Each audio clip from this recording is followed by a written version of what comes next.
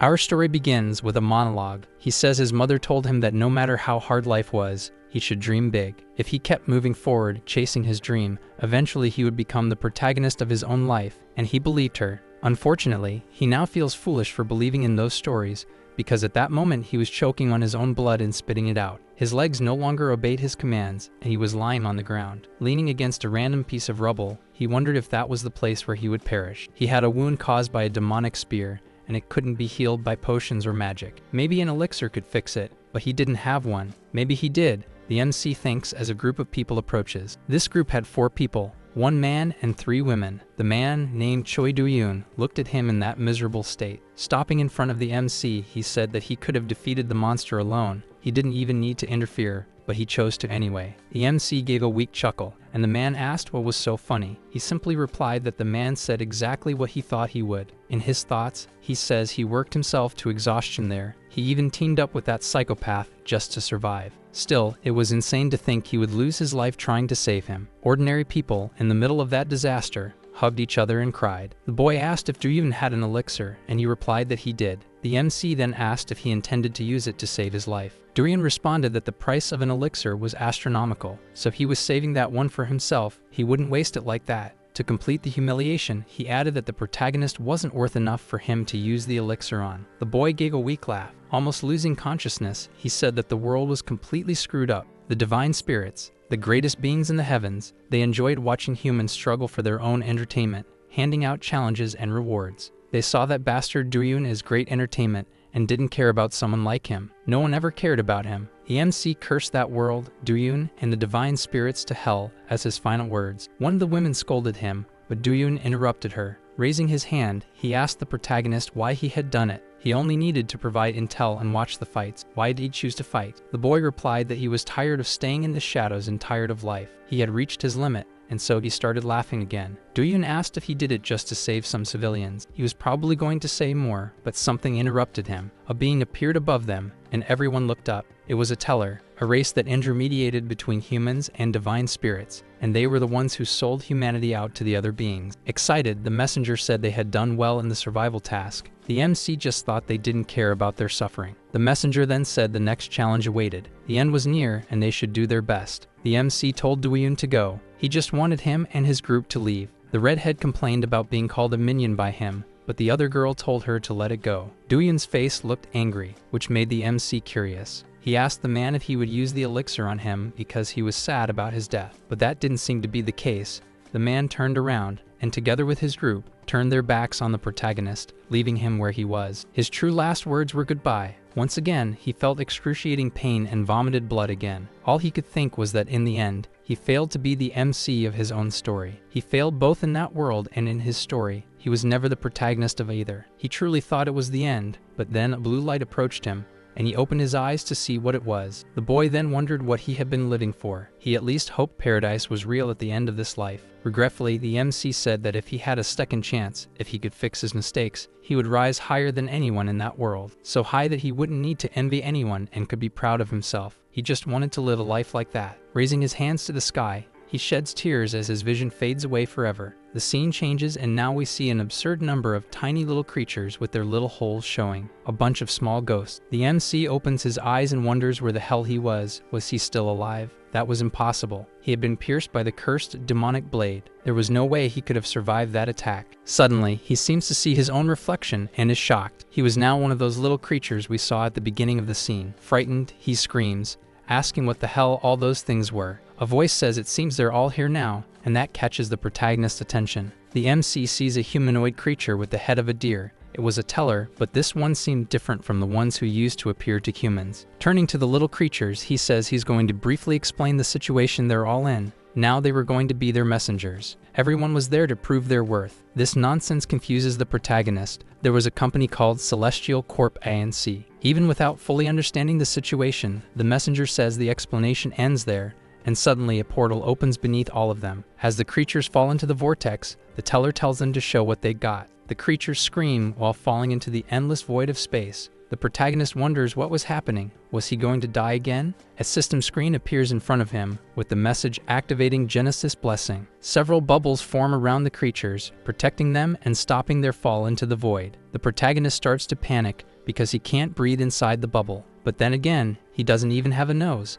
How was he breathing before? The system screen displays his first mission. He was now a teller, and he needed to gift the divine spirits with good stories. He had 1 hour. If he failed the mission, he would lose his life for good. That makes the protagonist furious. How could they be put in such a situation? Before he could complain more, he sees something that grabs his attention. From a distance, he could see Earth, but that planet had been destroyed years ago. How was that even possible? The MC realizes he truly is in the afterlife, but he's been reincarnated as a storyteller, and he notices that he's in the past. Still unsure of what was going on, he decides to focus on his mission, especially since the countdown was already at 57 minutes. If he was in the past, back when Earth still existed, then this must be the era when the collectors were still active. Even before it was destroyed, life there wasn't normal. Several gates had opened, and monsters started coming out. The collectors hunted them. The protagonist thinks that he should choose one of those collectors who didn't have a contract yet. But something about the mission felt off. Every collector needs a contract with a teller in order to grow stronger and gain sponsorship from the divine spirits.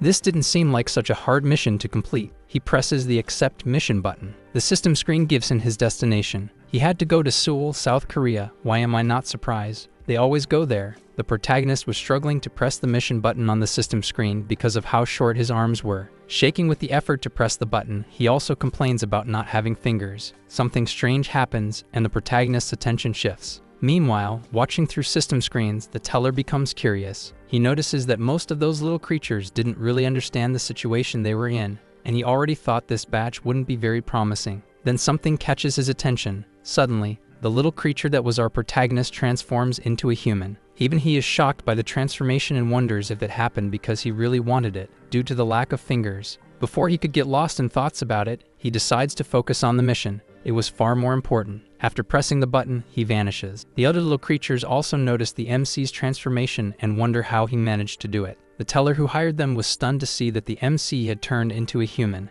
It happened way too fast. This wasn't normal. In just 3 minutes, he had achieved a transformation that usually took 2 to 4 weeks. Things were now looking a lot more interesting from that teller's perspective. This mission wasn't going to be as boring as he'd have thought. We are now in the capital of South Korea. The protagonist was on a street, observing, still unaware of where exactly he was, but something caught his attention the very next moment. He was standing in front of the Collectors Association, and that was impressive because they had ceased to exist after the apocalypse began. In the end, the MC decided to stop thinking about it because he needed to focus on finding a collector first, so he opened the system window. There were some red dots on the map, probably already contracted collectors, and the blue dots were the ones without a contract. If his assumptions were correct, he needed to sign a contract with a collector who had at least some talent, or he would have serious problems. He was still thinking about how difficult that would be when a police officer approached him and called for his attention. Looking back, he saw the officer asking who he was and if he was a collector, but the MC simply replied that he was looking for someone. The officer got furious at his attitude,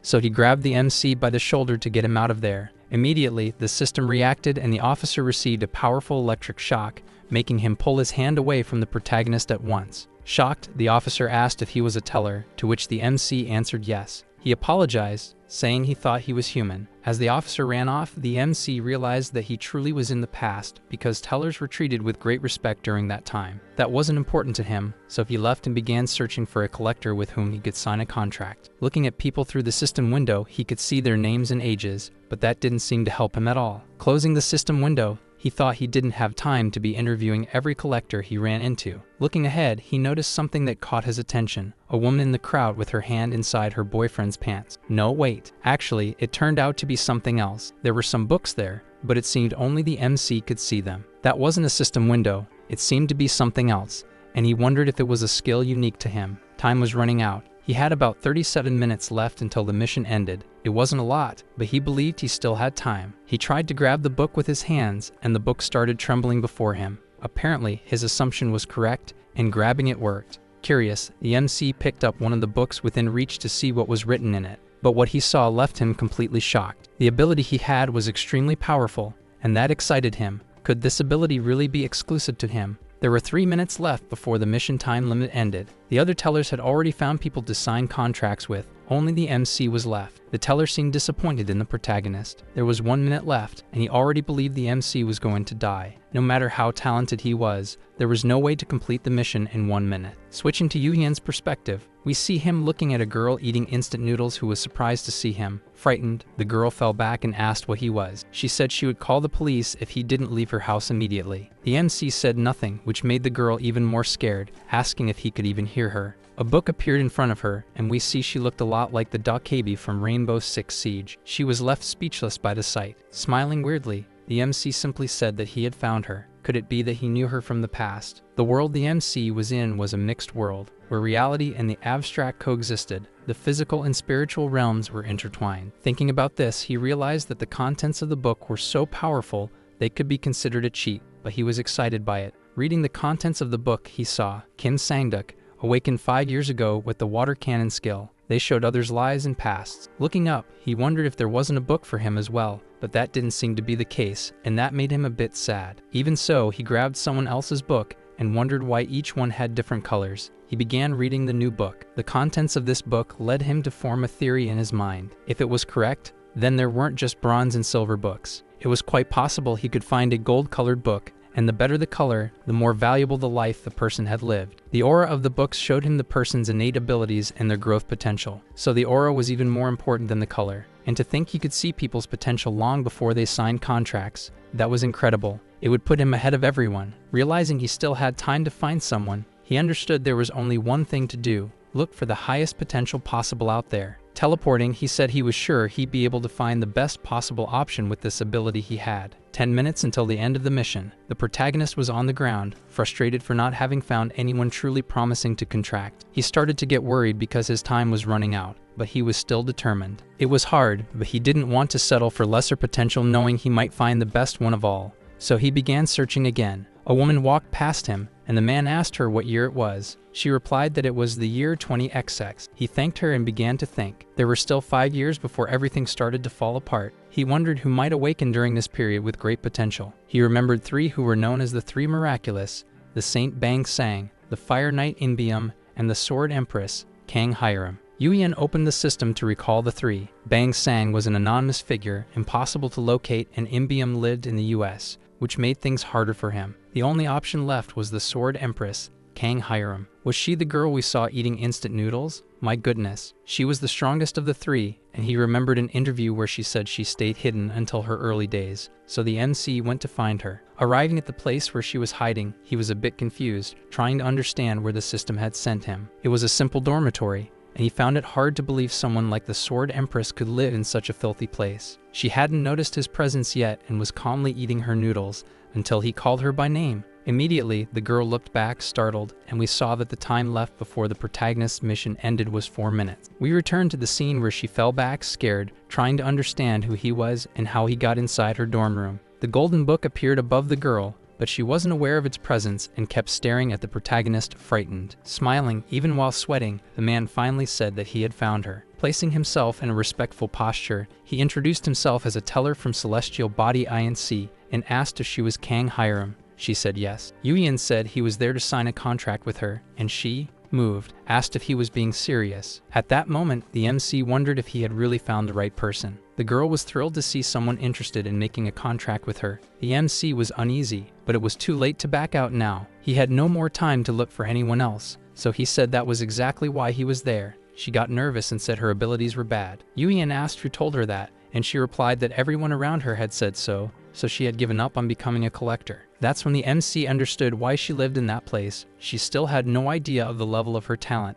and he explained that to her. Excited, the girl asked again if he was serious, and he confirmed it, approaching her in a slightly seductive way. He explained that he would help her awaken her true potential. She just needed to sign the contract he had brought out in his hands. He had only 15 seconds left, but she still hadn't signed the contract, which started to make the boy very nervous. The next moment, she asked where her pen was, and immediately the protagonist handed one to her. As she was signing her name on the contract, the MC urged her to be quick, otherwise we already know where he'd be going. She finally finished signing the contract, but it was already too late. Time had run out, and the story ends here. Just kidding. With only 2 seconds left before his life timer expired, the system window showed that he had successfully completed the mission. Satisfied, the MC thought about the promise he made before becoming a teller, that he would live a life with no regrets. Yuyan told the girl he was excited to work with her, and she lit up with joy, asking him to take good care of her. He was still impressed by what he had seen about her. In his previous life, she was so noble that people theorized she came from a wealthy family, but that wasn't the case. The MC pulled out the golden book containing the girl's past and opened it to see what might be in there to use, but something left him completely shocked. She had not 1, but 3 main character specializations, and only one of them had been awakened. Her level was already absurd. These specializations were so impressive that one of them was even the same as the one in Chuck Junkyun's story. 3 of the highest ranked talents, and only 1 had awakened. If she managed to awaken all 3 at once, just how powerful would she be? Yuyan asked her if she was aware of her talents. Hiram still believed her talents were weak, and the protagonist could hardly believe she thought that. She said that during her training, she had been instructed not to talk about her talents, but the MC reminded her that they had a contract now. Laughing, she said the name of the talent was Goryo-era Sword Master, and claimed the name sounded like a joke.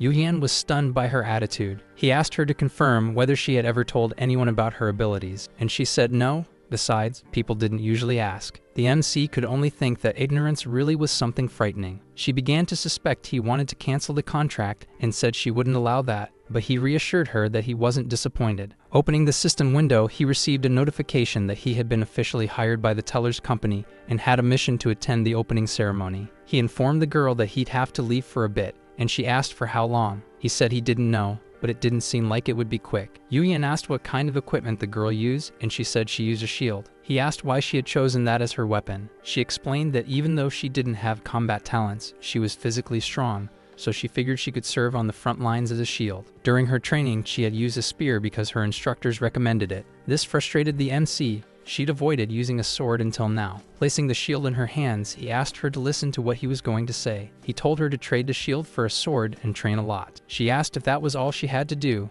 and he said yes, because only then would she truly grasp the extent of her talent's power. Pressing the button to accept the opening ceremony, he told her to make sure she did what he had told her to do. Hiram still tried to ask him to wait, but it was already too late. He had teleported and left her alone at that moment. After trading the shield for a sword, the girl was in a construction area, preparing to begin her sword training. Still uncertain, she wondered if she could really learn the art of the sword just by swinging it around. She had never done this before. She commented that she had never swung a sword in her life, then started making several random movements to see what would happen. Suddenly, something made her realize that her movements were getting better and more precise, and she began to feel something new. It was increasingly noticeable that her movements were becoming more graceful, and she couldn't quite understand what was happening. Yudian returned from his mission saying he didn't expect it to take so long. He had teleported to where Hiram was, wanting to see her progress, and when he looked in her direction, he saw she was doing very well. Her stance was solid, and she could already perform several movements, even though no one had taught her anything so far. No wonder she would be known as the Sword Empress in the near future. Just thinking about that made him excited for what was to come. Hiram was startled by the MC's presence and screamed,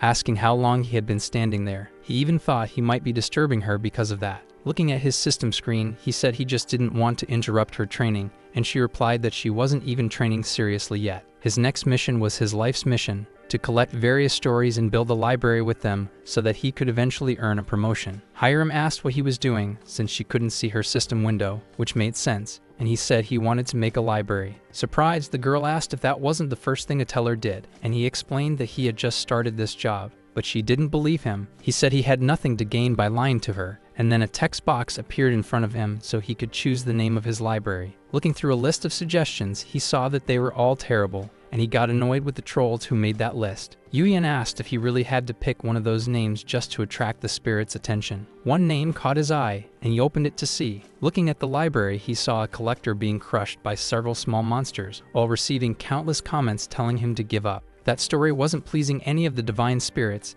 and Yuyan understood the problem of making a contract with a bad collector. He decided to leave the library's name for later, but began creating his own right away. He asked Hiram if she was ready to swing her sword a bit, and she looked confused. The two of them teleported to another location where there was a portal. The girl asked what place that was, and he explained it was the entrance to the world of thoughts, a place of myths, legends, and stories. Contemplating the portal, the MC explained the teller's role, to tell stories to the higher spirits, and this was how they did it. Turning to Hiram, He said he had a question to ask. Did she know what the implications were of the stories they were about to show? She asked if it was the story of a main character, and he said it was something like that, but each story could belong to a different genre. Still, among so many stories, there was one genre that truly stood out above the rest, the heroic tales. Standing before the portal, Yuyan said that from now on, she would be the protagonist of heroic tales. She still doubted that, but he said he would help her. The scene shifted, and they were now on a kobold mountain. The MC asked if she knew anything about them, and she said she knew a little. Opening the system window, the protagonist then opened his library. Immediately, some higher spirits began entering it. Already interested in seeing what kinds of stories would be told there, he began speaking to them, introducing himself. Soon he realized they were the same ones who had been leaving negative comments in the other library. They started making negative remarks before the story had even begun, which made the MC realize they were there just to watch him fail. Taking a step back, the MC explained that he would go to the observation room to tell her story, so she'd have to fight alone. This scared the girl. Trying to calm her down, he said she'd do fine. She just had to swing the sword the same way she had before. The next instant, 2 monstrous feet appeared. Hiram was terrified and started screaming, but the MC told her she could do this. She just needed to believe in herself. Nervously, she said that even if he said that, she was still scared. Then the monster prepared to strike as she whimpered in fear. The kobold wasted no time and delivered its first blow, while Hiram managed to dodge clumsily by throwing herself to the ground. The kobold launched more attacks, and the girl started screaming for help because she was so frightened. She stumbled and fell backward, which ended up saving her from a horizontal strike that would have likely cut her in half. Negative comments from the spirits began to appear, saying they expected her to head straight to her coffin, leaving her completely frozen. Voices began to echo in her mind, and we saw a flashback where people mocked her skills and her raw strength. Laughter and scornful remarks came her way, saying she didn't even have the ability to make a contract with a teller. She began to cry in those memories, holding her shield as if it were some sort of protection against those bullies. At that moment, she was sitting in her room, staring at the shield on her bed, too depressed to even want to leave the house. Hiram started to wonder if she had what it took to keep going on this journey, or if she would run away. Back to the present, she was still frozen on the ground, paralyzed by her memories. The sword slashed her arm, just a graze, drawing a bit of blood, but her motivation had changed. She didn't want to run anymore. If she ran again, she'd be a useless human being. Even in that state of poverty, she had to do something, because he had found her. That teller who appeared, saying he wanted to make a contract with her. If she ran away, she wouldn't be able to face Mr. Yuyan. Gripping her sword tightly, she realized that no matter what happened to her, she would never again be as cowardly as she had just been. Watching that scene nervously, the MC shouted her name. He yelled at her to dodge the kobold's strike, as she seemed to be standing still, looking down, just waiting to be sliced to pieces. But the next moment, looking up, we see her eyes shine, and we all know when the eye glows, things are about to get serious. Raising her sword above her head, she managed to parry the kobold's attack with incredible strength. The sword didn't even tilt from horizontal. Looking up, blood in her eyes, hatred fueling her strength, she struck with an incredible blow, defeating it instantly. The divine spirits were completely stunned by everything that had just happened. Not even the MC could believe what he had witnessed. On her knees after finishing the battle, Hiram was only thinking that she would never run away again. She would never be afraid again. Yuyan was satisfied. This was the real Kang Hiram. That was the proper way to wield the sword. A yellow light emerged from the kobold's body. It slowly made its way to the girl's chest plate, and a system message informed her that she had earned 7 points. Shocked, she finally realized what she had just done. While timidly celebrating, the protagonist appeared on her system window and congratulated her on her achievement. The problem was that her fight wasn't over. New enemies were appearing to avenge their fallen comrade. As the battle continued, he explained to her that this world was full of things that could bring her joy, so she shouldn't stop here. It would be much better if she became more ambitious and desired more. Meanwhile, various donations began pouring in for her. Could she really be like that? Hiram responded yes. She was now much more confident in her ability, and even I'm excited to see what happens to her now. The kobolds charged in as a group, but the girl wasn't intimidated. She drew her sword again, ready to take them down. Impressed, the MC checked the viewer data on his library featuring Hiram's stories. It already had more than 15 views in under an hour. Actually, I was mistaken. The one viewing this was another teller, who was impressed by Yuyan's results. His name was Toden. He was impressed and at the same time in disbelief. That shouldn't be possible, even if Yuyan had gotten help from a department. Thinking Yuyan must be using some kind of dirty trick, Toden decided to go analyze this case and see what was really happening. Opening the collector's viewer window, he was simply speechless. Stammering, he began to ask himself who that woman was. She wasn't wearing any protective gear, and her sword was extremely ordinary. After seeing all types of collectors, This was the first time he had ever seen one so unusual. She was getting stronger by the minute. The kobolds, realizing they couldn't handle Hiram, began crying and fleeing,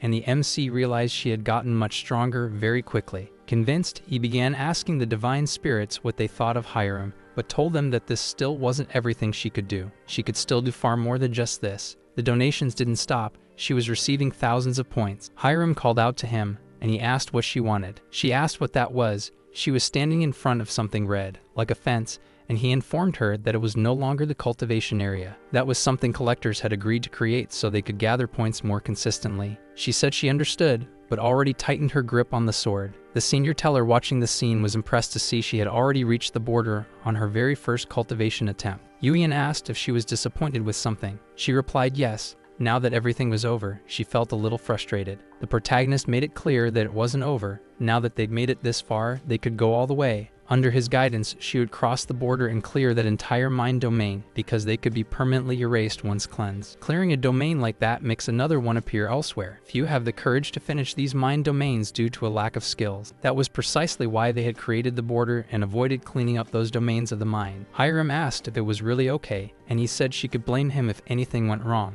Besides, she didn't exactly look like someone who wanted to stop there. Excited, she asked if it was that obvious, and he confirmed it. The divine spirits agreed as well, because they were loving what they were seeing, and she decided that she would clear the entire domain, just as he instructed. While the MC was causing a commotion to rally support for Hiram, the lizard-faced teller was in disbelief over what she was about to do. Hiram readied her strike, but he didn't believe she had the power to destroy the edge. A protagonist should never give up on their goals. Hiram made just one leap. As she charged forward with everything she had, more donations came in for her, because that's what being a true heroine meant. The lizard teller was exasperated. Things were unfolding in a completely different way than usual. She had already reached 20 viewers. In the past, the story had been full of adventures, but the collectors had chosen the easier path, which made the divine spirits lose interest. Because of that, they decided to trigger an apocalypse just to try to get an interesting story. Yuyan knew how that world would end, which is why he was determined to create a future different from the one in his past life. That change wouldn't come from an outsider's intervention, but from humanity itself. These were the Chronicles of the Sword Empress,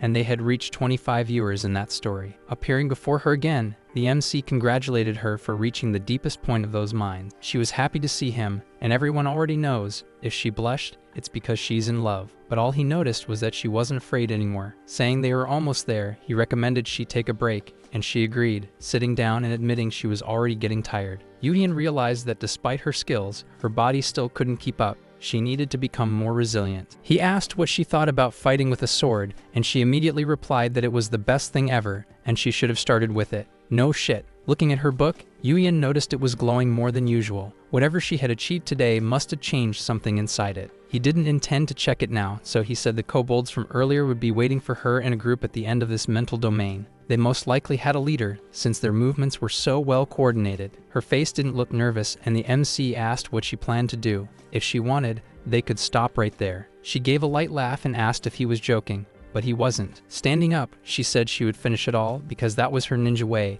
There was no way he'd play dumb after everything that had happened. He said he wouldn't since he takes responsibility for his words, and asked if they could go now, to which she replied yes. Yuyan was smiling slightly because he could see that now she was much more confident, and he wouldn't need to hold her back or anything like that. The warning was clear, this would be dangerous, so she needed to have a clear goal in mind. He asked if she knew how to clear domains, and she said yes. This one would be simple. The clearing condition was a raid, and the best way was to defeat everyone, but she'd need to focus on the leader first. There were several ways to clear a mind domain, but in this one she just had to defeat a specific monster, and that made her really excited. The girl was already heading toward the boss and even singing, but the MC asked her to wait. She needed to change weapons first. She asked why, but when she looked at her sword, it was completely damaged. Any impact would shatter it completely. The girl started crying and sobbing, desperate, and the MC said it had held up pretty well for a starter sword. Trying to calm her down, he opened the store window and said she had earned a lot of points along the way, and showed her the best options to choose from. She complained about the price of the swords. It was everything she'd earned so far, but there was no choice. She spent it all on one of them. The sword appeared by her side. It looked like a rapier or maybe a katana. The curved blade left me unsure. Yuyan praised the sword, but she was still crying over the loss of her points, and he said she could earn more now, so it was time to go. The kobolds were waiting for their arrival. the leader observing and waiting with his underlings. Hiram arrived already saying it was their fault she had to change swords since her first one had broken. Sweating in fear, the kobolds noticed Hiram approaching. She was a real threat they had never faced before. Charging at the monsters, the girl shouted that she had to spend all her savings on a new sword because of them. With an extremely powerful strike to the ground, an explosion is created, throwing several monsters aside. Hiram shouts that everyone there is already doomed and starts dismembering many of them while screaming about having wasted her points. The hatred was visible in her eyes, and she turned to attack the boss in a leap. It's amazing what losing money does to people's minds. Crying in despair, the kobold boss begins to scream,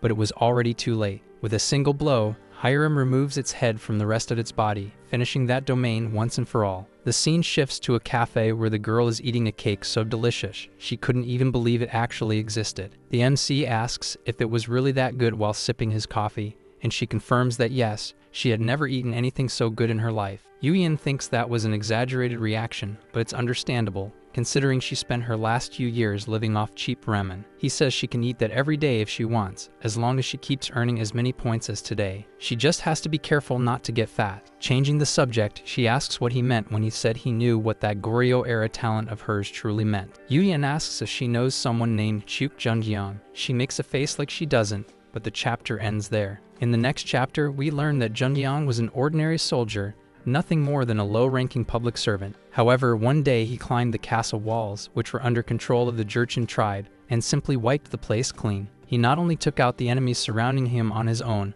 but mercilessly defeated tens of thousands of them right there. A rumor spread that he had surpassed human limits, which earned him the nickname Sword Master of the Goryeo era. Hiram is impressed by the story, but asks why she's never heard of him before. The MC replies that his friend's name was weird. She grows even more curious and asks what his name was, but the MC refuses to answer. Is it Voldemort or something? She insists he tell her. Yuyan gets flustered and asks her to stop because he's starting to feel uncomfortable and will report her for harassment. If she wants to know about him, she should look it up herself. She opens her phone to search, incredulous that the name could be that bad. But when she sees the name, she actually blushes hard, deeply embarrassed. I saw in the comments that it was the Korean version of King Size D. Furious, she throws the phone at the protagonist's head, calling him a pervert and saying she would be the one filing a harassment complaint. The MC says that even if he was erased from history because of his name, it didn't diminish his worth as a warrior or his strength. Excited, Hiram asks if that meant her ability was considered special. This somewhat childish attitude makes the MC wonder when she'll finally become the true Sword Empress,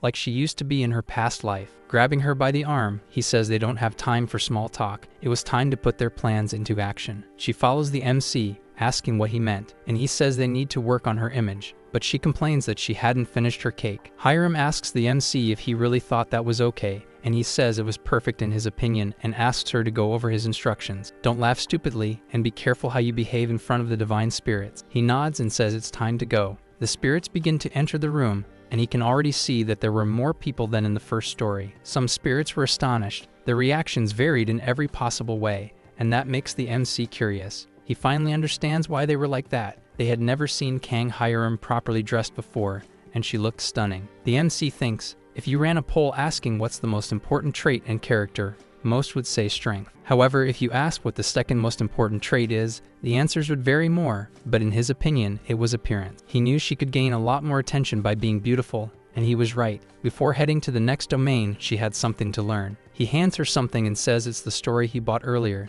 and asks if it was her first time seeing it, and she says yes. Despite her excellent talents, she still needed to learn how to prepare for each mission, and that would help her. The girl thanked him for it. She began absorbing the stories, and Yuyan asked her how she was feeling. The girl said she felt rejuvenated, to which he replied that was great. Most collectors felt sick after absorbing too many of them. Hiram was about to ask what kind of points he had used to get those stories, when the MC interrupted her and said it was time to go put on their show. Entering the new domain, she asked what kind of place that was. It looked like a maze, but once again she was interrupted by Yuyan. Understanding the situation, she began acting seriously, describing the area as desolate and empty, and the MC explained it was the Labyrinth of Crete. There had been several attempts to clear that place for good, but without success, and that was her mission this time. Hiram asked why no one had managed to do it before, and he replied that they'd never been able to figure out the completion conditions for that place. Walking through the corridors, she began to see several bodies of people who had passed through before but got lost inside the maze. The girl grew exasperated,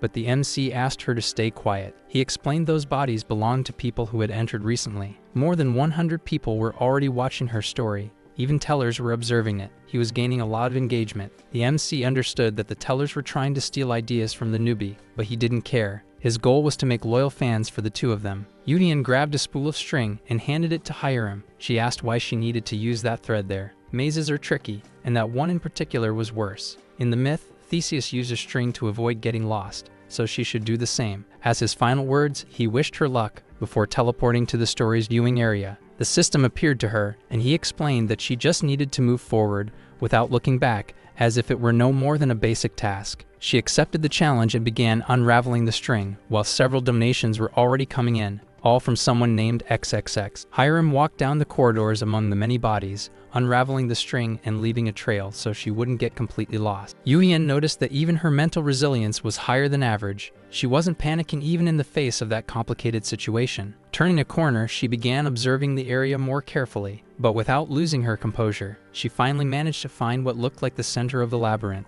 Could the boss of this place really be the Minotaur from the Greek myth? A light started glowing from that portal, and Yuyan asked her to wait a moment. Unfortunately, it was already too late. A Minotaur at least 5 meters tall was already standing before the girl, snorting and ready to attack. The monster let out a deafening roar. Its hand was already coming down straight at Hiram, ready to crush her, but still, she didn't seem nervous. Watching everything through the system screen, he saw the monster land a massive blow on the ground. The only question was whether Hiram had also been hit. There was too much dust in the area to know if she was hurt, but while the Minotaur stared at the girl, he realized something too late. Her sword had already slashed his chest, and she was now behind him in an attacking stance. Without mercy, the girl began slicing the monster, saying that tonight's dinner would be cow head soup. What a humiliation for the Minotaur. The divine spirits asked what the hell cow head soup was, while the MC got irritated at her for using such cliched catchphrases. Yudian shouted to her that the Minotaur was way stronger than a kobold. Its skin was much thicker and tougher, so taking it down with a single strike would be far more difficult. She should use a hit-and-run strategy. Desperate, the MC kept shouting, but apparently she wasn't listening to his instructions. She didn't seem to have any intention of retreating. She dodged the monster's attacks with mastery, while it continued to bleed heavily. The monster fell to its knees, and Hiram landed on the ground right in front of it. Yuyan stared at the screen, terrified. The girl's sword began glowing with a beautiful shade of green. Kang Hiram had learned to use the Aura Sword, Kai Sword, also known as the Aura Sword, a skill only those at the top can use, allowing them to imbue their weapons with ki to wield them at maximum power. Most collectors don't have the ability to learn this technique on their own. They can only acquire it through stories. That monstrous girl had already fully developed it by herself. The protagonist had truly found a precious gem in her. Hiram prepares her strike, and the two monsters scream at each other while she charges in to slice the Minotaur in half, I think. The sword strikes vertically through the center of the monster's head, the one with horns, not the one in a dress. A massive explosion follows her attack. Her talent was simply unbelievable. Sliced cleanly in two, the monster lay several meters away from the girl, inside a crater formed by her Aura Sword technique. She gazes at her victory, still holding the sword in one hand. As she wipes away her sweat, we see that several donations had come in for her, mostly from that XXX guy. He must be a big fan of hers. Yuyan was shocked. He didn't have to do anything besides watch the massacre. Their subscribers had doubled and were growing fast. Hiram gets the MC's attention, saying something felt off. He asks what happened. She says she defeated the monster, but the domain hadn't been cleared. Even the divine spirits were wondering why it wasn't over yet. Teleporting beside her, the MC explains that the domain really hadn't ended. She's startled by this answer. Speaking to both the spirits and her, he explains why this labyrinth was never completed even after the boss had been defeated. This labyrinth doesn't end just because you defeated the Minotaur. He remembers that even in his past life, many people had beaten it. Still, none of them had ever succeeded in finishing the labyrinth, and that's why no one could figure out its rules. One day, a digger managed to clear the labyrinth, and because of him, the MC knew how to complete it. The condition was to get out of it. Hiram says she could use the thread to go back, but that was the entrance, not the exit. The MC explains this, and she asks where the exit is. Looking upward, the MC says it's up there. Hiram asks if he's talking about the ceiling of the labyrinth, and he replies with another question. Does she know the legend of Daedalus? She says yes. He was a brilliant inventor who created the labyrinthine structure, but someone managed to escape from it, which wasn't supposed to happen. The girl asks if he's talking about Theseus, and the MC says yes, because Daedalus taught him how to use the spool of thread. King Minos, in revenge, imprisoned Daedalus and his son inside that place, and even so, the inventor found a way to escape with Icarus. Showing Hiram a feather, the MC gives her a hint about how she could escape, and she gets really excited after figuring it out. There were many feathers scattered in that place, and she runs off to gather them. She returns with several in her hands, which gets the MC excited too. Tossing them in front of him, she says she thinks that amount should be enough. Immediately, the feathers begin to glow as they fall to the ground. In the next moment, a pair of wings appears on her back. She had received Icarus's wings, which allowed her to fly once a day, an extremely rare item. She was still stunned by all of it, but the MC brings her back to reality, reminding her to use the wings to get out of there. Before leaving the labyrinth, Hiram says she was really lucky. Countless donations come in for her, along with congratulations for doing everything alone. Back at her home, she asks him what he thinks of her now, because her self-esteem was sky high. The MC compliments her, but she wants more. The girl celebrates the victory and keeps asking if she looked beautiful now, but the MC tells her to stop because he didn't seem interested in that. Hiram doesn't give up and says he can't pretend he wasn't affected by her beauty. Not even the divine spirits could resist. That makes him nervous. The MC yells that if she doesn't stop, he's going to hit her, and the girl starts crying, saying he's mean. Dropping the silly conversation, he asks if she's gone to the association yet. She says not yet. Why was he asking? He says it's time to upgrade her class. She needs to move on to higher classes if she wants to earn more money. She quickly gets excited. Flying out the window, she shouts that she'll take care of it immediately, but the MC tells her not to waste her daily flight on something so trivial. He goes along so they won't take advantage of her at the association. Upon arriving, no one seems to recognize her as a collector. Everyone who saw her was impressed by her aura. She no longer seemed like an average collector, but rather someone above everyone else. She walked confidently through the place alongside the MC, and people also thought she was very beautiful. Yuyeon warned her not to even think about using her wings in that place, and with a guilty look, she said she'd never thought of doing such a thing. At the counter, an attendant began talking to them, asking how he could help, and the MC noticed he was being overwhelmed by her aura. The MC replied they were there to claim the rewards for clearing a mental domain, while Hiram was just thinking about what she'd have for dinner tonight. Whispers could be heard all around. People were in disbelief that someone could have completed a mental domain, even after all the rumors. They were angry about the domain shutdowns and wished for the fall of the MC and Hiram because of their supposed selfishness, though they had no idea who they were dealing with. Curious, the attendant asked if there was anyone else with them in that domain, and Yuyeon replied no. She had cleared it all on her own. Many there didn't believe it and even shouted that they were lying, but the attendant asked what her class was. Yuyeon replied she was class 9. Nervous, the attendant asked them to wait a moment while he contacted the person in charge, and they went to the waiting room. The whispers continued. No one believed a single person, especially someone of class 9, could finish a mental domain. He looked at her, concerned, but felt reassured when he saw she didn't seem to care much about it. A giant of man, at least 2 meters tall and over 200 pounds of pure muscle, called the MC and Hiram scammers and liars. Bending down to get a better look at the girl, he began belittling her, as if she could never have cleared a domain alone, and tried to intimidate her. Hiram just watched him, expressionless, not even interested in responding to this guy. That made the musclehead even angrier, thinking a mere class 9 was ignoring him, so he tried to provoke her further to see if she'd react. No reaction came from the girl, who continued watching him without giving any attention. The provocation backfired, and the man began shouting at her for ignoring him, and the MC said she didn't want to talk to him. He turned his attention to the MC and asked who the hell he thought he was, just a manager, but Yuyeon said he preferred to be called her colleague. Even more irritated, the man shifted his target to the MC and told him to leave if he didn't want to get beaten up, but the MC remained impassive. With a sarcastic smile, the MC asked what would happen if he didn't leave. Fully snapping, the big guy launched an attack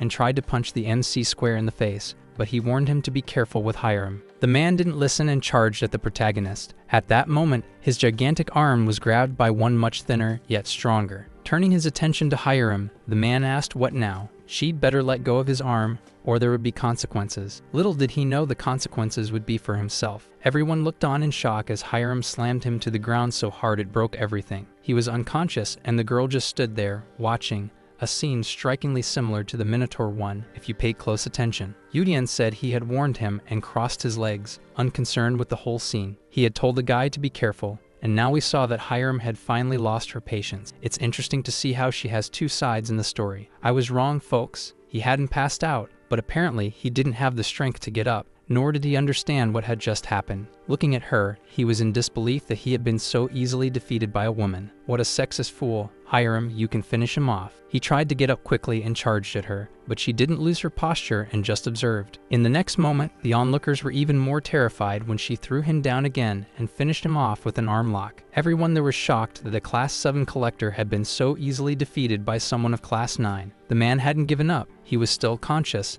and if he was awake, he could still take a beating. He was furious after being beaten twice. Watching the MC, he finally realized that was the goal of that damned manager all along. Getting up and releasing pressure across the entire room with his aura, he began screaming and cursing at the MC, and finally, Hiram reacted differently. Yuvian also realizes that those were aerial martial arts and becomes alarmed. He wasn't as weak as they thought. The floor of the association starts to give way even more, which leaves the other regular people in despair, begging them to stop. He ignores them and starts yelling even louder at the protagonist, threatening to cancel his subscription to life. Hiram responds in kind, stepping harder on his back and pinning him completely to the ground, leaving him confused, unsure how it happened. Yuian notices that she had mastered another technique on her own, the heavy body technique. She was doing better than he expected when he chose her. Suddenly, she starts blushing for some unknown reason, and even the MC is confused by it. We see that people are impressed with her technique and strength, and how she managed to subdue a Class 7 collector without much effort. Someone starts shouting,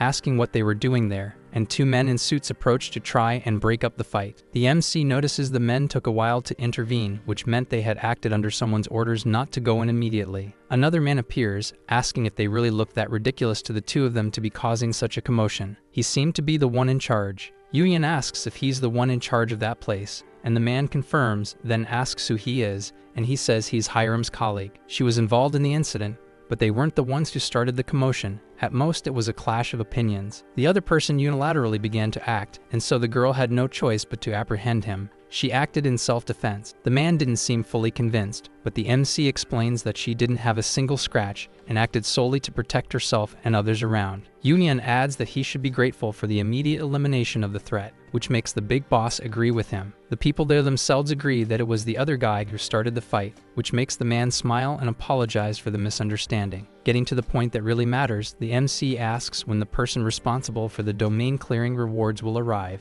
The person the MC was looking for is the old man who explains they're having trouble processing the payment and asks to speak with them privately. Calling for Hiram, they head to the old man's office while people are still praising her strength for defeating the Class 7. Yuian realizes that her first public appearance was excellent for her image, but what really mattered was just about to begin. The MC's goal was to extract everything he could from the association. Looking through the old man's book, he knows that his potential wasn't as great as Hiram's, but he wasn't someone to be underestimated either. At the time of the fight, he wanted to pressure both of them, but when he saw the situation would turn against him, he decided to change his attitude. Opening the door to his office, he invites them in. The MC is already aware that the old man had a lot of experience and couldn't afford to slip up. The old man introduces himself as Choi Jonmo. He says that, however trivial, he is the one responsible for that place. The MC introduces himself and Hiram. He says he heard the two of them had cleared the 2 mind domains, but the MC corrects him, saying Hiram did it alone, which leaves the old man in disbelief. Yudian says that everyone thought the same. It was unbelievable,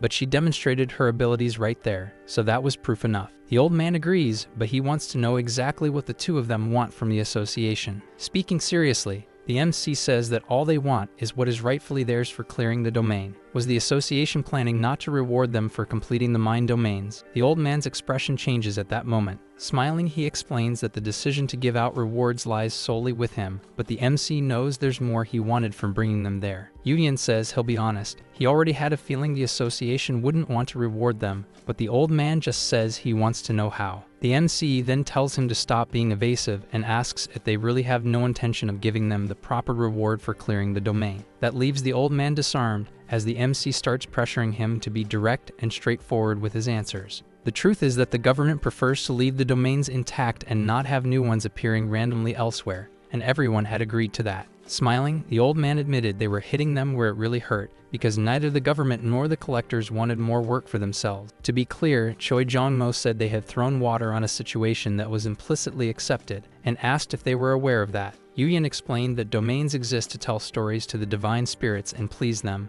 but humanity was breaking that rule. The old man disagreed. For them, what humanity was doing made sense, since a new domain required money and people to analyze it. It was a risk for everyone, both economically and in terms of lives lost inside the domains, so their stance was a matter of prevention. Yudian said their excuses almost sounded convincing, and the old man shouted that they were doing it to prevent unnecessary death. He asked if the two of them would take responsibility for the lives lost, but the MC said they were collectors. They weren't supposed to take on those responsibilities. Whether people lived or not depended on their skills and their fates. Filled with anger, the old man told him to be careful with his words. The MC repeated that he wouldn't take responsibility, but the old man yelled that lives were at stake. He shouldn't be so irresponsible about it. Yudian remembered his past life and what that decision by the association had led to on Earth. Many more had died because of it. The MC said that having deaths in new domains was truly a tragedy, but maintaining the status quo wouldn't solve the real problem. Collectors were rotten nowadays, acting like cowards for the sake of their own safety, avoiding any real challenges. The old man asked if he thought he was any different. He confirmed that he did. They didn't hide, they didn't stop others, so they were better. And that's why they acted to shut down the domains. Choi Jongmo asked if he believed they should be rewarded for that. Meanwhile, Hiram hadn't spoken a single word up to that point. The old man said it didn't matter what he said. That's how society and the system worked, and that wasn't going to change. Do you understand that? Smiling, the MC asked if he wasn't afraid of the consequences of choosing that path, but the old man replied they were just two people. Brushing that off, he said that in the old man's view it might seem like that. But what if others decided to act as well? What others? Asked Choi. Immediately, the old man's face turned pale. Before him, several windows from the higher spirits appeared. The divine spirits were extremely dissatisfied with all of it. While he was still startled by seeing the comment screens of the spirits, the MC took the opportunity to introduce himself properly. He was Kang Yu-yeon, a storyteller from Celestial Body. Incorporated. The MC was live, and everyone was watching at that very moment. Choi Jongmo had thought he was just dealing with some business manager of a collector, yet he carried himself with such humble behavior. His way of taking care of his collector and his skillful handling of the negotiation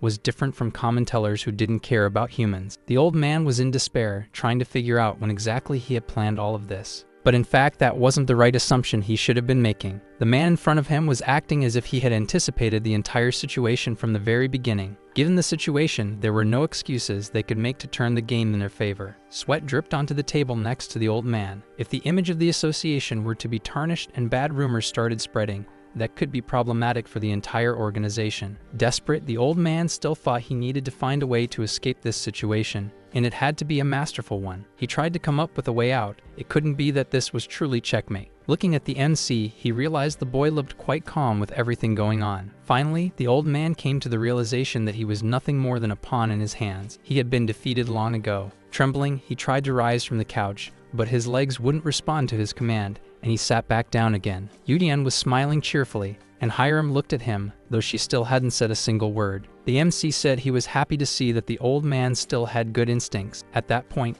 he had already won completely. Even after all that, the MC thought the old man could have been even more reckless, giving him more room to gain further advantages, but it hadn't happened. If he had refused to back down and fallen into disgrace because of it, the MC could have gotten much more out of him, but he was smart. The old man, who probably gained 30% more white hairs just from the last few minutes of conversation, asked what the two of them wanted. Yudian says he already made his point clear, and the old man finally agrees to reward them for clearing the domain, which makes the MC very happy. Satisfied with how the negotiations turned out, the MC asks what his viewers thought about all this, and they appreciate the negotiation. Some still think they should destroy the old man and the association, but it was a minority who just had a different opinion from the rest. Either way, he had no intention of making any of his fans unhappy with his stories, since he wanted the best outcome for himself. Even so, he receives countless donations. Even if it wasn't a heroic tale, it still brought good rewards. Standing up alongside Hiram, he says he hopes the old man deposits the money into their account by the end of the day, and the old man assures him he will. There was still one more thing, and when he says that, Choi Jong-oh gets startled, asking what it was. Seeing the old man's tension, he reassures him by saying he just wants him to find someone for him. The old man asks who. He wants to know if there's someone named Choi Do-yoon among the collectors,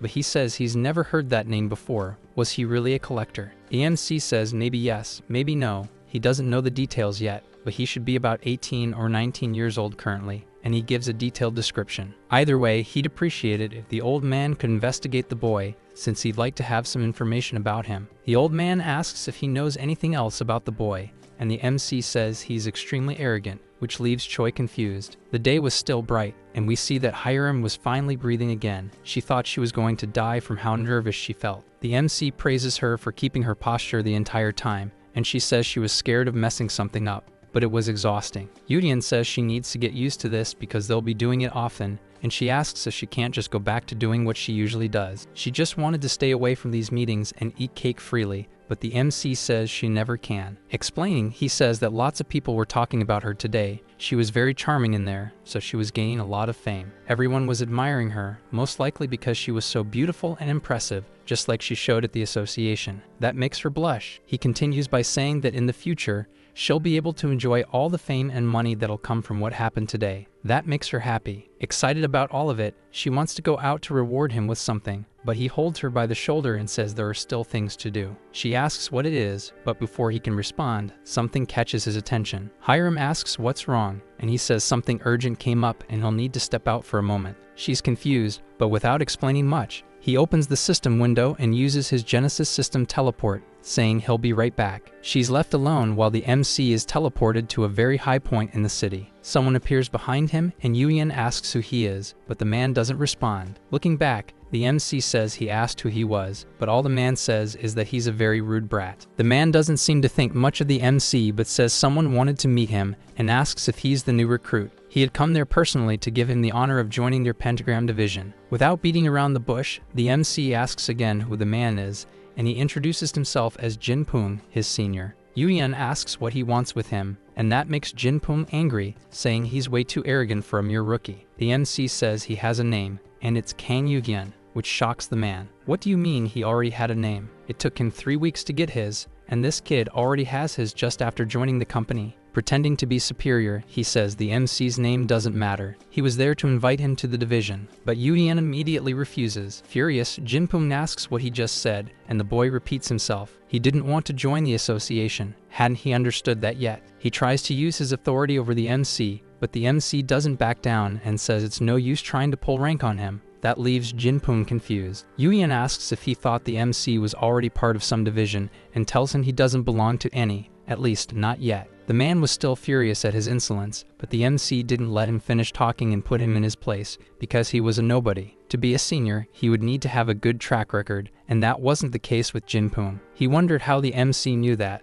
but the MC didn't say. Yuyan added that he was there just to try and intimidate him in the end, but apparently that didn't work, quite the opposite. Wrapping it up, the MC told him to return to his division and make it clear that he would never join the same division as him. Tell that to his teller too. If someone wanted him in that division, they should at least send someone with discernment, or come ask him personally. The man trembled with nervousness at the MC's boldness and stuttered, but the boy simply told him to leave. He teleported away, but not before making a veiled threat against the protagonist. Back where Hiram was, he just remarked that everyone there was a bunch of weirdos. She saw he returned quickly and asked what the issue was that he had to resolve, but he didn't say what happened and changed the subject. Now it was time to finally get her a real manager, and that's how the chapter ends, with this perfect shot of Hiram. The chapter begins with the MC and Hiram standing in front of a building called Basic Management, but it still wasn't the place Yuyan was looking for. From what he remembered, it was supposed to be somewhere nearby, so he looked to the side. He finally found the place he wanted. Hiram looked startled. That place didn't seem very well taken care of. Was he really sure that was the right place? The MC said yes. Knocking on the door, he asked if anyone was there and heard someone shouting to wait a second. After a moment, the door opened and a leg in tights appeared. It was a woman who looked at them and asked what they were doing there. The girl caught the MC's attention, but he didn't respond. It was already too late. No matter what he did, he wouldn't be able to fix the broken ties between them. Memories from his past started to return uncontrollably, and running toward a desolate place. His terrified gaze as a voice spoke to him. The voice said he should stay away from someone like her, someone who had lost her humanity, and that woman was being held by the neck. Dried blood flowed from her mouth as the voice concluded by saying it was sure it could make him an excellent offer. Another distant voice appeared, until the woman shouted hello, and the MC finally snapped back to reality. He apologized but thought that her hair was different, yet she was still the same person he had known in his past life. The woman introduced herself as Bak Suryan, manager of Bakwa Management. Cheerfully, she asked if the two of them were there to join her company. Yuyan said yes, but only Hiram would be joining her company. Surian looked at Hiram and thought she was really cool and beautiful, excited to know that a collector like her wanted to be part of her business. The MC told her there was no need to pretend there, and she immediately dropped the act, saying it was a relief. It was like a brick had hit Surian's head when she realized the collector she thought was so cool wasn't that cool at all, just a silly girl. Looking at the MC, she said she could see Hiram was a collector. But what about him? The MC asked if she wanted to guess. She started thinking and said if he were a collector, he wouldn't have come with her to find a manager, but he didn't seem to belong to a clan either. Guessing, she asked if he was a teller, and that impressed Yu-Yun. Not even the old man had guessed it on the first try. Seeing the MC's expression, she tried to explain, saying that tellers have a different aura from humans, despite the similar appearance. Back Surian. At that moment, she was just a small CEO of a collector management company. But when the end begins, that will change. During the apocalyptic events of his past life, she used her flawless decision-making to lead many people. She said she was sorry if she was wrong, but he said she was right, and she got excited about having a collector and a teller in her company. The two already began forming bonds, and Surian asked how the two of them met. While Hiram told the story of their first meeting, the MC watched the girl with what seemed to be a loving gaze. Interrupting the conversation, he asks if they can see the contract, and she gets even more excited about it, and the MC says he wants to discuss the conditions. Hiram congratulates Surian, but the MC says the contract is between the two of them. After a few moments, it was already signed. Hiram asks the other girl what a manager usually does, and the MC notices that they're already forming a bond of friendship. She explains that the first thing is to provide support for the collectors, so they can focus on their work, organizing their schedules and tasks. The collector says that's quite a lot to do and asks if she has many employees to handle it all, but she says she does everything alone. Frustrated, she says she should also be driving for the collector, but she didn't have enough money to buy a car after setting up the office, though she does have a license. Surian says she also has a license to operate a backhoe and knows how to weld. Hiram asks why. She explains that it was her plan B in case she gave up on this job, but adds that she'll do her best, and the MC agrees. Standing up, he says Hiram doesn't need her just yet, because she still has to make a name for herself, but she asks if she can help with anything. He was confident that they'd need her soon enough, so he let her enjoy this break for now, since there wouldn't be time later. As they start to leave, the MC says they'll be in touch when the time is right, and she agrees, wishing them good luck. Before finally leaving, the MC hesitates for a moment, but asks her if she has a dream, which leaves her a little confused. In his past life, he asked her what she would do when that tribulation ended, but she says she didn't even have a good life before. But if she were to consider something like that, she answers that all she'd really want is to make a lot of money. The MC says he understands and realizes that this truly was the Baksurian he had known during the apocalypse. That answer made the MC understand why she and Hiram got along so quickly. The two of them thought almost the same way. Hiram notices it too and comments that it's like they'd known each other far longer than just today, and she laughs at how strange it is. In his past life, Yu-Yen remembers that the two of them had indeed met before, so it wasn't that strange after all. Meanwhile, in another office filled with papers scattered on the floor,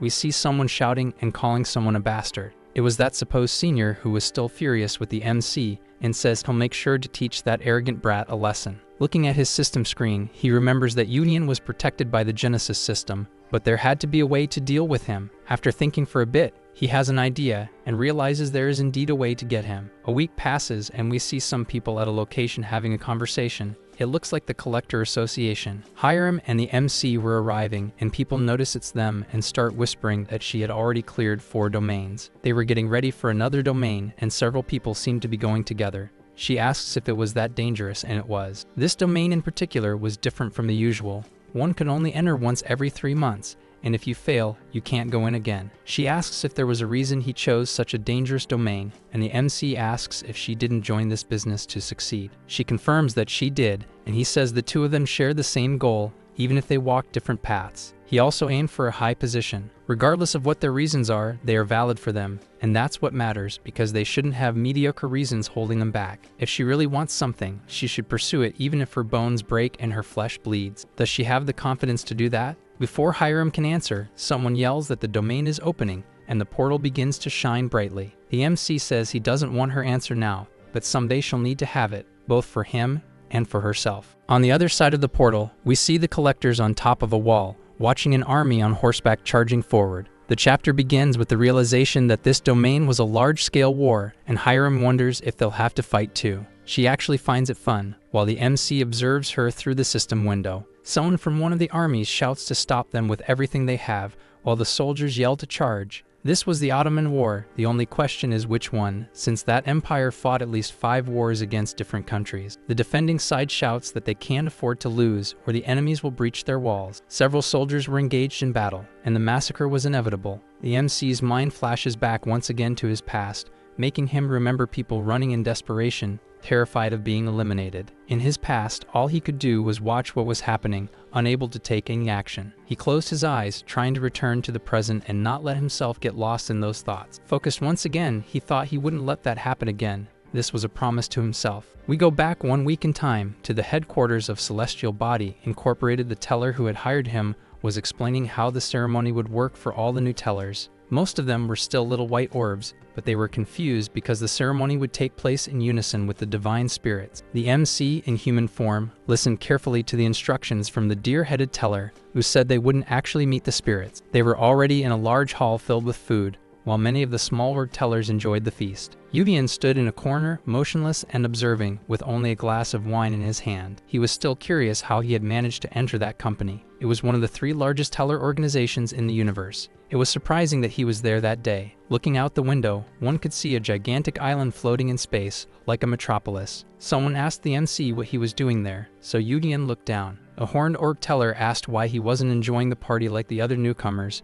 but the MC was more interested in his horns. Yudian replied that he wasn't interested, which irritated the other teller, who told him not to act like he was better than everyone else. The MC tried to say he didn't think he was better than anyone, but the orb interrupted and said he would surpass him soon. Then he left. He found the horned orb interesting, but then another group entered the hall, and several different figures appeared together. They were from another department of Celestial Body Incorporated, and were there to meet the newcomers. They could continue enjoying the party. Hidden from them, the MC realized that they were actually there to assess the new recruits' performance in their first missions and attempt to recruit them. Their goal was clear: take the best among the newcomers and bring them into their departments. That place had turned into a battlefield of recruiters. Thinking how troublesome it would be to get caught in the middle of that mess, the MC planned to leave. Unfortunately, he was spotted by one of his seniors as the newcomer who had transformed the moment he reincarnated. Several recruiters gathered around him, trying to recruit him into their departments, and this made the MC very nervous. He said he appreciated all the attention, but was thinking about how he could escape from there. In his field of vision,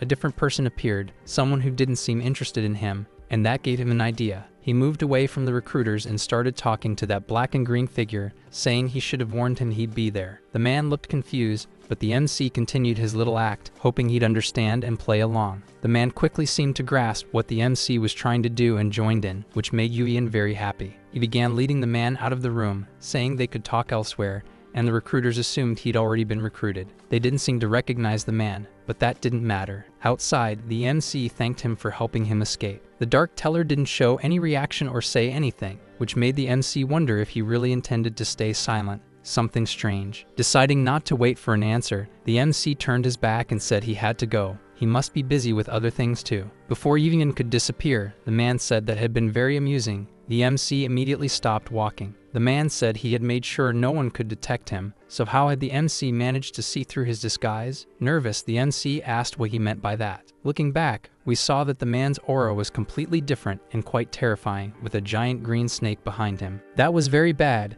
The protagonist realized that man was extremely dangerous. Without showing fear, the MC asked what he wanted, but the man said he was just curious. He didn't intend to harm the MC, not yet. He asks if Yuian is going to answer his question. How was he able to see the man? The boy says he didn't actually see him. He only saw a book floating among all the tellers. By noticing a dark book flying in the air and focusing on it, the MC became able to see the man who owned the book. Yuian explains that this was his ability, while a black smoke hovered very close to him, as if it might suffocate him right there. The man grows curious, and the MC explains that he has a good eye and can see things others cannot, and that applied to him as well. He was a bit unsure at first, but when he looked around and realized no one else had noticed the man, he says he couldn't deny it. Yuian says it's the truth. He was different from the other tellers. The man laughs and says he had definitely noticed that. In any case, the MC apologizes for speaking to him so suddenly, and the man asks if that's really all. Clapping his hands and smiling in a creepy way, he says it was fate that they met and proposes a bet to the MC. He asks what kind of bet,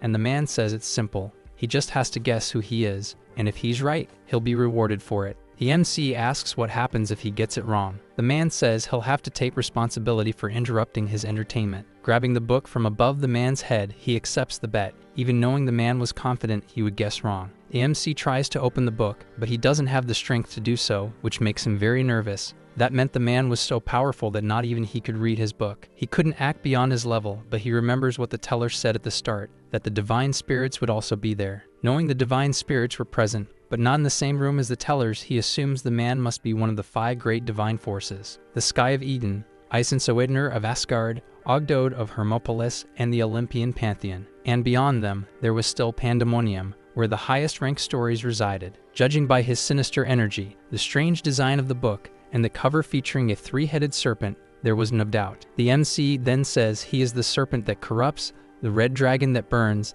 the one who was closest to the light and fell into darkness. The man standing before him was the first-generation divine spirit of Pandemonium, Satan. He then lets out a dry laugh. Excited, he says the MC guessed correctly who he was. He didn't expect the boy to figure it out, and begins clapping in applause. Yuyan asks if he's going to be spared now. Satan says that was partially a joke, to be honest, but the MC had surprised him. It would make more sense to punish himself than punish the MC. The boy doesn't believe that. He thinks that Monster would have punished him in some way if he had lost. He was a man of his word. Satan then says that in any case, he lost and must fulfill his promise. He thinks for a moment and gets an idea. He knew the MC would soon create his library, and the MC confirms that he would. Then he makes the following proposal. He will be the sponsor of his library, and asks what the MC thinks of that. Yuyan begins to weigh the possibility. Getting a sponsorship from such a powerful spirit was a once-in-a-lifetime opportunity. Satan then extends his hand to shake the protagonists, who understands that this would never happen again. If he takes that hand, there would be no turning back,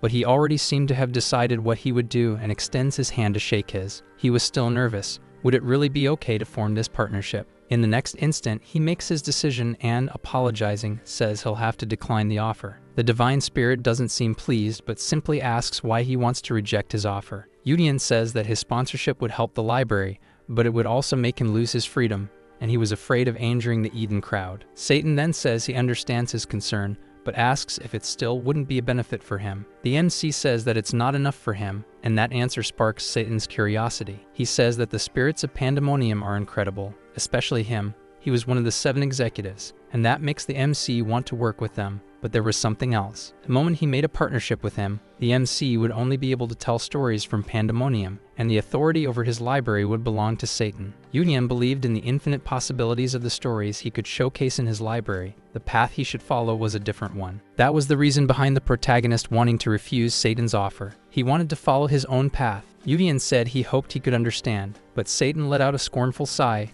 cutting off the MC mid-sentence. In the next moment, the divine spirit began laughing loudly, finding it amazing that he had ambitions greater than those of Pandemonium itself. The boy grew nervous, trying to say it wasn't like that at all, but Satan told him not to worry. He was praising him because he was right. The moment he accepted Satan's sponsorship, the MC's library would belong to Pandemonium, which would force him to give up on his own potential. Satan was impressed that he was refusing the easy path, which seemed foolish, but it was a kind of foolishness that caught his attention. He said he would end the conversation there. He wasn't ambitious enough to force anyone into anything. The MC asked if that meant he had given up. Satan replied that he wasn't sure. In fact, it seemed like it had made him even more greedy to force him to stay. The MC grew nervous at that answer. In the next instant, it was as if the boy were just a small toy in Satan's hands while he made his offer once again. Yudian replied that he wanted the donations from the divine spirits, but not through such a deal. Satan said he was arrogant, but he wouldn't punish him for that. As he left, he said it wouldn't be right to let the boy walk away empty-handed after winning the bet. Since he had come out victorious,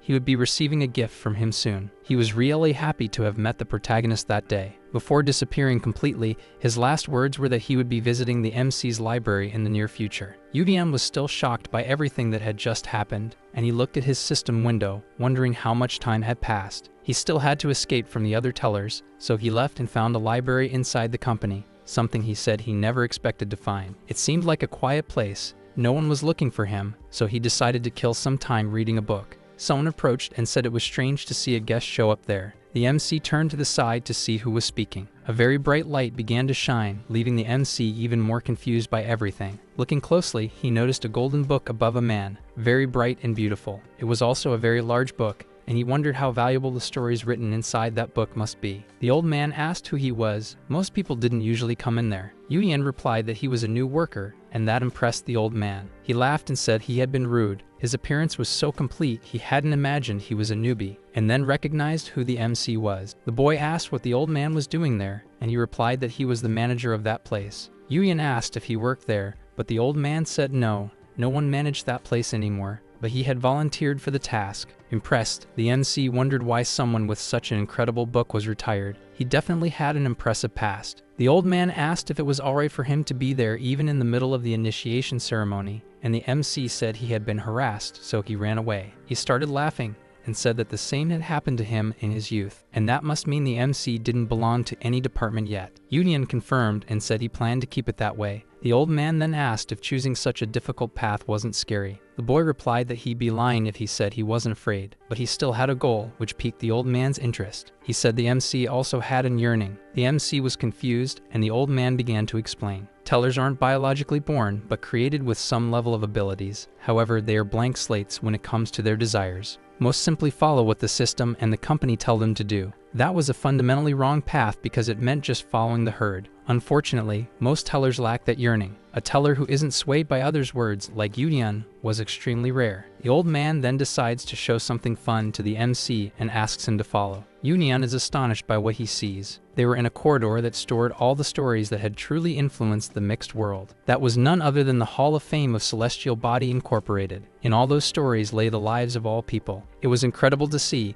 The protagonist was having the time of his life there. Unfortunately, the corridor didn't seem that long, because the next moment, the old man says they've already reached the end, and the MC is confused. The old man says that 30 years ago, life had been completely cut off. He had brought Yuyan there so he would remember that place, as it was tucked away in a closet. Such brilliant stories being forgotten. If he ever disappeared from this world, he'd be very sad to know that no one else would ever get to know that place, and that's why the MC was there with him. He had been the only teller who wanted to visit that place, even if it was old and worn down. The MC admired everything he could. The other tellers are only concerned with earning points and telling the same stories, those that belong to a different generation. Still, he believed the day would come when stories with that level of brilliance and captivation would be truly necessary for the world. Yuyan simply thinks that if Duyun had lived and completed that challenge, maybe he would be in that Hall of Fame too. He wanted to be someone like that. The MC calls the old man and thanks him for giving him such an incredible experience. The ceremony would end in 10 seconds. Before being teleported back to the world, he still asks the old man what his name is. The old man takes a moment to answer, but says if he comes to visit that place again, he'll tell him his name. Smiling, the boy nods as the teleport takes him back to Earth and says he'll see him again soon. The ceremony had ended. A voice shouts Hiram's name, bringing her back to the present. In that moment of war, she seemed very nervous. Yuyan asks if she can hear him, and she replies yes, so he tells her to stay focused. Hiram asks if that was really a war zone, and he confirms it. The siege that signaled the end of the medieval era and the beginning of the modern age and brought the Roman Empire to an end. That was the siege of Constantinople. The Roman Empire was destroyed by the Ottomans in that war, so now we understand what's happening. Hiram asks, just to confirm, if they're on the defending side of the war, that is, the Roman side. Yuyan says yes. He knew it was that place that awakened Hiram's abilities and turned her into the Empress of the Sword. This event was essential for her. Nervous, she asks if the protagonist has seen all that, and he realizes her voice is trembling. He says yes, and she asks if they're going to be able to win. The MC says not even 500 collectors could win that after all. It was an army of 7,000 against another of 150,000. He was also worried. Those 150,000 were only the attacking force.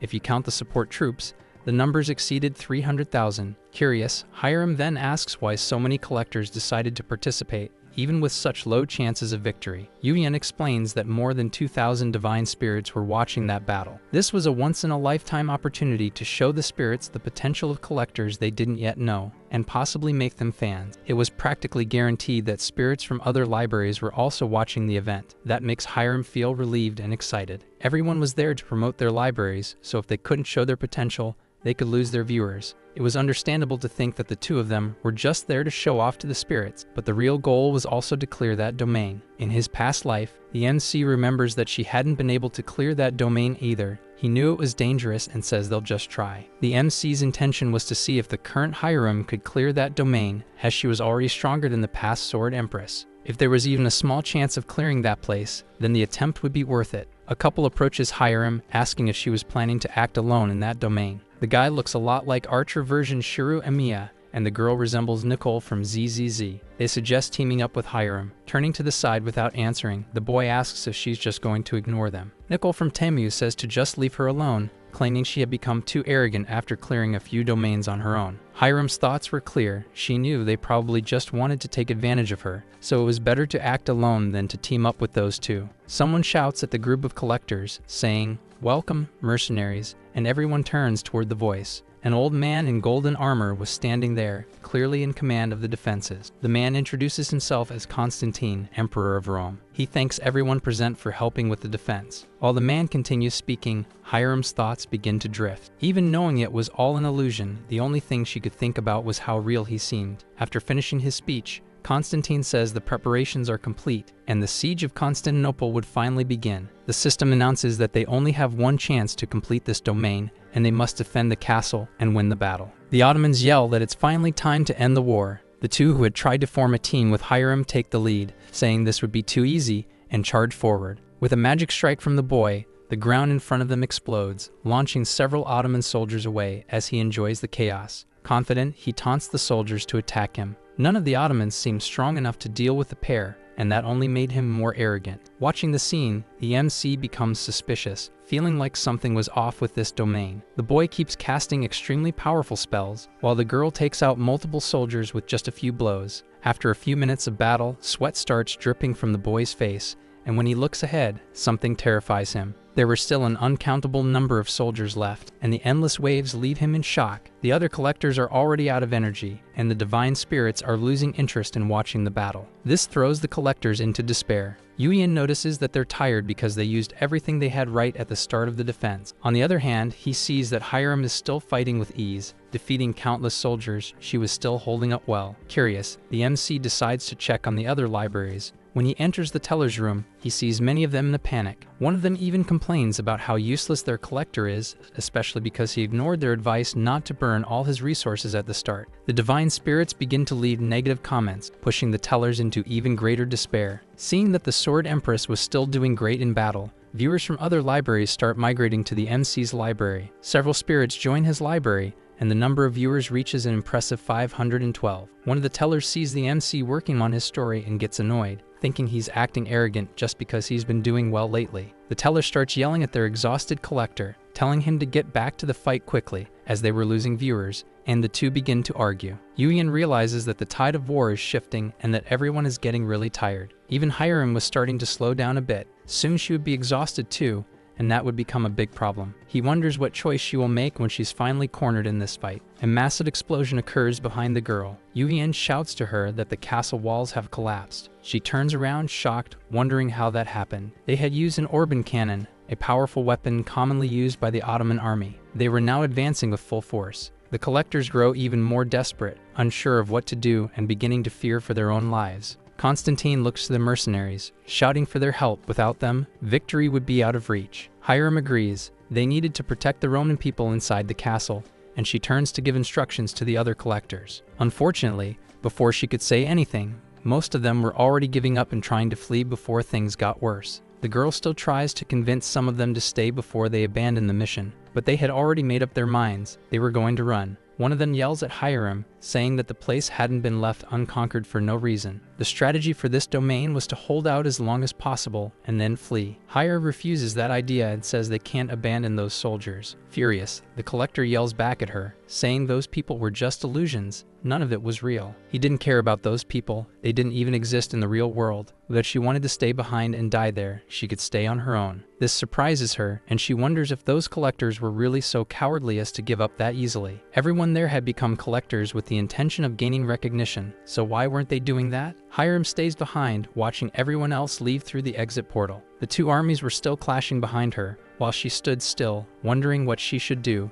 And that's how the chapter ends. The chapter begins with a recap of the start of this domain, with the introduction of Constantine and his request to the mercenaries. Not long after, all the collectors were already giving up because of the endless Ottoman army that kept advancing. Everyone flees, afraid of losing their lives, and Constantine tells himself he already knew they would do that and leave them to die. The great emperor looks upon the desolation of that battlefield, aware that he had lived through this infernal loop countless times. Despite that, he knows he can't stop fighting, so he charges toward the front lines with his army. This world was already decided. Even if he wasn't a real being, how could he watch his people be slaughtered and do nothing? If this fate was prophesied, then he would do everything in his power to fight and overcome it, no matter how many times he had to. One of the Ottoman soldiers sees the emperor and shouts for his companions to attack him and take his head to the sultan. Constantine sees that his time had come. 2 soldiers were already closing in, ready to eliminate him once again in another loop. The next moment, something quickly whizzes past his face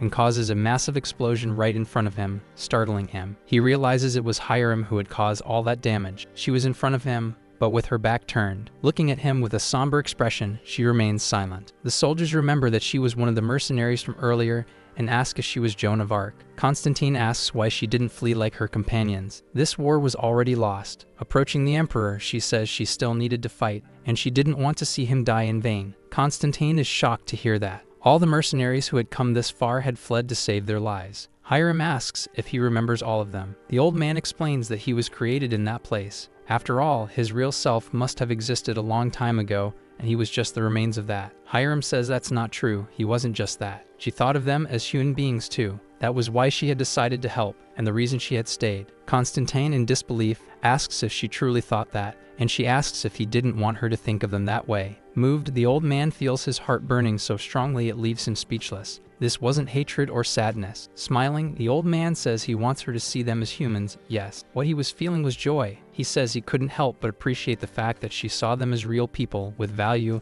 and still wanted to help them. The next moment, the Ottoman army launches a new offensive, shouting that they found a breach to strike. Constantine asks her to hold those men off alone for a moment. Once they set up their defenses, the enemy will struggle. Hiram confirms, and the emperor of ancient Rome shouts for his comrades to defend their borders. That gave me chills. Charging forward with a smile on her face, Hiram is praised by Constantine as their savior, and the battle resumes. Something catches Yuyan's attention as he watches her fight. Hiram's book was turning silver. She was becoming trapped by her past self, but he starts rooting for her to overcome it. That story had reached 800 viewers, and most of the divine spirits were speechless as she kept unlocking her potential. An Ottoman stands before the girl, yelling for her to go to hell as his sword came down toward her. The girl dodges the strike that barely grazes her neck, and her counterattack hits the soldier directly, defeating him instantly. A massacre unfolds at the girl's hands, and I, writing this script while listening to Hans Zimmer, was deeply moved. One of the MC's rival tellers asks why he hasn't told his collector to lead yet, since she's getting tired,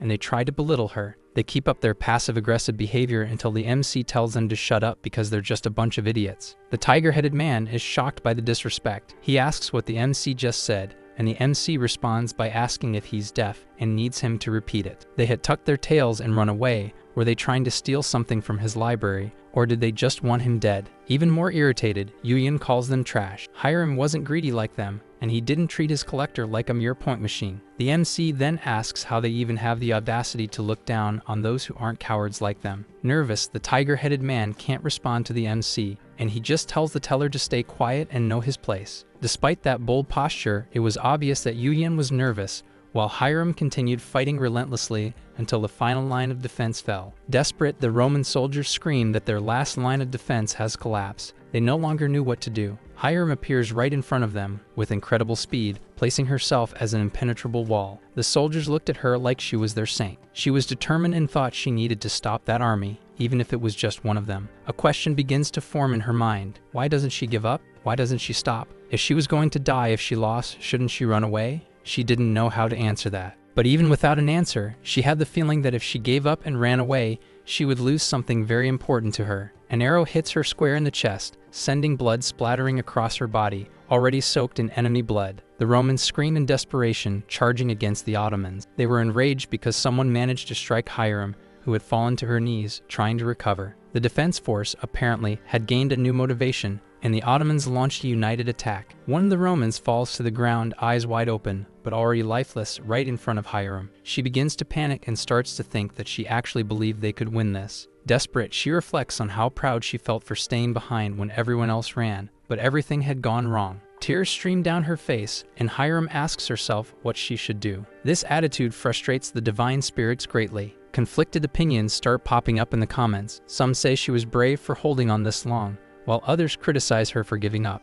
The number of criticisms is still low compared to others, but it makes the MC extremely nervous. He considers blocking the spirits who are criticizing, but begins to hesitate. If he doesn't do something, his library might suffer. Still unsure, he also wonders what he should do as several comments start flooding the livestream. He looks up curious. Something strange had happened. All the divine spirits suddenly went silent. Looking to the side, he wonders what happened to make them go quiet, and then he sees the broadcast. Yudian is shocked. That smiling gaze from the deepest abyss had just entered the library, and the MC knows exactly who it is: Satan. Satan asks why the library's atmosphere had suddenly gotten so tense. Yudian replies that everyone got nervous when he walked in. The MC's courage shocks the divine spirits, but he goes on and says that Satan is late, but that things were getting interesting. Confident again, the MC says things are about to get even more interesting from now on. Satan donates 1,000 points and says he hopes this will truly entertain him. In the next moment, the MC is teleported into the domain. He is taken directly in front of Hiram,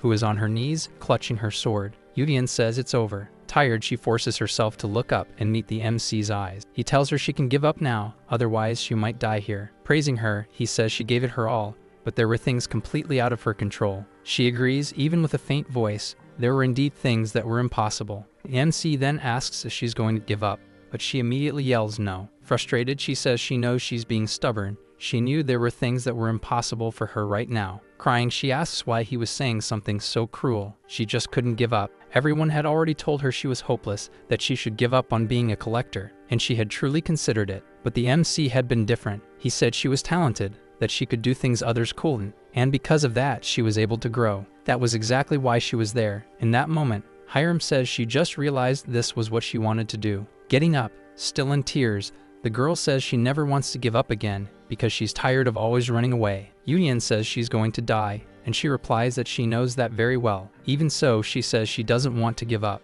She apologizes for it, saying she's too stupid to give up, too stubborn in such a critical moment. The MC says he understands, but you all have already figured out what he did for her, haven't you? An Ottoman soldier appears, shouting for her to die as he raises his sword at her from behind the MC, calling her a witch. With her body trembling, she thinks she needs to block the attack, but she simply had no strength left to move. Was this the end of her path? She already begins to apologize to the MC. Yudian says that this is good, and that catches the girl's attention. He stands in front of her at that moment. Can he intervene in battles like this? Isn't that against the rules? What do you think? The system screen shows a message asking if he wants to disable the Genesis system, and he confirms yes. This action could not be undone. The Genesis system is disabled, and in the next moment, the Ottoman soldier is already mid-leap to slice the MC in half. Blood splashes everywhere at that moment. With a single motion, the MC draws a sword from who knows where and eliminates the soldier without much effort. This shocks Hiram. Satan starts laughing uncontrollably while watching the broadcast. What could be going on in that madman's head? Yudian says he always wanted to be the MC of his own story, the regret of not doing so in his youth, and the faith his mother instilled in him. All of these things were tangled up inside him, but Duyun condemned him to a life full of inferiority complexes. His past self believed Duyun's words and felt worthless, which made him give up on his dreams and start working for Choi Duyun.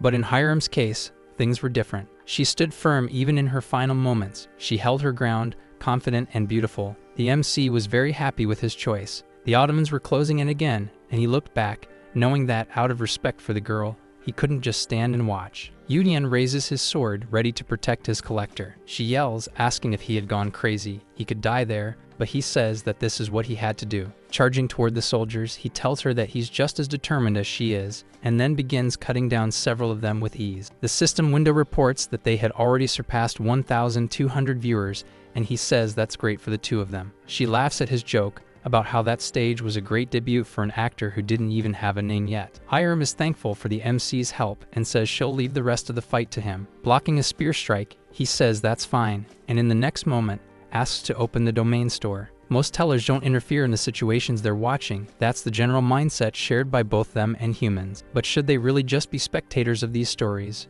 There were no rules against taking action, contrary to what many might think. Yudian had decided to step into this fight for exactly that reason. He was going to create a story no one had ever made before and enter a stage. The Ottomans shout to kill the witch. Doing so would win them the battle, but in the next moment, something slashes past their neck. The protagonist's blade was too fast, and he replies that he won't let that happen. The soldiers are stunned by this new fighter, and the MC shouts that no one will get past him as Hiram watches everything. Grateful, she begins casting a spell, saying that he gave her the courage she needed, the courage to move forward. Terrified, the Ottomans couldn't handle the MC's strength. No one could pass him without losing their life. The MC, confident and smiling, says that's because he's strong, even if he's just one man. Several magical inscriptions are surrounding Hiram as she still thinks about how brave he was to give up his blessing just to help her. That's why she would return to the fight too. A sword is driven into the ground. It's Yu Yan's sword. He was also nearing his limit. How much longer would she need? Seeing that he had stopped to rest, the enemies charged forward, shouting that this was their chance to win the battle. But before they could get any closer to the MC, one of them shouts,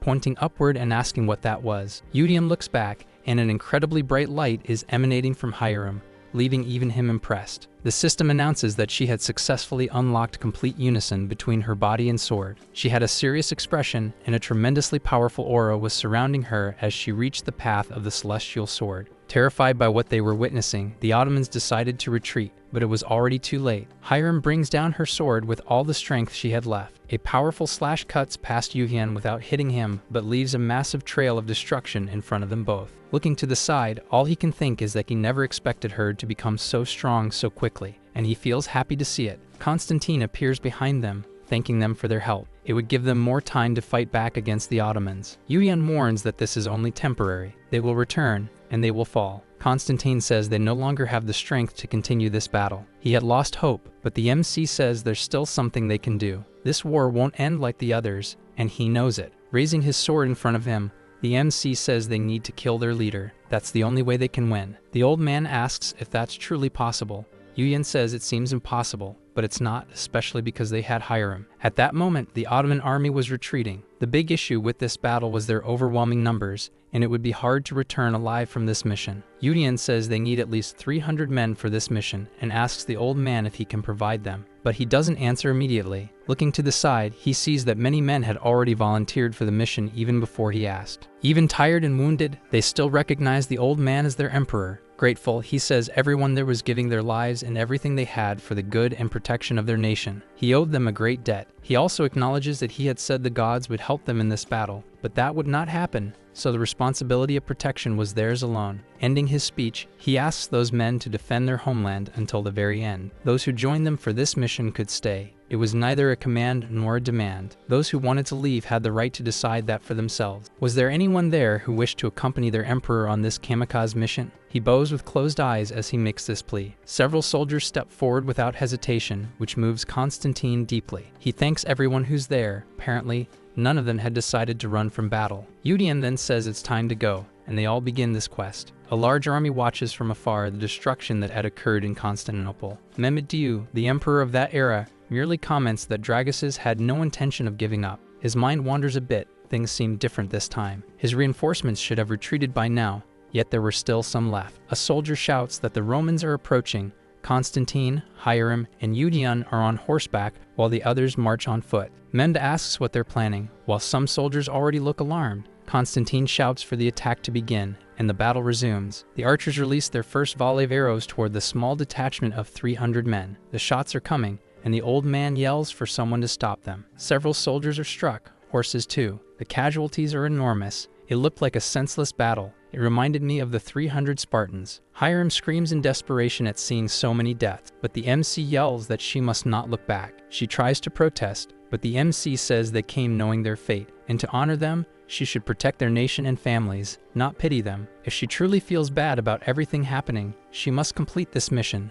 no matter what. Someone manages to clear a path for Hiram to advance and break through the army. A spear hits one of the soldiers behind her, killing him almost instantly. She looks back, terrified. Despair was starting to take hold of the girl's heart. She wanted to stop and help him, but someone shouts out, calling her a saint. A soldier says they will take care of things there, and she shouldn't worry about them. This battle is amazing, isn't it? Constantine shouts, warning that they've spotted the Sipahi, a type of commander of the Ottoman cavalry, and they were approaching. Jumping off the horse, Yu Yan shouts for Hiram to do the same. The two land on the ground, still standing, already ready to fight again. They would stay behind, and the MC yells for Hiram to keep moving forward without looking back. She has rage in her eyes. The two manage to get past the cavalry, and were heading straight for the Sultan. One of the Sipahi notices and panics. Several low-ranking soldiers move in together to try to stop them, but she tears through them with ease, shouting at them. She massacres everyone who stands in her way, trying to stop her from reaching her goal. Fast and strong, the two pushed past countless soldiers. This was a battle for survival, and there was no other option. Their synchronization was incredible. They were there to save others. Yu Yan shouts that they're almost at the Sultan, and they launch another joint attack. In the MC's mind, it was too late to gather soldiers to protect Mehmed Yu, but he sees a shield on the ground and has an idea. He yells to Hiram, saying he's going to grab a shield and use it to launch her toward the Sultan. She's a little confused, but he had already picked up the shield and positioned it so she could use it as a springboard. This was the moment. With a leap, she reaches the shield and the protagonist propels it upward. She reaches a height that no soldier or archer could match. Everyone could only stare upward, mouths agape as she passed. Yu Yan shouts for Hiram to fly, and at that moment, she opens her wings, becoming an angel that clears our vision. I'm emotional, everyone. Someone yells for the archers to fire and try to stop the girl, and they prepare to rain arrows down on her. With incredible speed, she seems to dodge the shots and was already closing in on the Sultan to end the war. Watching what was coming from above, all Mehmet Yu could say was that it was incredible. Dragus was his arch enemy, but this moment was worthy of emotion. An explosion hits the Sultan's location and the chapter finally ends. Hiram was kneeling on the ground, with Mehmed cut diagonally in half. This is going to be a problem, but it's fine. Yu Yan watched that scene in disbelief. It was insanely impressive to witness it live. Everyone there begins to fade away, and Hiram, standing, had her somber expression once again. Raising her sword high, she yells that they had won the battle. All the Romans cheer and celebrate the victory. Constantine watched in silence, just as stunned as Mehmed had been. He starts to tear up, thinking they had finally achieved that goal. That's what he had wanted to see. Everyone joyful before him. Hiram and the MC were looking at each other when the old man arrives to thank them once more. Removing his helmet, he bows, saying he would never forget their kindness, even if they were mere creations of that domain. The MC disagrees. He was also crying from happiness, wasn't he? The old man is confused, but the MC says they're also real people. He shouldn't belittle himself like that. A simple thank you was more than enough. That makes Constantine emotional and happy. Constantine says he'd like to reward them somehow, but nothing so mundane as money, so he would grant them knighthood titles. Yu Yan is shocked by this, and Hiram asks what's wrong. The MC explains that back in ancient Rome, a knight title held immense meaning, and in a mixed world like theirs, it was even better. Being knighted gives them even more power when telling stories, a gift not even infinite points could buy. In the name of Constantine Dragus Palaiologos, the old man says he will grant them the title of Distinguished Knights, an incredible buff to their abilities. Fading away, the old man leaves his final words. I wish that pure glory lies ahead of you both. The soldiers also thank the saint, moved, and say they'll never forget her. They were truly grateful, and they too vanished. In the end, they had accomplished the ultimate goal, says Hiram. Yu Yan agrees with her. The girl was emotional. She thought they were going to fail, but they had succeeded. The system announces that they achieved a feat no one else had ever accomplished, and were rewarded with 10,000 points. Crying with joy, Hiram sees that their names would be celebrated forever in the mixed world, and she begins to laugh. Several more rewards appear for them, both from donations and achievements. The MC was happy to fight alongside Hiram, and says that no matter what happens, they'll always fight side by side. She smiles, still emotional, saying that was all that mattered to her. Their names would be engraved across the entire world. Everyone used to say they were useless, and that had been true for a while, but not anymore. A book appears in front of the MC, his book. That was his first story, the story of the fighter teller and his sword empress, the story that would set the stage for this world. We return to Bakwon Management. The CEO is answering a phone call and asks how she can help. The person on the other end wants an interview with her, but the company's schedule is completely full, so it won't be possible at the moment. Looking closely, the MC notices that even though she's visibly busy, she's very good at her job. She hangs up for a moment and speaks to Yu Yan, asking if he's really going to give up his Genesis blessing. Hiram throws herself into the MC's lap and says he'll give it up so she can touch him, but he doesn't really like that. He tells her to get off him, but she doesn't listen. Surian asks if this isn't dangerous, and he says yes, but at least he's with Hiram. Now that they were fighting together, she could consider him a collector too. Hiram seems to really enjoy being close to the MC. She starts saying the two of them have a very close relationship, but he punches her on the head, saying he already asked her to get off him. Yu Yan asks Surian if she's not tired, and she says yes, but she's happy to have been working so much in recent days. She's still in disbelief that the two of them managed to clear a notorious domain alone. She never imagined they could pull it off. AMC asks her not to accept every request that comes in, and she agrees. She had already rejected requests from clans, but the press was tricky. They had even received some commercial offers, but the MC immediately tells her to reject them unless they're really good. The system opens to show some messages. Several divine spirits were interested in making donations to them after that battle, but he blocks all those messages. As great as it was to have many subscribers in the library,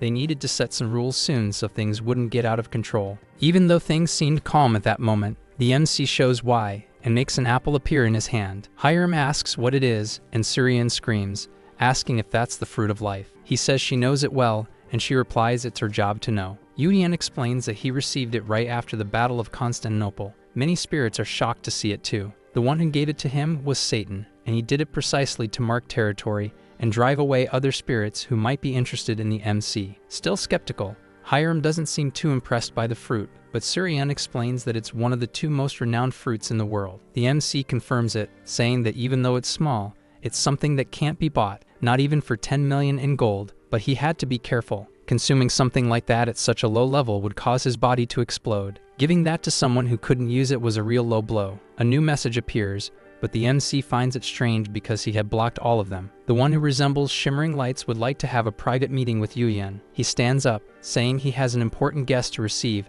and that he needs to leave immediately. The two girls are confused. Before they can stop him from leaving, he accepts the meeting request and is teleported away. He's now in a very open space, flying as if in the sky. That place was certainly different. He had never been there in his past life. Someone welcomes him, and he turns around to see who it is and is impressed by the person. But we don't yet know who it is. The scene changes, and we see that strange teller who tried to threaten the MC, shocked by what had just happened to him. In disbelief, he asks how the MC managed to defeat Constantinople. He himself couldn't achieve such a feat. He even survived a battle without his blessing. Desperate, he begins to think of how to crush this boy, otherwise the department would punish him. Thinking a bit more, he realizes that now that the MC no longer has his Genesis blessing, he could attack him without consequence. Even if he couldn't defeat that sword girl, if things went the way he was imagining, the story would completely change. Laughing, he begins posting several negative comments, bad-mouthing the Empress and even asking for the MC to be eliminated since he has no blessing.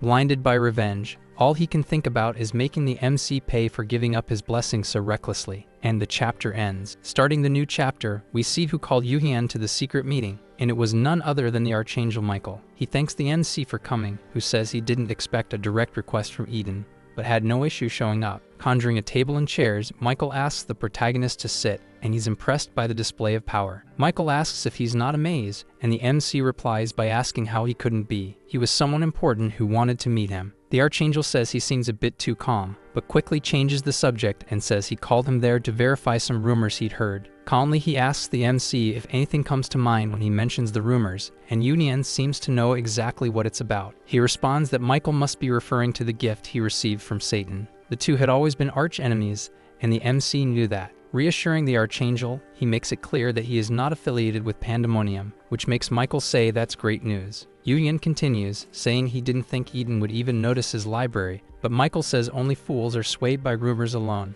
After checking things properly, he says he realizes the MC really has no ties to Pandemonium, but there was something else. He asks if it's true that he and Satan knew each other quite well. The MC wonders if Michael is trying to gauge the level of their relationship. Yuyan then explains how they met, giving a brief summary of what happened during the rookie teller's initiation ceremony. Michael asks if he really gave the fruit of life to the MC just because of that. The boy says Satan seemed interested in him and that he even had to turn down his offer. Michael then asks why he refused. Weren't those sponsorships usually very beneficial to tellers? Yuyan agrees, but says people have different values. In his case, he felt that his goal was more important than any sponsorship. In the end, that decision only made Satan more interested in him. Michael understands and says he just wanted to confirm that rumor. He says it's safe to assume he's not on Pandemonium's side after this conversation, but he'll take the opportunity to ask him something. Glowing brightly, Michael asks if Yuyan would be interested in being sponsored by Eden. The boy had already imagined that might happen after all. The one who came to speak to him was Michael himself, not just any angel. Undoubtedly, Eden was one of the greatest divine forces in the mixed world. This was truly an incredible offer. However, the MC decides to decline the Archangel's offer. Michael asks why he turned it down,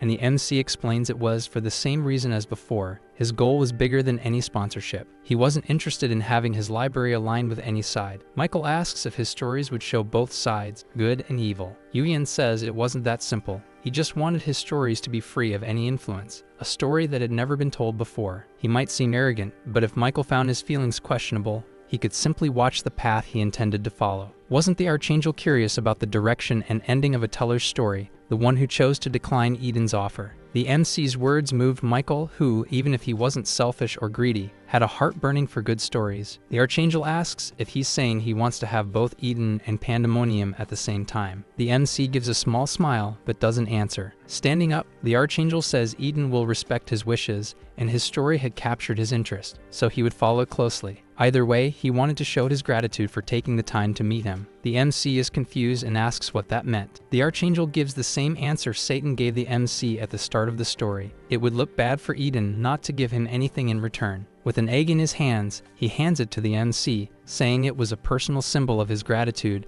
and asks Yuvien to take it. Apparently, the boy recognizes it because he looks slightly uneasy as he receives the gift. Back on Earth, he shows the egg to the two girls, who ask if he got it from a client. They're curious about what's inside. Yuvien theorizes it might be a dragon that will be tamed for him once it hatches, but that's just a guess on his part, I believe. His mind, in truth, knew it wasn't a dragon. For angels, dragons were symbols of evil. But the egg begins to crack. Interrupting his thoughts, Hiram starts shouting that it was about to hatch, and the three of them stop to watch the egg closely. A small owl emerges from the egg, but she looks a lot more like Philo from Shield Hero. The MC recognizes it as an owl, and the girls are already completely in love with her, eager to pet her. The owl quickly flies onto the protagonist's head, which frustrates Hiram. She thinks the owl doesn't like her. Symbolically, the creature representing Satan was a snake, and owls were their natural predators. That was a clear message. He realizes that even the little owl, who had recognized him as her mother, had a skill book he could read. Hiram suggests the name Ool, but the other two think it's awful, though I admit I didn't understand why. Surian asks what kind of name the MC would give the owl. He thinks for a bit and decides to name her Bekio, which means white owl. The little pet seems to like the name and makes a cute face at the three of them again. We shift to a scene near a portal surrounded by some people who appear to be collectors. A blonde woman approaches and asks if everything went well inside. The hooded man says it didn't go as expected, but it was enough. Something catches the attention of the two who were talking. Hiram and the MC were approaching that domain, and they are recognized. Everyone is surprised by their presence. Their fame had arrived. The truth is they didn't like Hiram much, as she ruined most collectors' plans by clearing domains instead of just farming them. They nicknamed her the Farm Destroyer and rush into the domain to try to get something before she clears it.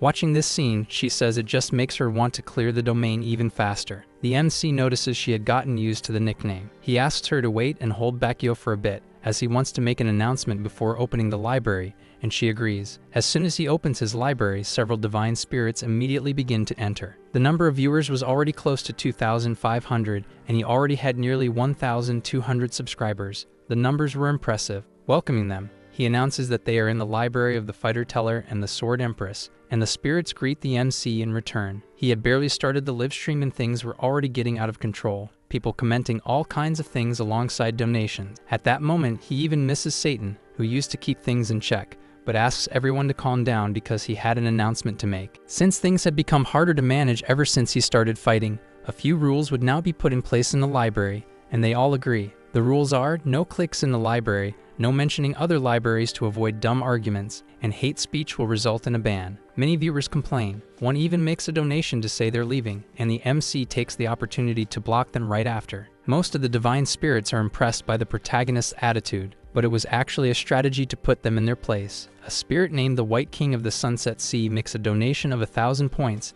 and says he'll keep donating, but asks the MC to ease up a little. Even though it was a big donation, Yulian explains that rules are rules, and there would be no exceptions. Before he can explain anything else, the Divine Spirit makes a donation of 10,000 points and asks if that would change things now. All the other Divine Spirits are shocked by this donation. Even the protagonist gets irritated by such behavior. That bastard was trying to control his library with a bribe. The MC looks at the donation without saying anything. He starts to think about the donor's name. A great power with that nickname, someone who could donate that many points. It could only be one person, the one affiliated with the celestial domain, the White Dragon of the West. He had imagined that some famous divine spirits would eventually find his library. He just didn't expect it to happen this quickly. Yudian says he's surprised that one of the 4 dragons of the sea was in his library, which makes the donor raise his chin in arrogance. He makes another donation of 10,000 and tells him not to be so harsh. How much did he think spirits talked among themselves to form cliques? Trying to be a bit more diplomatic, The MC chuckles and repeats, in a questioning tone, what he meant by moderately. Quickly, returning to his usual serious stance, he says he can't do that, which leaves all the divine spirits in total silence. The King of the Sunset Sea asks what that was supposed to mean, and the MC replies that no means no. Was his answer not clear enough? A third donation of 10,000 arrives, with the king asking how much it would cost for the MC to bow his head to him. His pride had been wounded. Yuyan remained unmoved. No matter how much he donated, he would make no exception to the rules he himself had created. He couldn't be bribed with points, power, or authority. He would not be coerced, and he wouldn't change his decision for anything. The divine spirit grows incredibly furious at that answer, but all the MC says is that it's up to him to accept that or leave his stream. In the real world, Hiram sees a red light appear above her and the MC's pet, and wonders what that was. Noticing the red sky, the MC thinks he must be so furious that his power is crossing realms, enough for even him to see it. Suddenly, the Genesis system activates as a powerful red lightning bolt crashes down onto reality itself. As long as this system exists, the divine spirit will not be able to release his power irresponsibly. A new donation of 10,000 arrives, along with a message from the Sea King, saying he just has to crawl like he wants. Money buys everything. He keeps making more 10,000 point donations, asking if that's enough, but the MC doesn't flinch. Opening the block window, he thanks him for the donations. He had made a hateful comment toward the teller, so he would now be upgraded to blocked by the library. The system reports that the King of the Sunset Sea has been removed from the library, which leaves the other spirits stunned, but the MC smiles. He says rules are rules, but if everyone follows them, things will be better. Suddenly, a red light appears again. Appearing behind the MC, a red message screams and calls him a bastard. Lightning bolts erupt from it. The divine spirit had returned. The MC is shocked. How did he manage to bypass the system block? To think he had that kind of power was both incredible and terrifying. Yuyan says he understands his anger, but he had crossed a line. This makes the white dragon even more furious, and he insults the MC. Being banned after so many donations was a humiliation from the MC that he could not tolerate, and he makes a clear threat to the boy. Calmly, the MC says he never insulted even the 36 heavens, let alone the white dragon of the west. He only removed a guest who violated a rule. The divine spirit yells at the MC, asking how he dared to speak to him like that. A new window appears. Michael had entered the library. He makes a 100-point donation and asks what's going on. Yudian and the divine spirit are both confused to see Michael there, and the Genesis system activates once again. The system announces that an anomaly has been detected and confirms the target, the white dragon, for using an excessive amount of power. According to the system's rules, a standard procedure will be initiated. A bolt of lightning strikes the divine spirit's window, making him scream in pain. This amazes the MC. The system was able to subdue even one of the most powerful divine spirits in the mixed world. Finally, the King of the Sunset Sea is forcibly expelled from Yuyan's library, and the system window vanishes. Despite the commotion that had just happened, the MC says following the rules will prevent incidents, but anyone with complaints may speak now. None of them dares go against the library's rules, and some were still watching Michael silently. The angel had an effect on them. Calling out to Hiram, he says that since there are no more complaints, they can proceed as usual, and tells her they'll be clearing another domain today. Clearing another domain like Constantinople would be too much, so today they'll do something easier, which leaves the spirits a bit disappointed. He tells them not to act that way.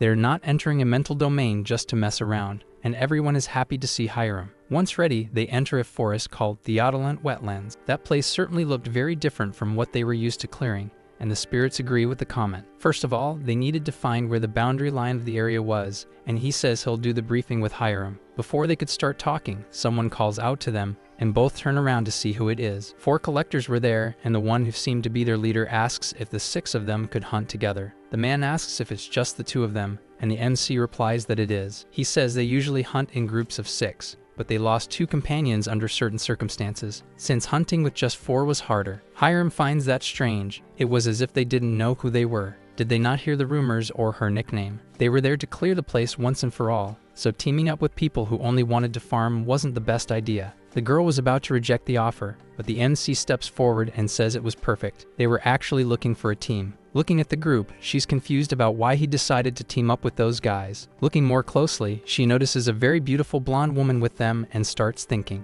a blonde that's stunning and with a body like that. Hiram starts to get nervous and forces herself to admit that she really was beautiful, and the MC had never reacted even when Hiram touched him. She panics, wondering if that was the type of woman Yuhian liked, and I couldn't stop laughing at the fact that she she clearly likes him. After the deal between them is finalized, the MC calls for his collector, who had already regained her serious demeanor. With a scary expression, she says it's a pleasure to meet them all, which leaves the group's leader a bit confused by how she spoke. They step away, saying they're going to grab their things, and the MC agrees he'll just wait for them there. Satisfied, he looks at Hiram, who's still serious, and she says she understands that everyone has different tastes. She was truly annoyed. The girl starts tearing up, saying that if she goes on a diet, she could look like that too, but the MC doesn't get it and tells her to stop. Yoo-hyun suddenly moves closer to her, making her a bit flustered. Blushing, she asks if he really wants to do this in a place like that. She's not complaining, but there were lots of divine spirits watching. Ignoring the girl's nonsense, he asks her to listen carefully to what he has to say. That group is made up of corpse looters. She hears that and is speechless for a moment. The scene shifts, and we see the group looting a collector who hadn't survived there. Could that have been one of the two they said they lost? Their leader seemed quite satisfied with what they pulled off the body, and that's where the chapter ends. These thieves made their living stealing stories and texts from other collectors because they were too cowardly to create their own. Hiram asks if they got close to the two of them just to steal their stories in the end, but the MC says it wasn't just that. Among those looters were not only thieves but also some murderers, people who were only there because they enjoyed killing. The girl agrees with what he's saying and says it's probably true,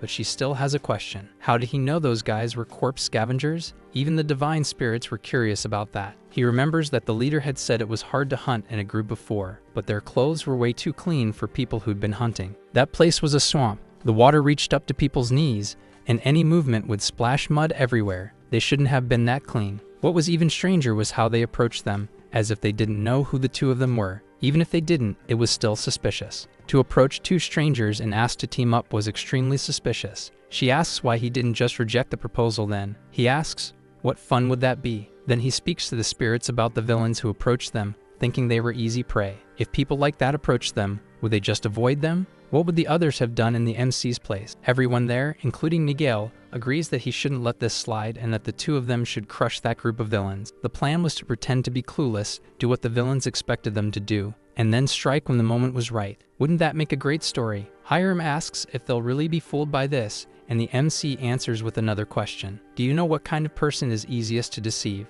The answer was, those who think they know more than they really do, and who believe what they see is the entirety of the world. Those who are drenched in superiority and think their knowledge is the only truth. Those were Yoo-hyun's favorite prey. A Shopi Bulbasaur is found and immediately defeated. The ghoul leader compliments Hiram for defeating it in one strike, and the blonde girl also starts flattering her. Nervously, the leader wonders why the Empress of the Sword was so strong. They simply hadn't gotten tired of hunting monsters this whole time. Yoo-hyun was stepping away a bit when the leader asked where he was going, and the MC replied that he needed to take care of something quickly. The leader said it was dangerous for him to go alone and asked a boy named Yongwon to go with him, assuming the MC was just going to the bathroom. Nervous, the silver-haired boy accepted the order and said he would go with him. Yoo-hyun just watched this. He didn't seem like he would object. Through telepathy, he warns Hiram that the group will probably act now that they're separated and tells her to stay alert and intervene if needed. The two moved away from the main group. Yongwon looked uneasy, as if he wasn't comfortable with the situation. Noticing this behavior, the MC asks if everything was okay with him, which makes the boy even more nervous. Yoo-hyun says that if something is wrong, he can tell him, but he's already thinking that he knows everything. He had seen in their books that the 3 who stayed with Hiram were total scum, but this boy was different. He seemed normal. With a trembling voice, he asks the MC if his name is Yoo-hyun. Still nervous, he whispers to the teller to run away as far as possible, and this action surprises the divine spirit. Sweating bullets, he tells the MC that the 3 others were assassins and that he had been forced to stay with them. He had even suggested they eliminate 2 more people. He tried to refuse but felt he'd be killed by Woo-hyun if he said no, and now in the end, he was one of them. Wanting to help the MC, he begs Yoo-hyun to escape and says he would lie and say he killed him, to try to help Hiram too, but the MC was curious. He wanted to know why that group wanted to eliminate them. The boy says a teller from a famous division had requested it, and the MC grows more interested. The divine spirits are moved by the boy, because he was really trying to help the MC and Hiram. Yoo-hyun is also pleased by this attitude. Yoo-hyun then decides to stay right there instead of fleeing, which scares the boy, and the MC explains that he already knew everything. Even more nervous now, the teller is reassured by the MC, who says he doesn't need to worry. He's proven himself to be a good person. Yongwon is about to ask if the Empress of the Sword would be okay when the 2 of them hear a scream from where she was. The MC says he thinks it's almost all over. Arriving at the location where the other 4 were, The three ghouls were sprawled on the ground like trash bags, defeated. Yongwon is shocked. How had she managed to defeat 3 collectors on her own? And the MC says there's not even a need to tie them up. Looking at her, he thinks he expected her to pretend to be weak when he told her to fight alone, but she simply followed his command. The 3 start to wake up, and the MC tells them to hurry and get up. It's not like they were killed by the Empress. Woonhyun was still dazed but regaining consciousness until he realizes what's happening and sees that Yongwon is fine. He shouts at the boy, asking if he ratted them out and calls him a traitor, but they say nothing. Yuhyun steps in front of the boy, who's still being insulted by Woonhyun. The MC steps on the arm of the gang leader, making him scream instantly in pain, and says he's going to explain the situation he's in. That man, Baek Woonhyun, a Class 7 collector involved in the murder of more than 10 people, along with involvement in other crimes. Yuhyun says he had plans to eliminate a nameless man and the Empress of the Sword. Wasn't that right? Now comes the important question, who hired him? Panting, the man tries to act tough, saying he won't say anything, but the MC asks if he's not afraid of the law and justice. He screams that the worst that'll happen is that he'll go to jail, and the divine spirits say the MC should just eliminate the criminal right there. The MC says nothing, which makes Woonhyun more confident in his threats, and he yells even louder, but the MC interrupts him. Drawing his sword, he pierces the bandit beside Woonhyun without the slightest hesitation. Looking to the side, Baek is confused to see that, and the MC smiles, saying that was enough. Shocked, the other 2 look at their companion, now lying lifeless in the waters of the mental domain swamp. They are immediately seized by terror and start screaming, begging the MC for mercy, but he simply smiles without saying a word. The girl, shouting, begins to plead, saying it wasn't her fault, that he was the one who made her do what she did. But the MC raises his sword. Hiram grabs the MC's arm. He looks at her, wondering if she was trying to stop him from eliminating another bandit. Maybe she thought he was a horrible person for doing that. But then she also draws her sword. With a diagonal strike, she slashes the girl, who sprays ketchup everywhere and collapses on the other side of Woonhyun, also lifeless. Yuhyun watches the scene in disbelief. Little does he know she only did it to vent her jealousy on the girl, and that made me laugh a lot. Satisfied, the MC says he may have underestimated the girl. Meanwhile, Woonhyun stares at his companion, horrified by the scene. Hiram then says she'll take care of him, and the chapter ends like that. Subarashi, don't you agree with me? The chapter begins with Hiram already in clean clothes. I think the author forgot what happened at the end of the last chapter. Approaching Woonhyun slowly, she says she realized something during the Battle of Constantinople, the one thing she needed to do. To reach her goal, she must be ready to do whatever it takes. The man screams in desperation, begging to be spared. Now that he knows he's not getting out of this alive, he starts trying to talk his way out of it. Bandits are all the same. Woonhyun says they'll regret killing him, while the MC asks if he knows something. He doesn't even have the right to negotiate anything. Trying to win through words, the man says that if they kill him there, they'll never find out which teller hired him in the first place. Yuhyun says it was Jin Poon, from the Pentagram Division of Celestial Body Incorporated. Hearing that name crushes Woonhyun's hope. Desperate, the man asks how he knew, and the MC then asks if he really thought he didn't know about the secret deal between them. Turning his back on the scene, Yuhyun says he'll leave the rest to Hiram, and she finally ends up covered in ketchup again. He screams even more in desperation, begging her not to come near him, and also cries out for someone to help him. Woonhyun screams for Yongwon in desperation, begging him for help, but the boy was also shaken by what he was witnessing. Unwavering, Hiram stood before the bastard who tried to harm her and her future beloved. Yes, I'm already rooting for them to be together. Tears start to fall from Woonhyun's face. He already knew there was no turning back. His final glimpse was of the MC's back, and when he looked at him, his face wore a grotesque, psychopathic smile. Then finally, with just a single swing of the sword, his head is separated from his body. Yuhyun was satisfied. Watching the downfall of those who thought they knew everything and looked down on others was deeply satisfying. He knew this might be a distorted form of justice, but it was an unavoidable aspect of his human nature, an unremovable mark left after enduring that terrible first world. It might even seem a little strange, but he couldn't help it.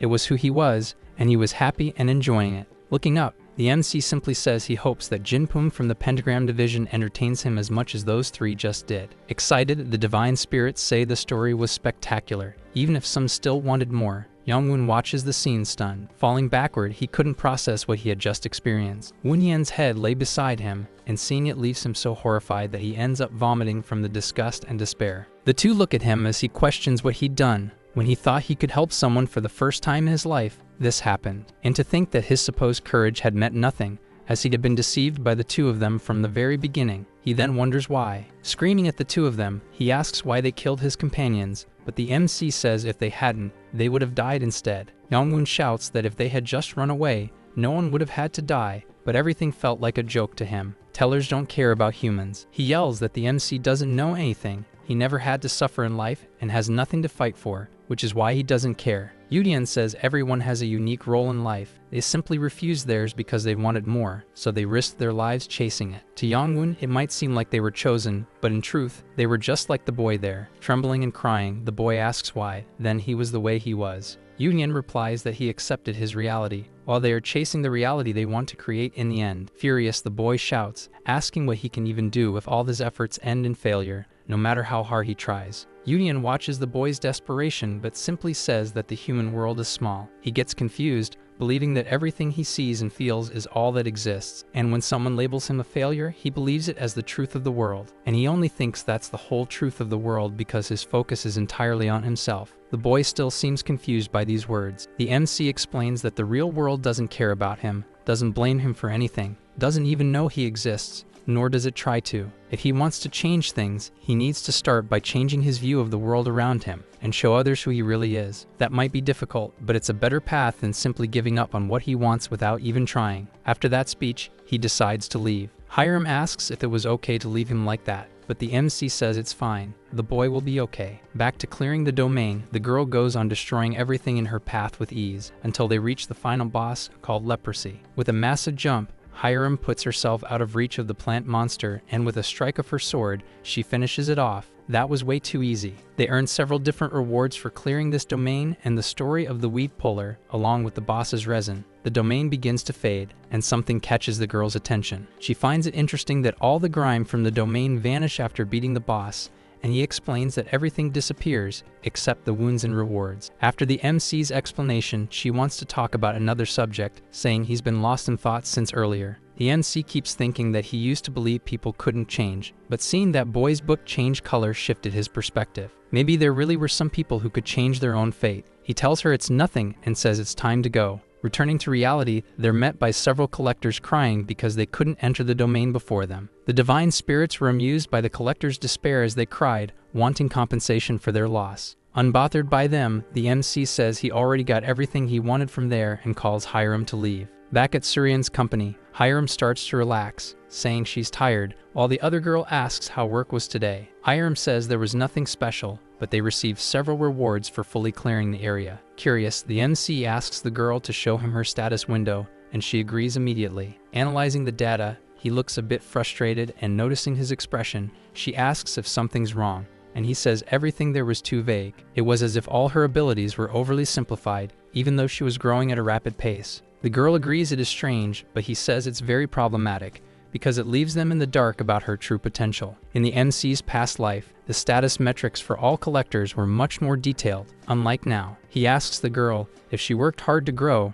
and upon checking her status, saw that, how would she feel? She answers, desperate. That was the problem. It was as if this was intentional, to demotivate collectors using unclear metrics. There was someone behind this. Until then, the MC thought the apocalypse was caused by collectors who got lazy, but the real cause might go deeper than that. It was too early to suspect anything, but if his theory that someone might be behind this turned out true, things would get interesting. Yuyan begins to laugh quietly, but Hiram hears it and grows concerned. The MC reassures her, saying it's nothing, but he's thinking that those in the shadows trying to control everything might come after him. That way, he'll be able to truly enjoy it when he brings them all down. Suryan had stepped out for a moment, but she was already returning to the company. Hiram asks where she had gone, and she replies that she went to a meeting with the magazines and says she'll be doing an interview soon. The girl panics, and Suryan explains that it was time for her to start exposing herself to the world. Collectors are like celebrities, explains the MC, and these things are part of life. For her to get known,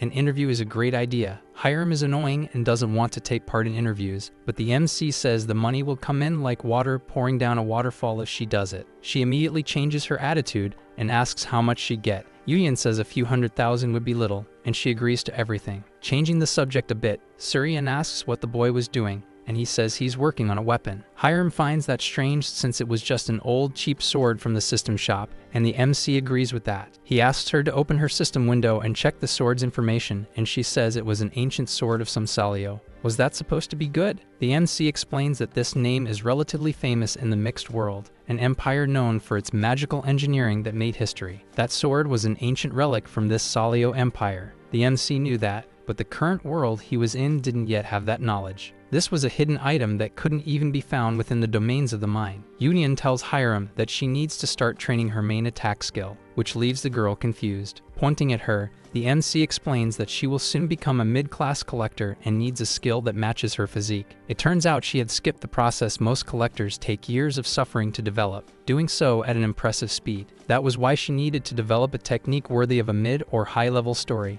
Hiram asks if those stories aren't too expensive, and the boy replies that there's a way to get them almost for free. He asks her to open her shop and search for a low-level story called Thunder Steps. She finds it, and we see it costs 100 points. Next was the internal skill Thunder Berserker in the mid-level stories, and finally, Storm Fury in the low-level stories. Hiram was supposed to buy those 3 stories, but Surian asks if those weren't known for being trashed. No one could handle the speed granted by Thunder Steps. The Thunder Berserker skill was so strong it made the user's body contort all the time. And finally, in the case of Thunder Fury, it was an extremely useless sword skill. These 3 skills together were known as the 3 useless brothers. That leaves Hiram shocked. Was it really safe to learn them? Yuyan asks the girl if she doesn't trust him, and she instantly decides to buy them because she's in love with him and obeys him unconditionally. After acquiring the skills, she asks if she should learn them all at once, and then inserts them into her body. Lightning begins to surge from the girl's body, startling Surian, while the MC immediately steps in front of her. He places the sword between the lightning that was emanating from Hiram's body, and the sword begins to change its blade. Surian is scared by that transformation, and we see that it became a completely different sword, even impressing the MC. Surprised, the girl asks if that was the sword's original form,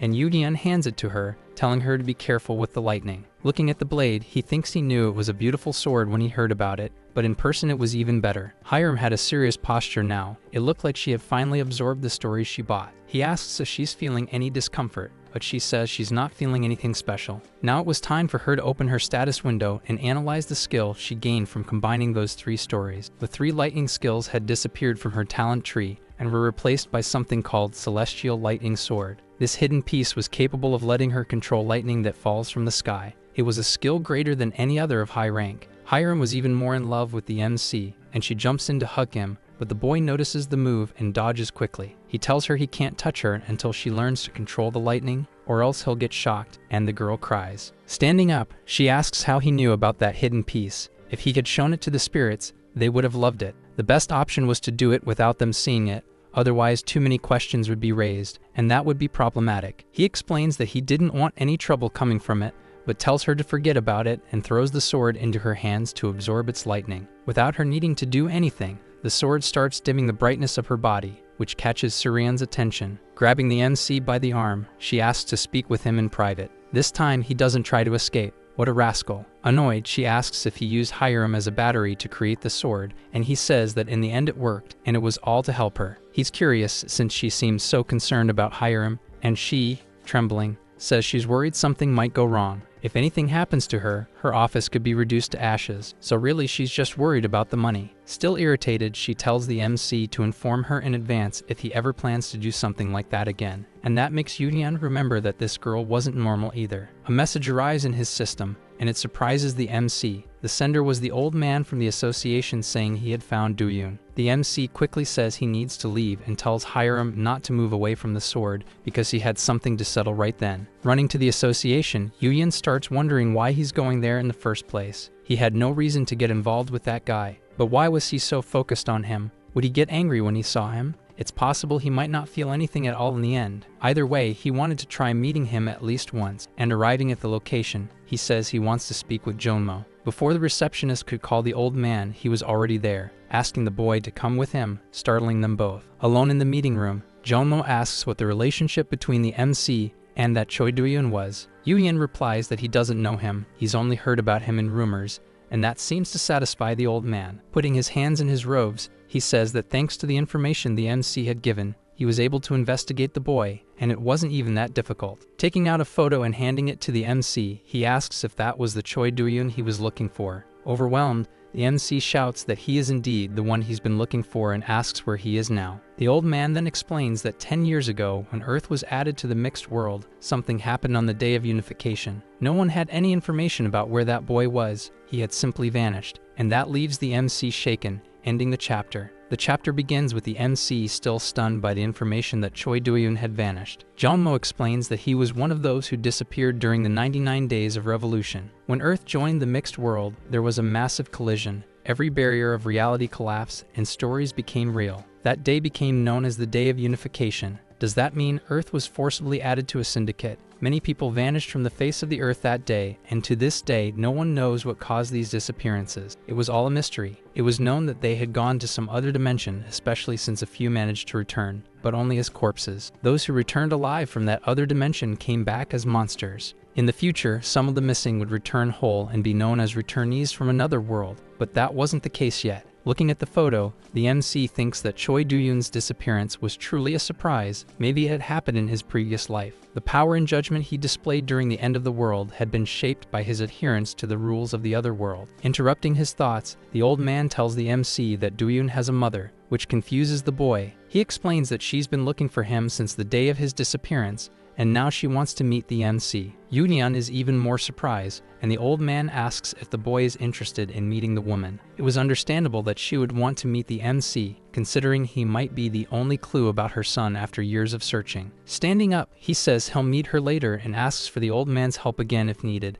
and the man replies that if it's him, anytime. Holding the photo more tightly, he wonders if his own parents were still alive in that reality, but he was afraid to know. If he existed in this world, what would have happened to his past self? Could there be another Kang Yoo-yeon in this world? If that were the case, could he still call his parents parents? How would they feel seeing a teller in human form? And what if they thought the MC was an imposter? Someone shouts his name, pulling him back to reality. Hiram was standing in front of him, holding the sword. He asks what she was doing there, and blushing, she says she followed him because he looked troubled when he left, and she got worried about him. He apologizes for leaving her like that but says he's fine. It wasn't anything serious like she had thought. She says he really does look fine now. The girl invites him back to the office, and he looks confused. Curious, she asks if he still had something to do, but the MC doesn't answer right away. He had decided to become the main character of his story in this life, and the biggest influence on that decision came from his parents. So even if they didn't accept him as family, there was no reason for the MC to be afraid or run away from his goal.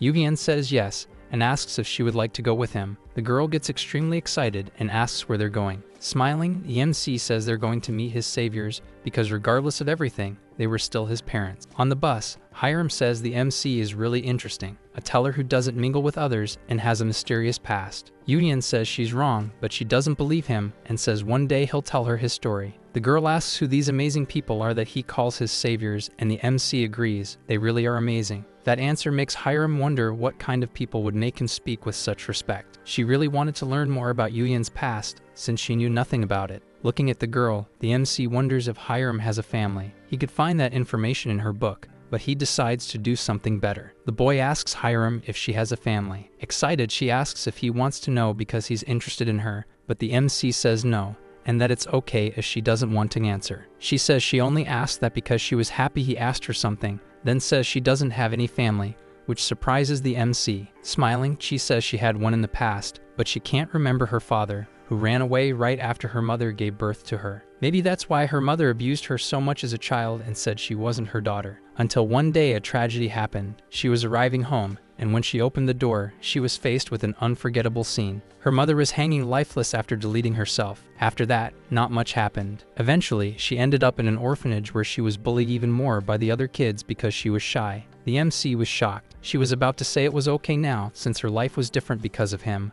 but he suddenly shouts her name. Smiling, she asks what it is, but he ends up saying it's nothing and comments that her life was very hard too. The girl says she doesn't care about that. Thanks to him, she found what she wants to do with her life and no longer lives like a failure. Looking at her up close, she seemed on the verge of breaking inside. The Sword Empress he knew wasn't like this. But the truth is that he never had the chance to know the Sword Empress from the past. He didn't need to compare the two. Even if her mind was about to break, depending on his actions, the girl had the potential to completely change her life. He tells her that it's okay, because he will never abandon or leave her. Blushing, she smiles and says she'll never do that either. These two are so cute, I admit. Finally, the two arrive at the bus stop where they were supposed to get off. The MC's face was pale from being there. He starts recognizing all the places he used to go as a child. Everything looked just like it did before. The only thing that was different there was him. There was a playground where he used to skip class, and his mom always found him there when he did that. Someone shouts at another person named Kang Yura, saying she's skipping class again,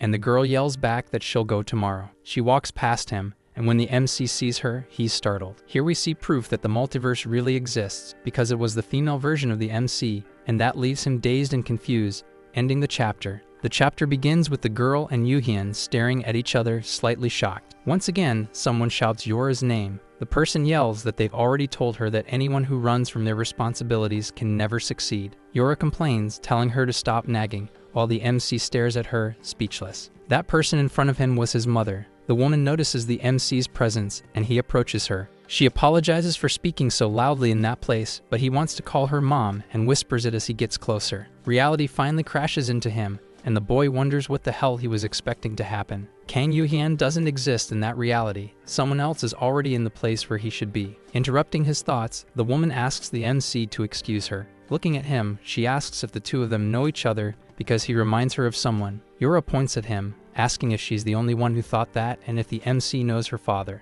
The next moment, she notices Hiram's presence. This makes her blush and get excited, shouting that that was the Sword Empress, the one Yura had told her mother about. In awe, the girl walks up to Hiram and asks for an autograph, while her mother tells her not to scare the Empress. Yudian says maybe it was fate that the four of them met like that, and asks the two to have a little chat. They all go to a cafe where they sit together. Yora's mother asks the MC what his name is, and he apologizes for not introducing himself earlier. He was Kang Yudian, a teller from Celestial Body Incorporated. Yora is ecstatic to meet a teller for the first time, and her mother notes that he looks a lot like her husband and thought they might be relatives. Yuyan realizes that his mother noticed something about his appearance, and he even wants to tell her the truth, but unfortunately he can't. Almost jumping out of her seat, the girl then confirms if the MC is really a teller, and he says yes. She wants to know if he could turn her into a collector, and her mother scolds her, saying that was very rude. The MC laughs and says there's no harm in asking, and the girl giggles, saying that he said it was okay, but her mother is still annoyed. Answering her question, it's impossible to turn an ordinary person into a collector. They can only make contracts with those who already are one. The mother says that's a relief. She thought Yuyan might agree to make her a collector, which makes the girl furious. Also irritated, the mother yells that she needs to recognize her own limits and accept when something is beyond her control. Biting her lip in frustration, the girl starts to tear up. She runs off as her mother shouts her name but decides to let her go wherever she wants. Sitting back down, the mother apologizes for her daughter showing her worst side there, but the MC acknowledges it as part of her age. All young people must think being a collector is cool, but the mother says she only sees the glamorous side of it, and she's worried about her daughter. The worst part was knowing the girl had no talent to become a collector. That sentence catches the MC off guard. He remembers going through the same thing when he was a child, his mother telling him he had no talent for what he wanted to do. Calming down, he asks Hiram to go find Yura and give them a bit of space to talk, and she agrees. As she leaves, Yuyan says no one should give up on their path just for lacking talent, and his mother agrees, everyone should dream big. But there was more. She had learned in life that dreams aren't achieved just by wishing. Yudian replies that even so, she was still her daughter. She agrees and wants the best for Yura, but the collector's job is tough. She just doesn't want the girl to get hurt and wants her to grow well. The boy says she wasn't wrong, but she shouldn't crush her daughter's dream, no matter how difficult the path may be. Annoyed, she asks if she should just let the girl go, but the MC simply suggests that she show the girl reality, just how dangerous it really is. If she still doesn't give up on this path, then there was nothing else to be done. This leaves his mother confused. The MC explains that it means she would be walking this path fully aware of the difficulties. Did she think the girl's determination was weak? A simple phrase or act of encouragement can change a person's fate. Yuyan believes that an honest conversation between the two of them could bring more clarity. He hopes she can believe in her daughter's dreams at least one more time. No matter how hard it is, she needs to dream big. If Yura follows her dreams, she can become the protagonist of her life. The mother recognizes the words the MC used. No matter how dangerous the path may be, if someone's goal lies at the end of it, they cannot be stopped. He asks once again for Yura's mother to believe in her daughter's dreams. The woman finally gives in and says that maybe she had stifled Yura's potential out of concern. Changing the subject, she finds it amazing how much he looked like her grown-up son. Even though it was the first time they met, It was fascinating. The MC gives an awkward laugh as the cafe door opens. Looking to see who entered, the two turned to look. Yura and Hiram were there, but the little girl still looked very upset. Yuyan excuses himself to her mother and says he would like to talk to Yura in private, and she agrees. The boy then asks if she'd like to talk with him for a moment, and still upset, she seems to agree. He asks why she wants to become a collector, and she asks if he's going to laugh at her answer. He says he won't. Yura says they always seem so cool and confident with amazing lives. He probably thinks that's a silly answer. Yuyan says no, because he had a similar dream too. The girl is surprised. The MC says anyone can dream. What matters is determination. Then he asks if she's willing to risk her life for that dream. She looks confused, and Yuyan explains that Hiram was on the brink of death several times for her dream. Was Yura willing to do the same? Frustrated, she can't answer, but the MC tells her she doesn't need to answer now. Just that one day, she'll need to have an answer to that.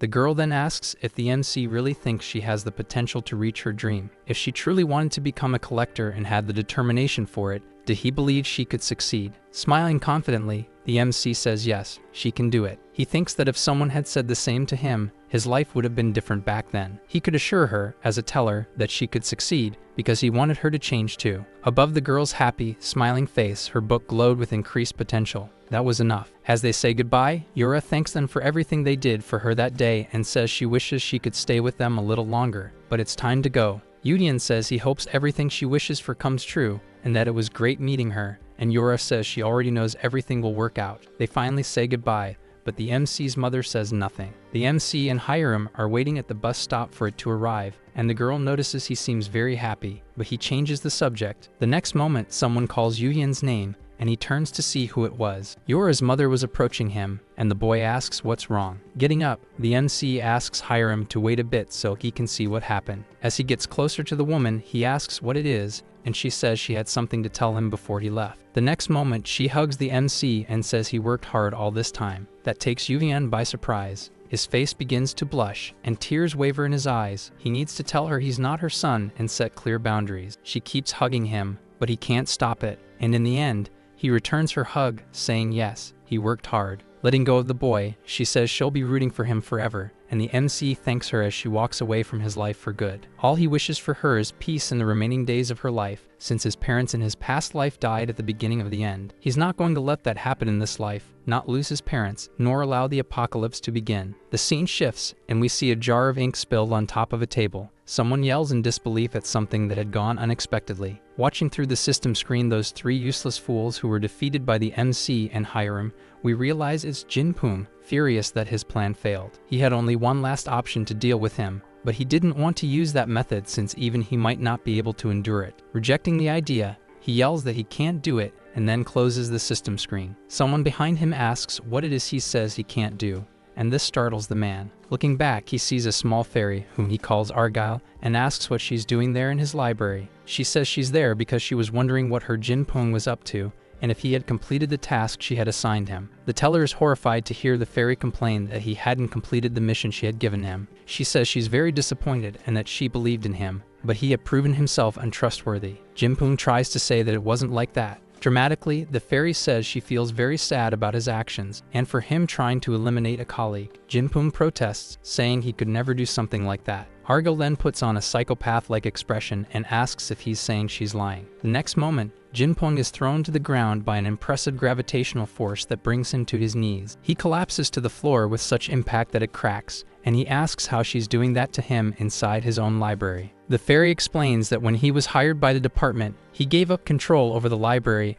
and could only regain it once he became a senior. Until that day comes, he has no control over his workplace, which means he could die right there, in the supposedly safest place possible. Releasing him, Argyle says she's a very generous senior and will give him one more chance to deal with Kang Yuyan. This time, in fact, he'll even receive a special service and support with points. Stammering, Jinpung asks if she really wants him to do that. Argyle nods and says she wants him to promote a story battle, a wager between tellers using their libraries as stakes. Nervously, Jinpung says that a battle against the Sword Empress would be impossible, but the fairy says he'll receive a collector worthy of the challenge. There was a collector in the department who was being secretly strengthened and wasn't yet known to the public. The divine spirits would be thrilled to see a collector capable of defeating the Sword Empress, and that gives Jinpung hope. Back at Suryan's company, we see a table filled with cotton swabs and other materials. The MC was making modifications to the sword, which had been charged thanks to Hiram, as that sword had yet to reveal its full potential. He begins engraving some mana circuits onto the blade. The sword begins to shine and emit a great deal of energy, transforming it from an ancient relic into a powerful piece of magical engineering. In addition to earning 100,000 points for accomplishing this, he also received the story of the engraver. This was the true form of the ancient relic of Salio. Numerous extremely powerful stats are displayed on the sword, so many that I won't even list them here. Even so, the sword still had other abilities that were locked, and the MC couldn't see them yet. Something in the description catches his attention. The sword had a massive ego, which leaves him very confused. The weapon begins trembling in his hand, and the sword screams that it was finally free, startling the MC and his pet. Looking down, we see a small head with a book on top, and the MC is just as shocked as I am to see this thing. That sword wasn't just talkative, it had its own personality. It reminded me of the manhwa about the boy who hears the voices of swords. She asks who her master is, and the MC introduces himself as Yugyun. The girl is startled to see that he's a teller and asks if he's going to sell her. The boy explains that he intends to use the sword instead of selling it, which makes the little girl very curious. The MC changes the subject and asks her name. With a very cute face, she says she spent so long sleeping that she ended up forgetting her name and asks Yugyun to give her one. He doesn't understand, and she explains that since he was able to awaken her, he must be talented as an engraver, so he might have talent for naming as well. Looking at the weapon, he remembers his little owl, since both were very white. The MC then decides to name the little girl Bakrina, which means White Lotus. She likes the name and accepts it. Emitting energy once again, she says that he is now her master, and then she transfers some skills to him. Yudian acquires the story of the one who inherited what was forgotten, and gains the title of Recorder, while his story is also transferred to the sword. The little girl lets out a scream that startles the MC. He asks what's wrong, and she then asks what's this about him being someone reincarnated? That question catches the MC off guard. Shocked, he realizes she read his past because of the contract they made, and the MC starts stammering, trying to explain who he is. She watches him closely while he decides to tell the truth, since there was no point in hiding anything from her at that moment. After explaining everything, she asks if he found her because he knew of her existence in the future, and he says yes,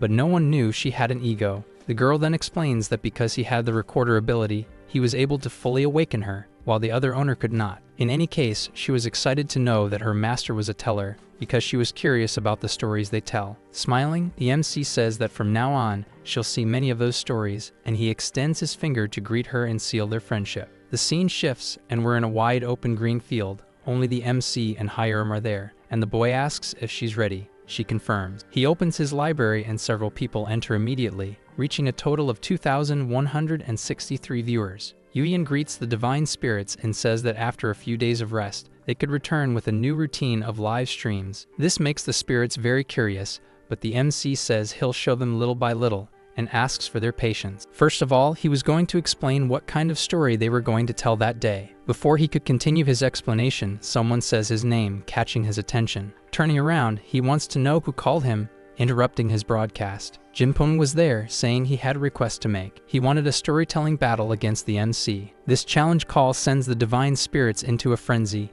intrigued by the completely unexpected event. The White Lotus appears asking what that was, and he explains that it's a battle between the stories of the tellers from Celestial Body. Noticing her presence, he asks if it's okay for her to appear in front of everyone, but she says only the MC can see and hear her. In any case, he explains that these battles focus on the collector's skills, and the winner gains the rights to the loser's library. That second part makes the sword nervous. It was way too dangerous, and Jinpung asks why the MC doesn't accept the challenge. Was he scared? The MC hints that he could accept, but in the end says he won't, and laughs in the other teller's face. The divine spirits are disappointed, and Jinpung is furious with the refusal, but the MC stands firm in his decision. He had the right to refuse. The sword asks if it was okay to turn it down, but the MC simply doesn't care. Others accept it out of pride, but not him. Jinpung scolds the MC for not accepting the challenge and asks if he has no honor, but Yudian says he's not the one to talk. It was obvious to the boy that he had planned to issue the challenge right as he opened his library. This was just an intimidation tactic. He thought Yudian would be too embarrassed to decline in front of his viewers, which angers the spirits due to the teller's arrogance. Even Jinpung's own subscribers were unhappy with his behavior. They even wanted to file a complaint about him in his department. Trying to calm things down, Yudian says there's no need for scandal and pretends to be worried about him like he's a newbie. The boy knows he can't treat him too coldly, since it could hurt his library. Meanwhile, the spirits say they want the battle. Multiple donations start pouring in for both of them, as everyone gets excited to see this storytelling duel, and the MC notices this behavior. Approaching the teller, he says he has a condition, to which Jinpung asks what it is. Yudian says that the winner will gain everything the loser owns, including the right to their life. Jinpung is startled by this, but soon after believes the MC willingly walked into his trap. The boy says it's a great offer for them both, and laughing, the other teller accepts the proposal. Confident, he says it was the MC who suggested it, so he couldn't take back his words in the end, and thus, the deadly battle was set. All of this made the little fairy very intrigued and excited. She had already been curious about the MC for becoming famous so quickly, but he was proving to be far better than she expected. Seeing him refuse to conform to the environment and openly ignore it,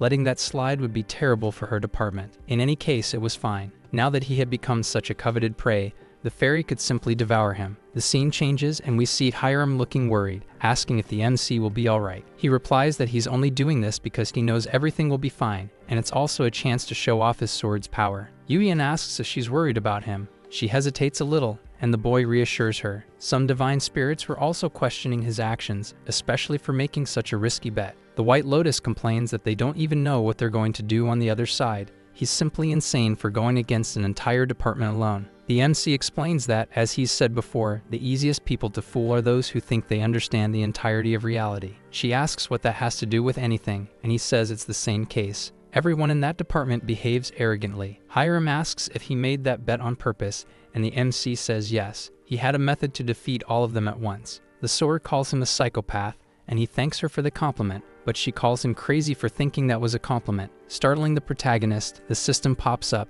announcing that only 5 minutes remain until the storytelling battle begins. The MC then picks up his little owl and thanks it for its services, tossing it out the window. The little creature flies off. Determined, Hiram asks if they can go now, because she wants to see the stadium before fighting. But the MC has something to discuss with her first. He wants to ask her something, and she looks at him, curious about what it might be. Jinpung was confident in his victory. Even knowing that the opponent was the Sword Empress, they were far too arrogant. Not even she would be able to defeat the collector he had received for that special occasion. And to think the department would assign someone that powerful to him, it made him excited. To him, it was obvious that the department recognized his abilities, otherwise, they would have never given him someone that strong. With only 1 minute left before the battle began, the teller calls the collector to go. He seems a bit lazy, but obeys Jinpung. The time has come. Both teams enter the arena, and cheers erupt throughout the stadium. The audience was thrilled. If you look closely, they all seem like test dummies. The author must have been too lazy to finish their designs. Jinpung orders him to go into battle, but the boy says not to keep bossing him around. He was going to do it anyway, and that was annoying.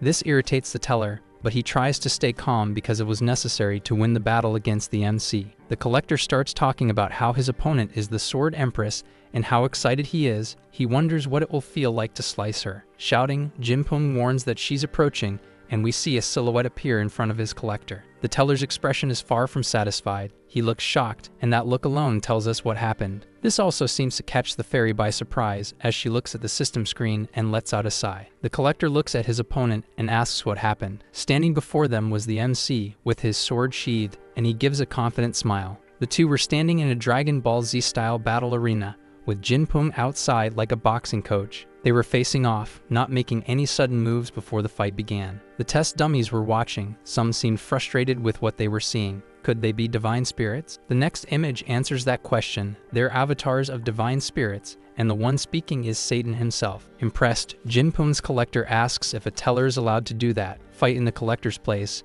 and he replies that there are no rules against it. In the end, it didn't matter to him. Even if the MC surprised him, this was a great opportunity to finish the boy off. He then orders his collector to eliminate him, but the collector says he was already going to do that. There's no need to keep repeating himself. White Lotus asks if it's really okay to do this, but the MC doesn't seem too worried. Emitting a frightening red aura, the sword then tells him that Guy is not ordinary. Grabbing his book to read, the MC says there's nothing to worry about. We see the book is silver, so he must be average. Opening it to read, Yu-Yan gets a very unpleasant surprise. Those abilities really weren't normal. That guy was none other than Jack the Ripper, a serial killer who will appear a year from now, eliminating collectors in the real world. Unfortunately, in his reality, no one discovered Jack's identity until the end of days when he revealed it himself. In the end, he was eliminated by Duyun after becoming the killer's target. Drawing his sword, the MC sees that this threat needs to be eliminated as soon as possible, or many innocents will be harmed. The pentagram was involved in this, just as it had been in his past life. They definitely have some connection to the apocalypse. Hiram was in a room watching the battle. She was really nervous, thinking she should have been the one to fight there. If something happens to Yu-Yan, she'll never forgive herself. We go back to the scene where he tells her she can't go, and she explodes at him, saying there was no reason for him to go in her place. The MC explains that this fight is his.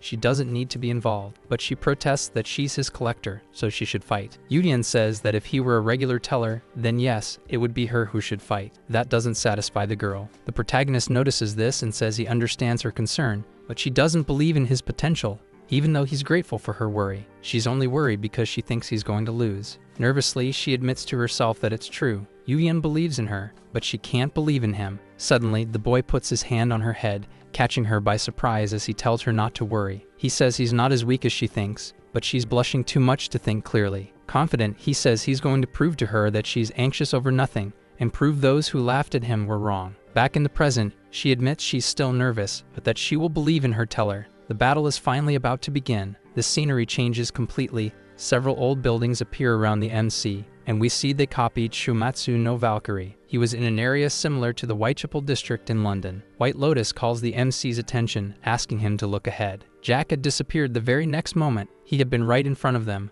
but now he's gone. He was probably using camouflage. Watching from above, we see Jack already atop one of the buildings, wondering how he should eliminate the protagonist. He was planning his attack when the MC turns and looks directly at him, catching him completely off guard. Entering his camouflage again, he wonders if he was seen, but assumes it was just a coincidence. Trying a new approach, he begins planning his attack again, when the MC once again turns to face him. That really shakes the boy's confidence, making him question if Yu-Yan is actually seen through his camouflage. The little fairy monitoring the collector asks if he wasn't supposed to be confident in his camouflage. That question makes Jack nervous, and he tells her to shut up. He'll deal with this in his own way. Even if the MC can discover his location, he won't be able to do anything if he's attacked from a blind spot. He thinks the MC won't be able to block an attack from behind, but the MC once again turns to face him. With a simple movement, he parries Jack's strike, which further shatters his confidence. How did he do that? Once again, he hides in the shadows, and the MC just watches him retreat. We get a view from the MC's perspective and understand why he can see Jack. His book was glowing above his head. White Lotus asks how he can see the boy, and Yu-Yan simply says he has his ways. Realizing the boy knows the MC can see through his camouflage, she asks what he'll do now. He replies that he's going to act. With a leap, he charges toward the Ripper, who now has a terrified expression. The boy blocks the protagonist's strike, but he's not happy at all about being seen. This completely shattered his expectations. Frightened, Jack shouts, asking how the MC found him. The MC scoffs that all he can do is hide. This offends the collector, who yells that that's not his only ability. Disappearing from in front of the protagonist, he reappears right behind him, ready to land his final blow. Hiram screams in desperation as the dagger nears his back, and the collector shouts for the MC to go to hell, but he dodges easily. The two lock eyes for a mere second, while the MC smiles. In the next instant, Jack had already distanced himself from him, and Yu-Yan asks if he's finished. Raising his sword and even more confident in his skill, the MC says it's now his turn. Up in the stands, we see the MC's owl flying closer to the divine spirits. It lands on a wall and listens to the spectators' comments. Despite being impressed by the MC, they still underestimate him. A magic circle appears beside the owl as it carefully observes the spirits. The MC is able to hear their conversations through his pet, and hears the spectators still belittling his abilities. He tests out this skill from Baekyo, and it turns out to be an impressive ability, nothing less than expected from that gift. In any case, it's clear that the divine spirits still believe he's weak compared to the other collector, and that excites him. This was the perfect opportunity to show them that things were completely different from what they thought, and he leaps into the attack. Getting ready, Jack tries to figure out from which side the sword will come, left or right, so he can parry it. Something suddenly catches his attention before he can even think. He dodges one of the MC's strikes, but it wasn't a sword in his hands. Just a second ago, he had a sword, but now he was holding a spear. When did he change weapons? Several blows are delivered by the MC, but Jack manages to dodge them all. He had been scratched, but he still had the ability to overpower the protagonist, even with his change in stance. Not long after, he already manages to analyze the attack pattern and range of the weapon. It was time to take that fight seriously. Yudian jumps backward with the spear, ready to strike Jack from above, but Jack figures it won't reach. Jack yells, calling the MC an idiot. He'll be stabbed before his spear even gets close. Unsurprisingly, the spear hits the boy's shoulder, catching him off guard and making him drop one of his blades. He looks at his wound, shocked and on the ground. He asks how the MC did that, but the MC says he wasn't seeing the full picture. His failure to predict that last attack was obvious. The spear had become much longer and now far exceeded the MC's height. Shouting, the boy calls Yudian a cheater, but the teller simply says he has a skill issue, and that was on him. Completely losing his composure, he tells the MC to shut up and leaps for his attack. All he needed was to get close enough to the MC and eliminate him in the most painful way possible. He was about to pull it off. A blue light emits from the protagonist and hits the other collector directly in the face. Shocked, he sees that the MC now has a shield in his hand. He finally realizes that the MC wasn't switching weapons. His weapon was transforming, and once again, it becomes a sword. Yudian attacks with a vertical slash, but the collector manages to block it with his daggers. Immediately, the MC prepares a second vertical slash, and Jack gets ready to parry it again. The weapon changes once more, now into a flail that strikes the ground right between Jack's legs, which he narrowly dodges. The MC swings the weapon for a lateral blow, and by then it had already transformed into an axe, while Jack ducks. Apparently, the MC manages to land the strike as a small explosion is triggered by the impact. Jack is terrified. How could a weapon like that exist, and how could he wield it with such skill? Was he really a teller? The divine spirits wonder where he got that weapon. One of them theorizes it was either heaven or pandemonium that gave it to him. They were still just rumors, but one of them had heard that both Deep Darkness and Michael had appeared to him. Satan is listening to this and is impressed by the MC's ability to draw attention. In any case, he gets annoyed that he's referred to as Deep Darkness instead of by his actual name. Jack really had been hit. He's lying on the ground, bleeding with a sizable hole in the wall behind him. Yudian doesn't give him time to think and already advances for his final attack, which catches Jack completely by surprise. He quickly reacts and manages to dodge to the side, avoiding being sliced in half by the strike. Jinpung and the little fairy ask what Jack is doing, which irritates him even more. He tells them to shut up, that he'll handle it. Getting up, Jack says he'll give him credit for cornering him so well, but he had left his guard wide open. Strange letters begin to spread across his body. He was turning into some kind of monster, his body growing and emitting electricity. The fairy gets excited by this, saying she didn't expect him to use that against a low-level teller like Yudian. Snapping, Jack screams that things won't be so easy for him anymore. With impressive speed, Jack leaps into the air. He moves all over the area he created with incredible agility. Not even the protagonist seems able to follow his movements. The divine spirits are shocked. They can't even see him moving. They didn't know anyone so strong and fast. Appearing next to the MC's face, Jack screams that it's too late to regret what he did. The next moment, Yudian asks who he's talking about, himself. He grabs the collector's arm and throws him against the wall with even greater speed, making it explode on impact. Jack is stunned and seems to pass out too, and the fairy watching everything from the sidelines can't believe it. Yudian says he would have finished the collector off much sooner if he'd known the fight would be this boring. On the ground, unable to move, Jack is in disbelief over his defeat. He screams, asking what the hell the protagonist is. That was supposed to be his story. He was supposed to be the main character of it all. The MC was supposed to be nothing more than a sacrifice to make him shine even more in others' eyes. How could he have lost? Placing the blade to the boy's neck, the MC says he was drunk on his own power and lost because of his pride. Yudian tells him to take a good look at the one who defeated him. He was the victor. His words are, "I am the true main character of this stage." The boy whispers for mercy, but it's too late. Raising his sword, the MC says that this was his power, the value Jack had underestimated all along. All we see is blood spraying as Yudian claims his complete victory. The chapter begins with Jinpong shocked by the entire fight. The divine spirits were also in disbelief over the MC's win. He sheathes his blood-stained sword as the system announces his victory. The area will soon disappear. Someone begins clapping timidly, but is quickly followed by others who are ecstatic about the battle. Blushing, the MC starts laughing, seeing that everyone is enjoying his performance. Hiram is emotional, having watched the whole fight. The boy had really defeated a tremendously powerful collector. Even so, she's frustrated for not having been able to believe in him until the very end. But she will change that attitude and says she believes in him now and will never replace him with anyone in this world. Was that a love confession? I think so, because she calls him my light. Miguel is shocked and says that Yuyan is incorrigible. After all of this, more and more divine spirits will want to sponsor him from now on. Smiling, he says he'll expect even greater feats from him, and it seems he's accepted that he'll never be able to control someone like the MC. We return to Jinpung's library, where Argyle is screaming at him, furious over his defeat. She yells, demanding he say something, but at that moment he's being strangled by the power of his senior, coughing from lack of air. The collector she gave him was defeated by a rookie teller, as if it were nothing. Jinpung protests, saying someone must be behind him. Someone had to be helping him. Argyle cuts him off, saying there are no excuses. Nothing would change the current situation, and now there's no turning back. She needed to find someone to take the blame for this situation, the person who caused all this chaos within the pentagram. Jinpung screams in desperation, begging her to have mercy on him, but her face was livid with rage. He had failed his mission, and there was no forgiveness. Nothing he said could fix it. The losses he caused were so great that he couldn't repay them even if he worked his entire life. The teller was in despair, and that only made Argyle hate him more. He had lost the rights to his library because of his defeat. Eliminating him was the best option. She was already being merciful by doing so,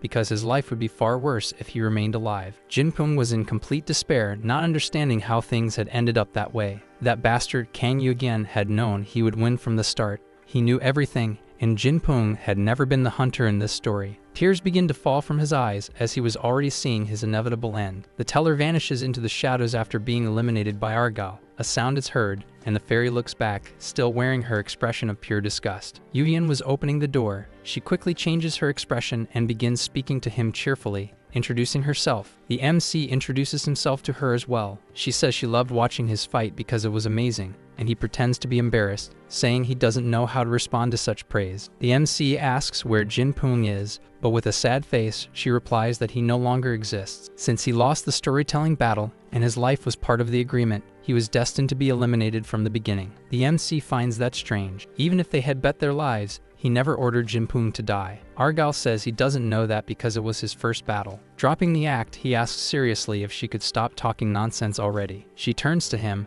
asking if she misheard what he said. Yuyan says she heard perfectly. He wants her to stop talking nonsense because she got rid of something that belonged to him, and that was wrong. Argyle says that even if she was wrong, she's still his superior and deserves respect, but the MC says she abused her power in the end. Returning to her friendly demeanor, she says she really did make a mistake but will compensate him accordingly. The fairy transfers 800 points to the MC and asks if that's enough to settle things between them. The MC looks at her and says he already knows who she is. She was a psychopath who laughed at the deaths of people dying right in front of her. She had been harassing them the entire time. The image of her gathering people who refused to take part in a challenge just to cause a massacre was something the MC couldn't forget. The way she looked at all those corpses like they were worse than insects, there was no way to forget that. Confirming that he received the points, the MC says it does seem to be enough to cover his loss of Jinpung and compliments her for how she dealt with him. Excited, she says he knows how to flatter her and claims to be a benevolent person. Provocatively, the MC asks if she knew about something. There was a rumor going around that a particular department was in contact with the Exodus. This catches Argyle's attention. The Exodus was one of the forces that controlled the mixed world. They thrived on the despair and anguish of the smaller world. It was very likely that the Pentagram department was in contact with them, even in his past life, when several departments were shut down and they all pretended nothing had happened. Argyle asks why the MC is saying those things to her. Someone might hear and think that the Pentagram department sides with the Exodus. Raising his hands, Yuyan says he's just warning her in case they do get involved with them, but he apologizes for the misunderstanding. In any case, he was going to leave now to claim the library he won from Jinpung, while the little fairy waves goodbye. When the MC finally leaves the room, we see Argyle's true face, and she was not at all pleased with the situation. Yuyan notices it. He knows she's different from Jinpung. Dealing with her won't be easy. She knows how to hide information about herself and her department. The very fact that the Pentagram department has ties to the Exodus says a lot, and creating someone like Jack in secret illustrates that very well. It definitely won't be simple or easy to deal with these people alone. However, he had a way out. Pulling out a book, he tells himself that things will be different from how they were last time. Back at Suryan's company, she says she would like him to give her information ahead of time about what he plans to do.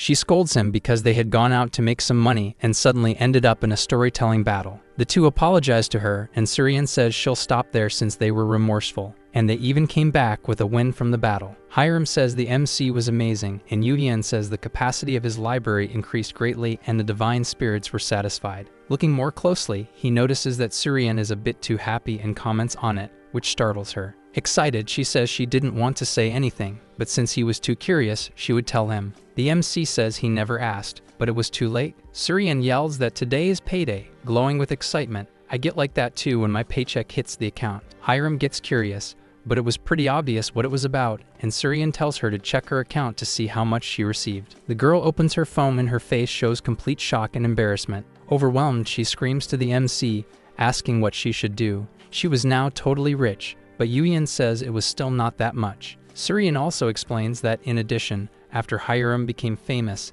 they got many more commercial deals, totaling 200 million. The two of them were completely ecstatic over the money and already planning some simple upgrades to the office. Yuyan and his two little companions look at the scene with an expression of disgust at the girl's simplicity. Lotus asks why they were acting like that, and Yuyan explains that they should leave them be because both grew up poor. In any case, the Bakwa office was full of life now. The two were absurdly happy. Yuyan asks if they couldn't just buy the side dishes at the store, but the two think that's something only rich people do. The scene shifts, but we're still in the office. Surian looked quite busy with her tasks. The MC notes to himself that she was like that because of all the interviews and offers Hiram was receiving. He had work to do too, but his system notifies him that Celestial Body had sent him a message, though he hadn't seen it earlier. The system window informs him that he had earned a promotion and was now a senior within the company, receiving some rewards for it. This made him really happy. He was finally being recognized for his hard work. Reading the rest of the notifications, he sees that he wasn't officially a senior yet. He would need to undergo a promotion ceremony, which he hates. Still, he thinks better of it, since he'd have to go there anyway soon,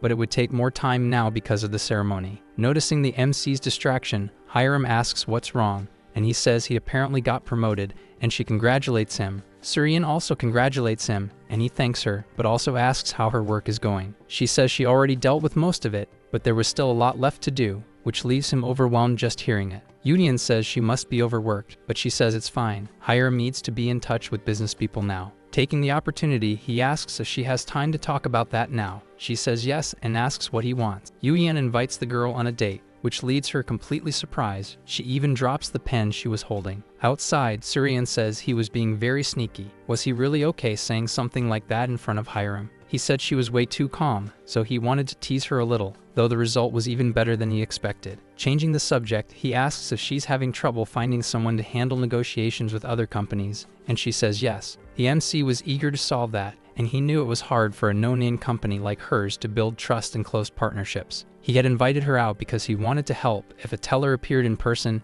even the big companies wouldn't be able to look down on her. Surian thanks him and says there was a company she had been considering, but there was a problem. She asks him to listen carefully for a bit, and he turns to give her his full attention. They stop at a cafe, and then the girl begins explaining that her family was relatively well off and peaceful. Even though she grew up without a mother, things were going fine, and she had a brother who was a collector and was becoming well known in the field along with his team. But one day, her brother died in an accident, and all the problems started right after that. Several collectors, even some from major clans, were also injured or killed in that incident, and they sued her brother. He was dead and couldn't respond to the lawsuit, so her family lost a lot. The MC starts thinking about that story and the injustice caused. Surian believed in her brother's kindness. He was a good person like no other and valued his family, but he saw something wrong in society. Yuyan asks if he thought mental domains shouldn't be preserved, and the girl confirms it. That makes the MC realize it was the same situation he had experienced with the old man from the association. That's why her family was sued. He even starts to think that her brother's death might not have been a mere accident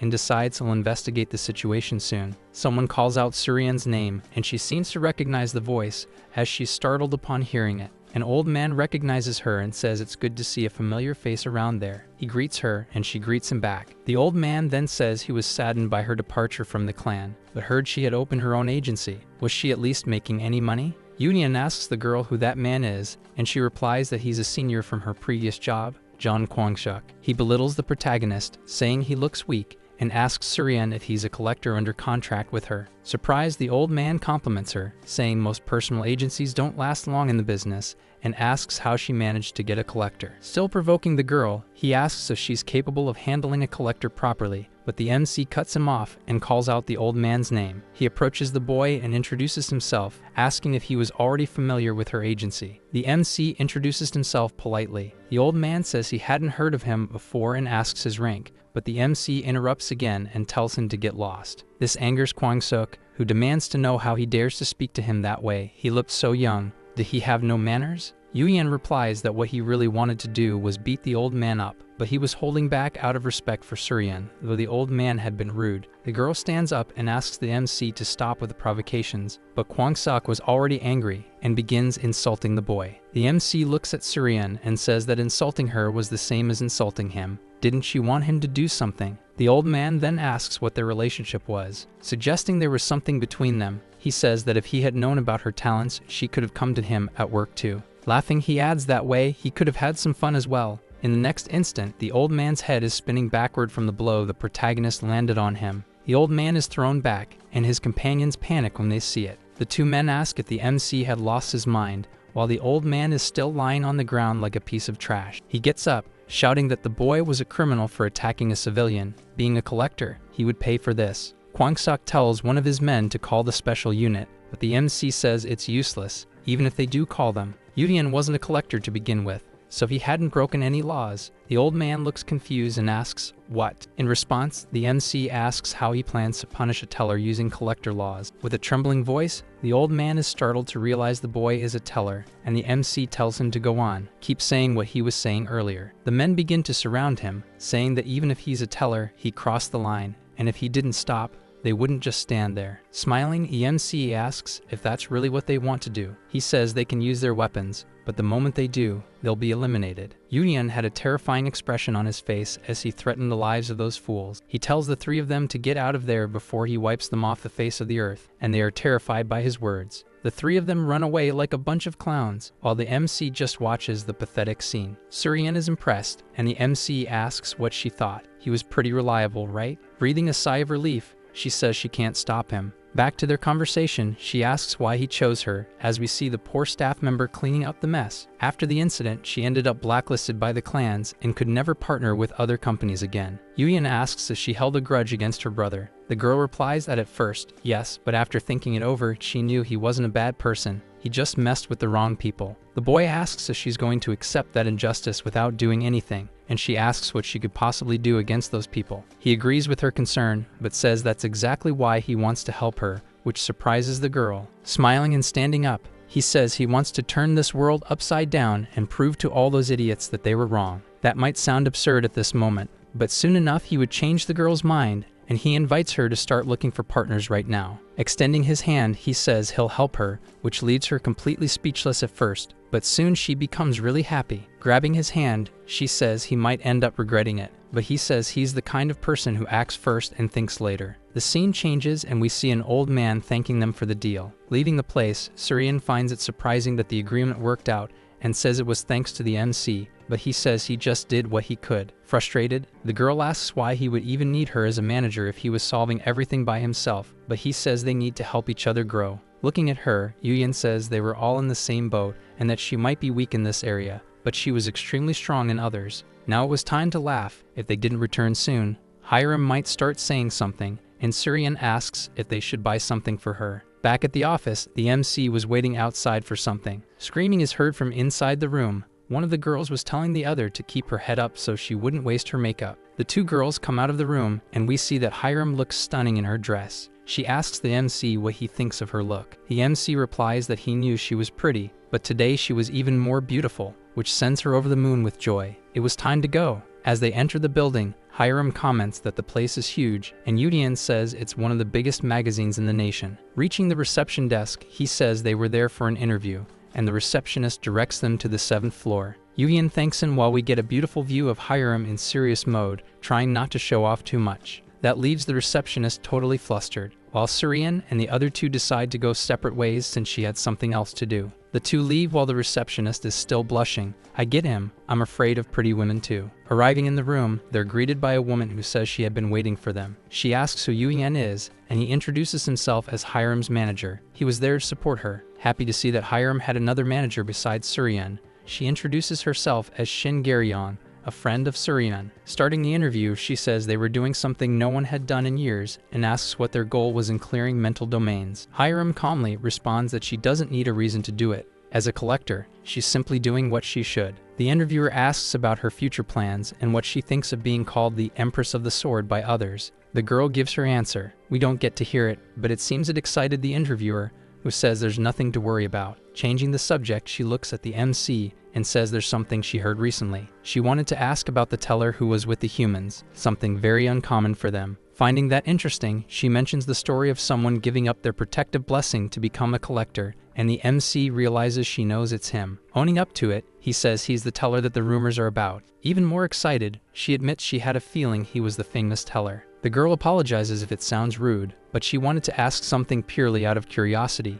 not just for journalism. Yuyan asks what it is. He could answer as long as it's not something problematic, and she wants to know why they clear mental domains. He says it was just to gain popularity faster, but she questions if that's really the only reason. Understanding the situation, the boy says it doesn't matter, but yes, he had a bigger goal in mind because he saw something others didn't. Standing up, he says the interview would end there. After all, the real star was the Empress of the Sword, not him. The interviewer seems to catch the hint and agrees to end the interview at that point. Teasing Hiram, she says she'd also like to have the kind of relationship where she could contact Yuyan personally, which makes Hiram jealous. Back in the building lobby, they meet up with Surian, who greets them. She asks how the interview went and says the interviewer is very playful. The MC says it ended well, though Hiram's face says otherwise. Looking around carefully, he notices the place was packed and very noisy. Someone famous must have been there. A popular collector, he was there with two women serving as his security, and many people were thrilled by his presence. White Lotus asks what the deal was with that guy,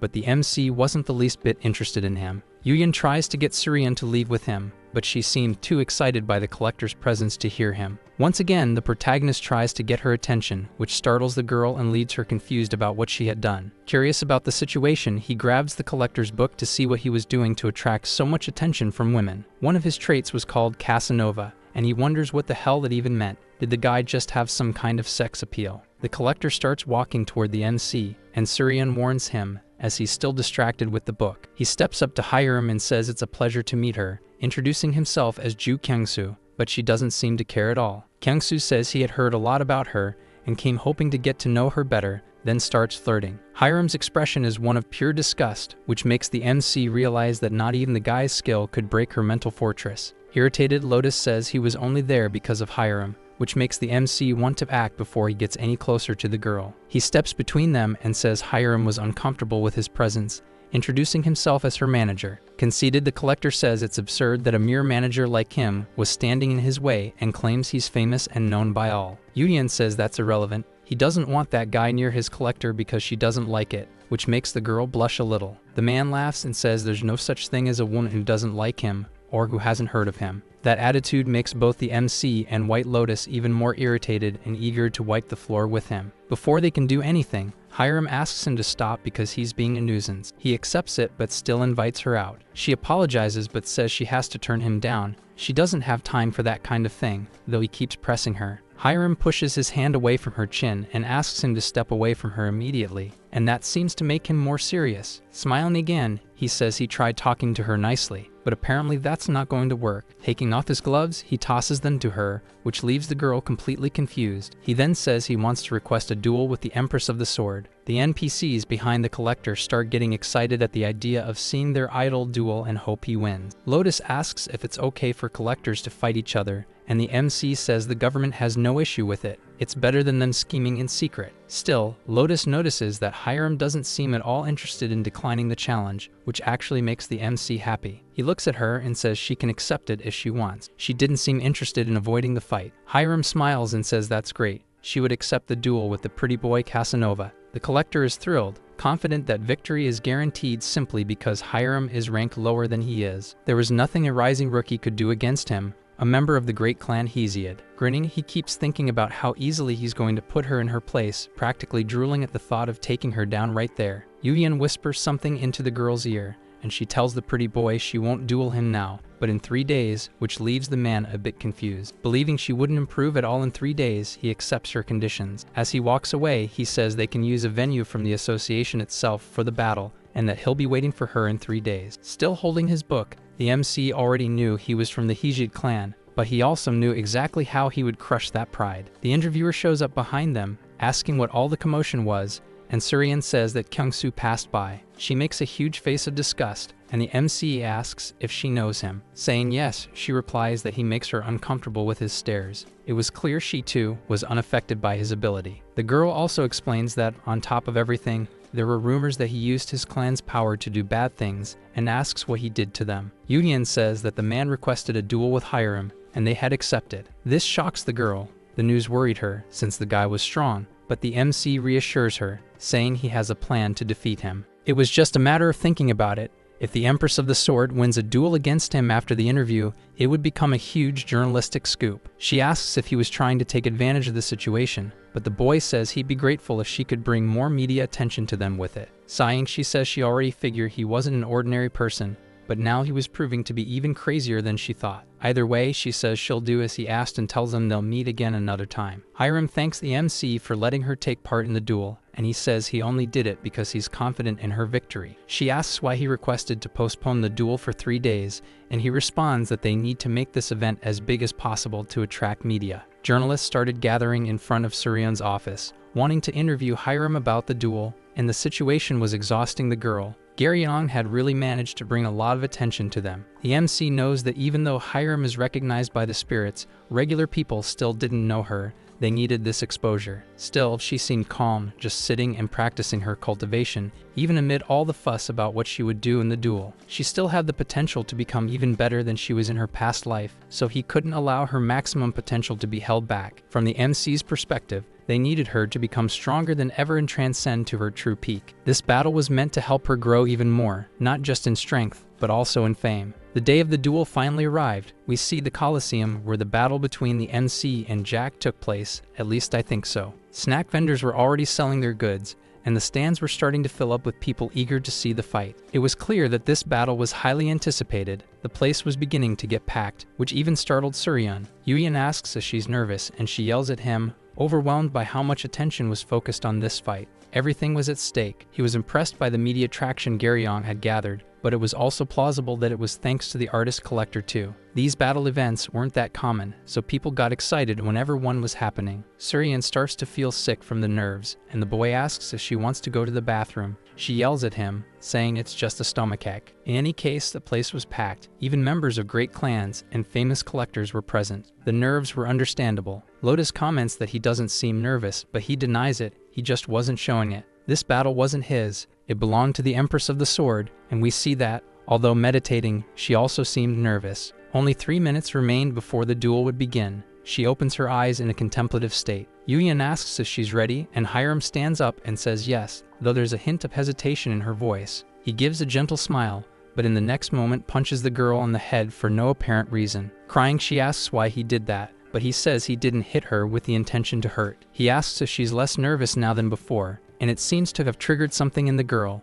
She realizes her nervousness is gone. Still, she complains to him, saying he should have warned her, but the MC responds that if he had, it wouldn't have had the same effect. Yelling, she says just wait until he gets nervous, she'll do the same, but right after, she thanks him for being by her side. The battle was about to start. The system orders the fighters to enter the arena and also informs them that the divine spirits are excited about the fight. There were already 4,500 viewers watching the duel, and all of them were cheering for the Empress of the Sword. Both were now in the arena. A field is generated around them. Trees begin to appear, and they now find themselves in a place resembling a forest. The rules were as follows. The battle would end if one of them surrendered or became unable to fight. There would be monsters present that would grant them points when defeated, and each monster had a different point value as well. They had 3 hours to complete the duel. If there was no knockout within that time, The winner would be the one with the highest score. Killing was prohibited. Anyone who broke this rule would be punished according to the association's regulations. All the rules were explained. With cheers from the stands and spectators, the system announced that the battle could now begin. A massive explosion occurred the instant the match started, earning him 150 points. He looked excited and energized for this duel. A spectator begins to cheer for him with excitement, while another asks what the Empress of the Sword was doing. She was standing still with her eyes closed, leading the man to wonder if she was already giving up before the fight had even begun. We quickly see that the electric aura around her body starts to take form. She was deeply focused. Opening her eyes, we now realize the real battle was about to begin. She was finally ready. The artist looks behind him to see what happened and wonders about the sound he just heard. Something was rushing toward him. Before he could understand what was happening, Hiram was already in front of him with her sword, ready to slice him into sashimi. Even so, he wasn't weak and manages to block the attack, though it was clear he struggled to do so. The hatred on his face was clear, and he thinks she's a damn brat for going after him instead of the monsters right at the start of the battle. Excited, the commentator remarks how the battle had already kicked off with a clash between the two, rather than a search for points. An electric dragon is summoned by Hiram. She wasn't there to play games. Her objective was crystal clear. Losing it, the artist shouts, asking how she dared to underestimate him. At that moment, his aura also intensifies, turning red. The fight between them was absurdly intense. Their auras clashed. It looked like two Super Saiyans were fighting. Even though he was strong, the artist realizes he was being overpowered by the Empress of the Sword. Her strength was overwhelming. Without losing composure, Hiram delivers a vertical slash so powerful it causes the ground beneath the artist to sink several centimeters. The crowd was shocked by such strength. They knew she was strong, but this was far beyond their expectations. Hiram thinks to herself that this was exactly what she wanted, the feeling of crushing someone who had underestimated her. The artist's face was pale with fear. The feeling of unleashing her full power, along with the freedom to do so, was thrilling her to no end. She makes a horizontal slash that cuts through everything around them. The forest is flattened in an instant, but the artist still hasn't been cut. A thin line of blood runs down his face. He had been hit, but was still standing and not seriously hurt.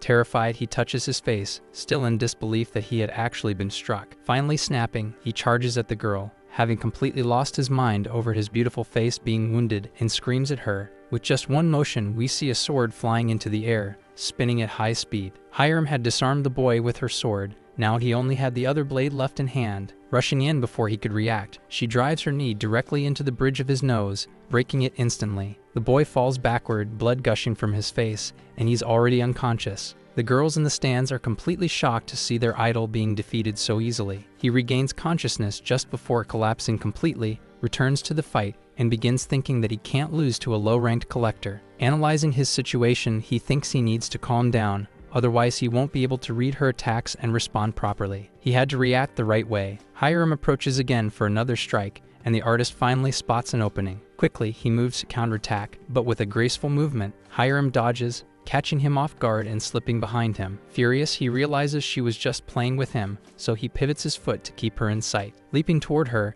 he yells that he won't let this slide, but with just one punch, Hiram knocks him out again. Suryan and Yuhyun watch the scene in horror. The boy was being mercilessly crushed by the Empress of the Sword. Trembling and with his face completely wrecked, he starts to stammer that he wants to give up, but she lands another punch. Hiram was deliberately stopping him from surrendering and continued to beat him up with conviction. The girls started to completely lose their admiration for the artist, since he was so easily subdued by another collector. Someone from the stands yells, asking why they weren't stopping the fight, but Hiram wasn't letting him declare surrender, so they couldn't stop it. Finishing her combo, she raises her arms for a final blow so strong that it explodes the entire area where the two of them stood. As the dust begins to settle, she observes the scene, and we see that the boy was completely defeated and unconscious. Impressed, the announcer finally declares the battle over and crowns Hiram, the Empress of the Sword, as the champion of the duel. The battlefield is finally deactivated, and they return to the Colosseum arena. Argyle was in disbelief and at the same time disgusted by everything she had just witnessed. Most likely this whole mess was caused by her. Realizing that Hiram had shown her true strength at that moment made her even angrier, and she understood that it was the MC who had given her that order. All she wanted now was to tear Yuhyun apart, but she couldn't act recklessly. An opportunity would come soon. Meeting up with the others, Hiram is welcomed by Suryan, who asks if she was okay. Extremely happy about her friend's victory, she praises her performance, touched by everything she had seen, and the girl thanks her for the kind words. The MC calls out to her, saying she was impressive, which sends her floating on air once again. She blushes more and more each time. and you know the rule. As cheerful as can be, she thanks the MC for his support. Someone slams a table, furious, saying things can't stay like this. The scene changes, and we see a meeting room where people are yelling that they can't keep losing mental domains because of the Empress of the Sword. Someone else asks what they can do, but a third person says they're being too emotional. His name is Lim Gunwoo. The leader says that even if he was there against his will, he should focus on the meeting, but Gunwoo doesn't seem very interested in it. Apparently, he also thinks that mental domains shouldn't be kept open, just like the Empress and the MC believe. Back at Suryeon's office, she comments how amazing it was that Hiram was the talk of the moment. Everyone was talking about her. While the two chatted excitedly about the next foods they would buy with their money, the MC sat deep in thought. Hiram notices and asks what he was thinking about. The MC finally says that he made a decision, but the girls still look confused. Yuyeon wants to recruit a new collector, completely defying their expectations and making them scream in disbelief. Hiram starts crying that she's being abandoned. The MC approaches her, who's sobbing on the couch, and asks when he ever abandoned her, but she yells that he lied, saying he only needed her. He begins to explain that it can't be just the two of them clearing mental domains forever. Things would get harder soon. It wasn't urgent yet, since both could still handle the domains, but that would change soon and they needed to prepare. Besides, now that her rank was about to rise, wouldn't it be great to have a junior just for her? That definitely caught the girl's attention. Her attitude shifts quickly, and she says there's no helping it. She should let it go and show the generosity of a senior, now visibly excited. Suryeon asks if the MC had someone in mind, and he replies that he hadn't thought of anyone yet. That wasn't entirely true. Remembering his past life, he could think of other collectors who were known as the Miraculous Generation. Lotus suggests he use his knowledge of the future to find someone. He says he has many candidates, but it wasn't the right time yet. Some hadn't even awakened yet, and finding an unknown person could be harder than expected. Lotus ends up complaining about that. The MC then remembers that there will be a competition tomorrow, which would be a good opportunity to find a hidden gem. Most likely there would be someone interesting in that competition who hadn't become famous in his future. A system window pops up for the MC, catching his attention and interrupting his thoughts. Someone unidentified was trying to start a video call with the MC. He decides to see who it is. Someone with a demonic appearance appears in the window, asking if the MC could hear her. When the MC confirms, she says she heard he had recently been promoted to senior. She finds the MC's stoic reaction strange and says she thought he'd react differently, but congratulates him. Suryeon asks who it is, but he doesn't know. Annoyed, he tells them to back off so he can have a bit more privacy. Carefully, he notices the horns on the girl's head. He finally remembers it was that horned guy he saw during the new teller's initiation ceremony. This makes the girl furious, and she says she's not a guy. Her name is Alicia. He thinks to himself that she actually looks really beautiful now, but doesn't say anything and asks how her career as a teller has been going. Excited, she says she got help from the seniors in her department and is currently working in a world called Altland. The teller girl is already convinced she has beaten him because she's reached 500 viewers in her library and praises her collector. The MC asks if he's a bad boy noble, and she asks how he knew that. Yuyeon gives a detailed description and startles the other teller. He's satisfied to have guessed the story of her collector and realizes she picked an interesting archetype, but she wants to talk about something else. She asks if he's seen the teller's forum recently. The MC says he hasn't checked it in a while, and she tells him to look because something interesting happened. Without giving more explanation, she says she's busy and ends the call, leaving the MC curious about what was strange on the forum. He opens the forum window to check the posts and sees something that startles him. There was a discussion about a teller who tried to copy the MC, giving up his blessing and fighting alongside the collector, but ended up being eliminated for it. Opening the video linked in the forum, he watches the scene of his end. He had tried to abandon the collector, but still didn't survive. Watching the video with him, Lotus comments that she didn't think it was real, but she's impressed to see that footage. Several people commented on how irresponsible it was to give up one's blessing, but the MC sees it as a good thing. It brought him more attention. Either way, many tellers started giving up their blessings trying to imitate him. Lotus asks if that worries him. Instead, he thinks it would make an interesting story. A teller who gave up their protection blessing and struggled because of it. The next day, we see Hiram looking disappointed, asking Yuyeon if he really had to go alone. He says yes, there were still too many reporters in front of their office because of her duel, and he needed to deal with that as soon as possible. Asking her to understand, he activates his invisibility ability and says he'll be back as soon as he's done. The boy passes through the crowd with no trouble. All the reporters wonder when they're finally going to come out. Arriving at the location of the collector graduation ceremony, we see many people coming in and out of the place. Lotus is shocked by the crowd, and the MC comments that it's possible people from the major clans were there to scout for recruits. The sword asks if he'll be able to find someone competent in that place. Surely the major clans already have information he doesn't. The MC explains that he's not necessarily looking for the best among the collectors. After all, Hiram was far from that in the beginning. He understood that those with the highest rank were often more talented, but there were still hidden potentials that only he could see and awaken.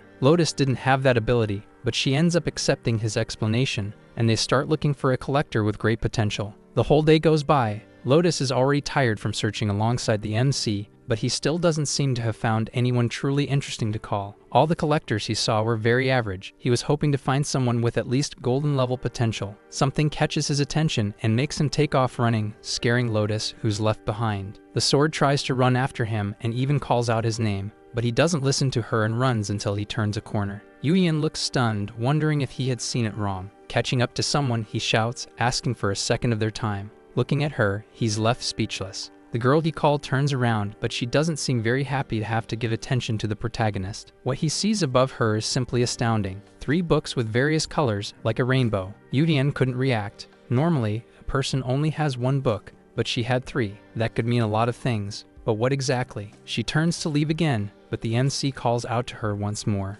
Approaching her, the MC introduces himself and asks for her name, but she tells him to go away or she'll eliminate him right there. The boy doesn't seem to hear her, as he's extremely excited to meet someone with a power potential as strong as hers. Once again, he introduces himself to her as a teller and says he's from the Baekwa office. She then asks what he wants from her, and the boy replies that he would like to make her a great offer. Uninterested in the offer, she turns to leave, saying she's busy and doesn't want him bothering her, but he places a hand on her shoulder. Turning only her head to face the MC, she warns him that if he doesn't let her go, she'll end his life. Yuyan finally gives up and lets the girl go. Apparently, he wasn't going to get anything from her. Lotus arrives and asks if he was there because of that girl. She must be really talented or someone he knew from the future. Which one was it? The MC replies that he doesn't know her, but he thinks she must have been famous in his past life. It was strange that she was a complete unknown. Giving up for now, he tells Lotus they should head home, but that he'll find her again. Lotus asks how if he doesn't even know her name. Showing that he has one of her books in hand, he says not to worry, he knew he'd see her again soon. Back at the office, the MC asks Surian to find someone named Kwon Jia, who had recently graduated. The girl asks if that's the person he wants to recruit, and he confirms that yes, she is. He had thought he could find her just by using the book he got, but 1 book wasn't enough. Suddenly appearing behind the protagonist, Hiram asks if that was a woman's name, and he replies that yes, it was a woman. Devastated, she starts crying and throwing herself on the floor in jealousy, but the MC explains that he didn't choose her because she was a woman. Hiram won't listen. Surian finally finds her, but is shocked by the information she discovered.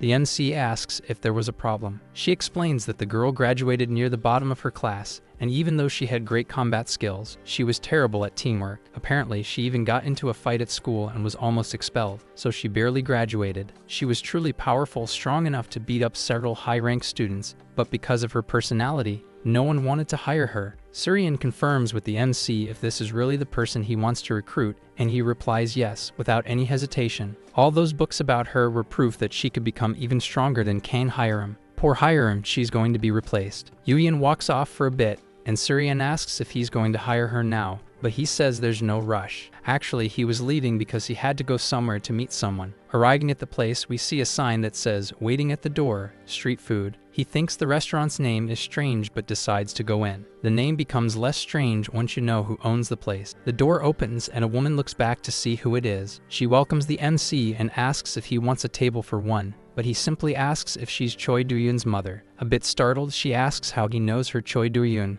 but he replies that he's the one who contacted her a while ago. Sitting at the table, she then asks if the MC knows where her son is, but he replies that he doesn't. If he doesn't know where he is, but knows his name, then that must be proof that he's alive, right? The MC quickly responds yes, Do-yoon is alive. Hearing that news brings her great relief and emotion. It was a massive comfort for her pain. She asks for the MC's name, calling him her savior, but he asks her not to call him something as heady as savior. Yuyan explains that he's just a teller who was curious about Do-yoon's family, and his mother asks how he knows her son. The boy replies that tellers work in various worlds and hear stories from different dimensions and planets. The truth is, the MC didn't know what Choi Do-yoon was doing in the other dimension. He only knows that the boy is alive and will return in the end. That makes him remember how he seemed like a sad person when he returned, but his personality ended up becoming distorted afterward. Maybe it happened because his mother had died in that reality, which made him hate everything that had happened and the imminent destruction of Earth. Interrupting the MC's thoughts,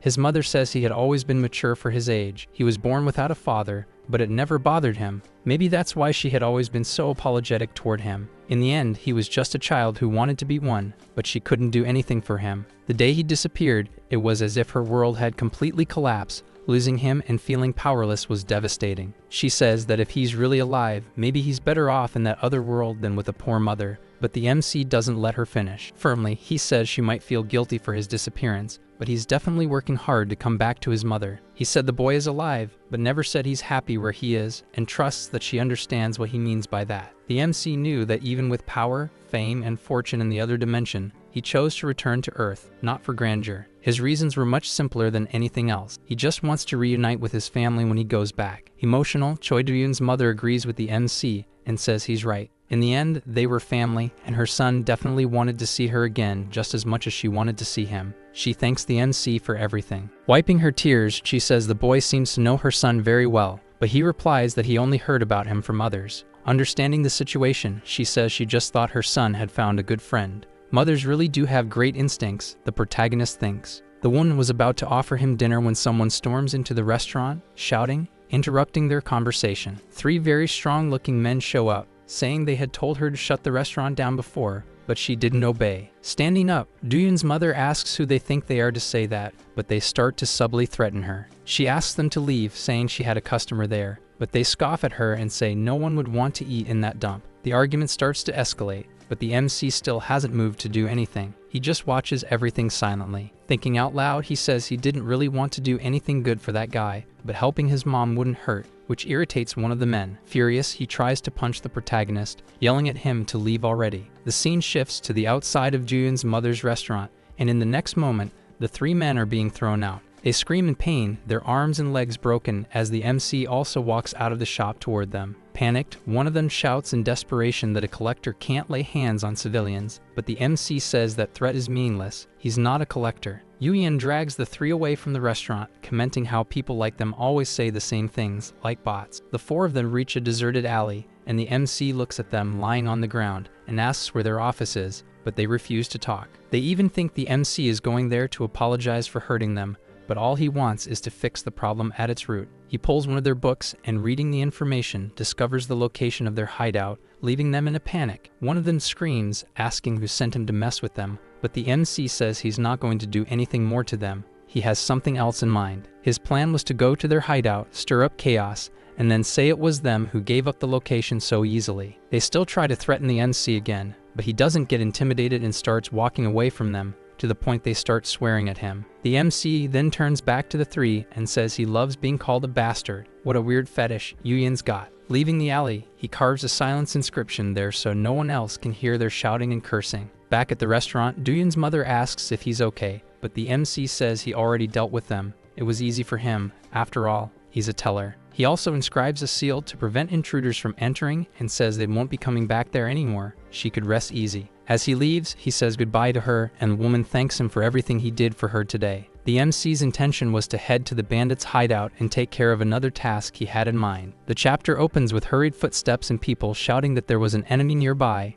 asking who the bastard was that was doing this. Yoo-yeon was standing still, while everyone who had tried to attack him was lying on the ground like garbage bags. Several other men were still standing, and one of them asked how he found that place. He replied that one of their subordinates told him. Rushing at the MC with a baseball bat, he yells, asking how the kid dared to show up there. But Yoo-yeon doesn't even flinch. In the next instant, he dodges the bandit's swing, which hits the ground so hard that it explodes. The MC realizes that guy was a collector and concludes someone bigger must be behind them. Someone rich enough to have a collector working for them. Excited, Yoo-yeon says he just unexpectedly caught a really big fish. Someone yells to eliminate the protagonist, and all the bandits charge at him together. The MC quickly counters and knocks one down with just a single kick, leaving the others terrified by his strength. Another pulls out a knife, cursing at the MC, and charges in to try and slash him. Effortlessly, Yuyan grabs the blade with one hand. It felt more like grabbing a broomstick than a sharp weapon. The man is startled and asks how he didn't get cut doing that. Taking the knife from him, we see that Yuyan had used the night combat skill, which enhanced his physical abilities and defense. He punches the man square in the face, dropping him instantly. The bandit is sent flying backward from the impact, while the others just watch the scene unfold. Yuyan then turns to the rest, still standing, and calls them all at once, gesturing with one hand to come at him.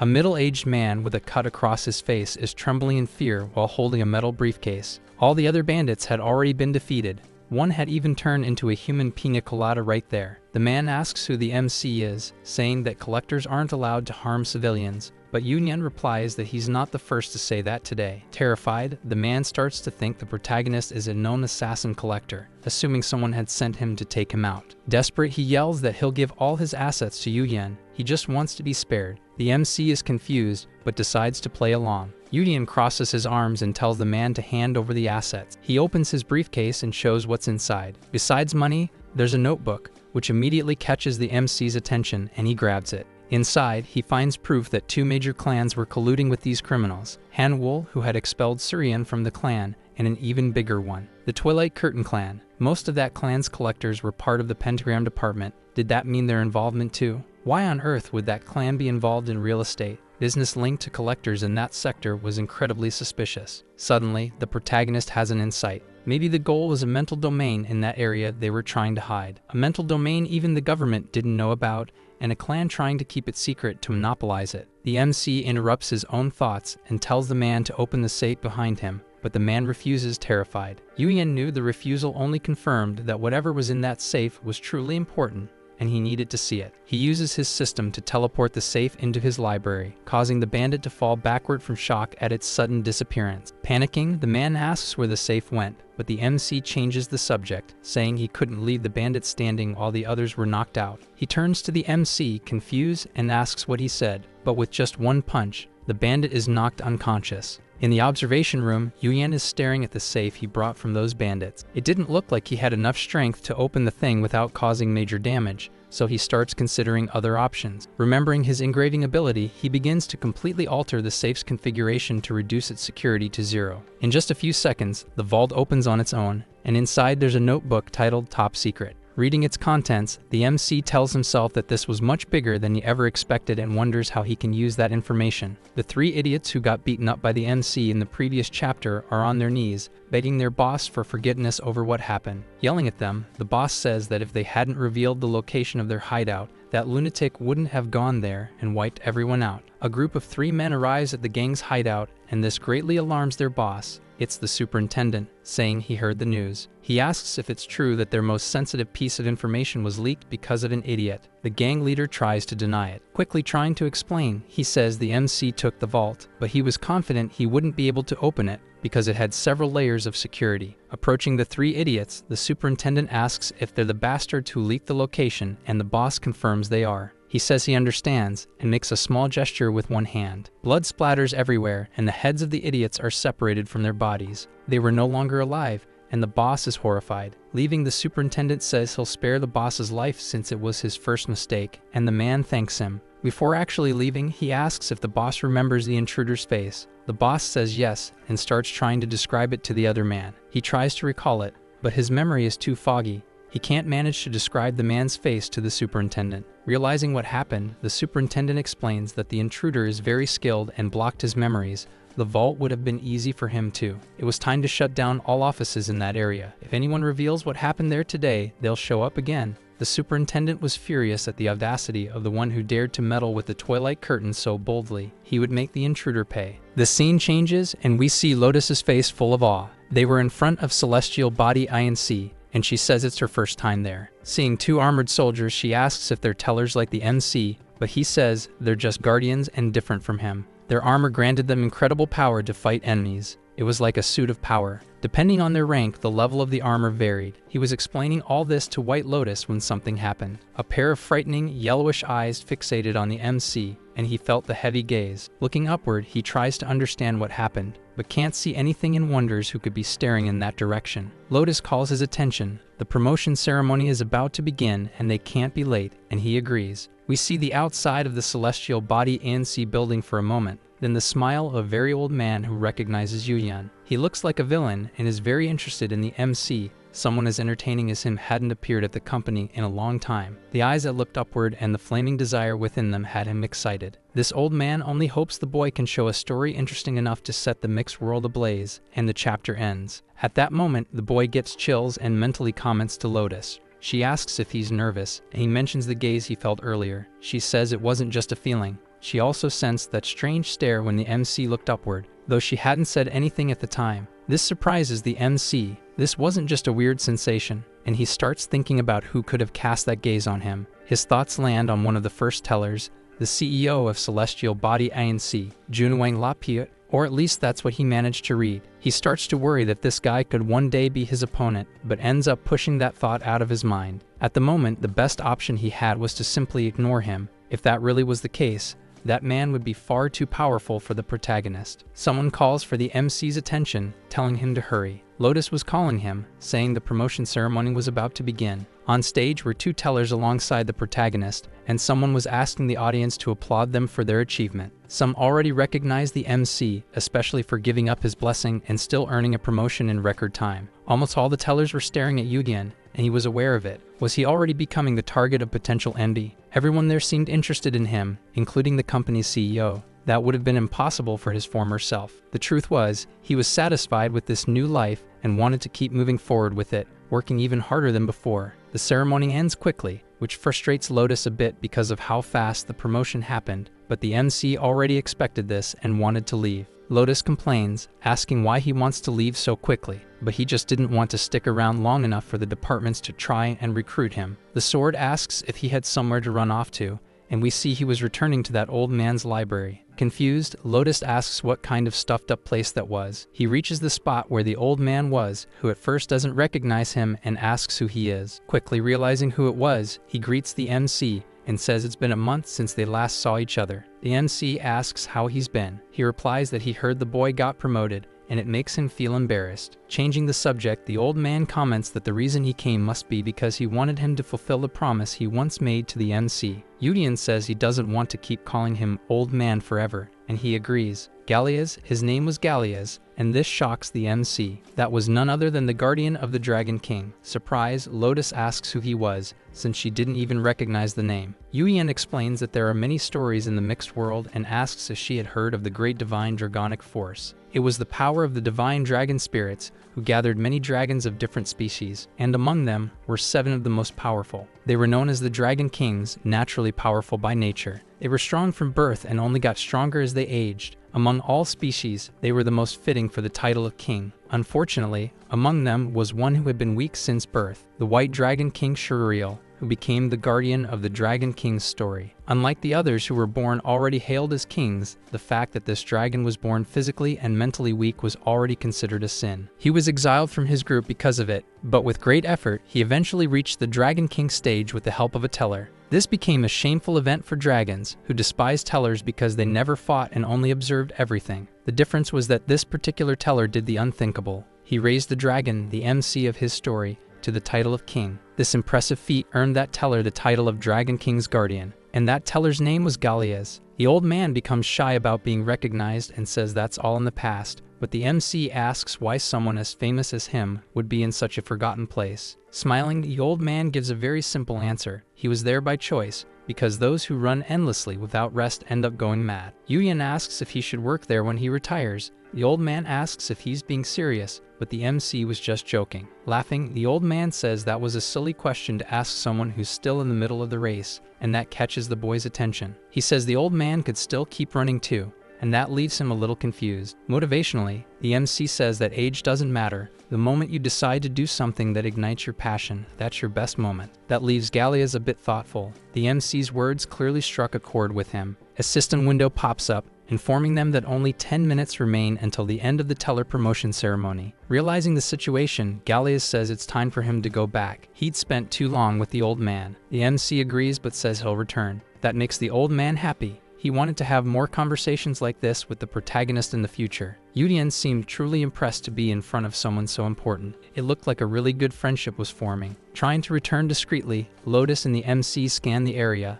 looking for the station so they can head back to Earth without drawing attention. It was at least funny seeing someone who liked attention so much trying to go unnoticed, but something makes him go on alert the next instant. A very tall red-haired woman appears in front of the MC, startling him for a second. She wore an eye patch over her left eye and asks if he had just come out of the recording room. She looked quite serious. A bit annoyed to find Teller still in the room, he admits he was inside, but when he looks up, he's startled. The woman had a golden book above her head, which makes the MC wonder if she's the head of some department. Curious, she asks if he had a good relationship with the old man from the room, and he says yes. He even knows his name, which impresses her. Quickly, she realizes he might be the famous Kang Yu-hyen and asks if that's really him, to which the boy confirms yes. That makes her extremely excited, like a child thrilled to meet her idol, and she finally introduces herself as Celestina. The MC seemed fascinating to her, and she asks if the rumors about him giving up his blessing to fight alongside his collector were true. After confirming it's true, she smacks the MC on the head, even more excited to see such a brave Teller, something rare these days.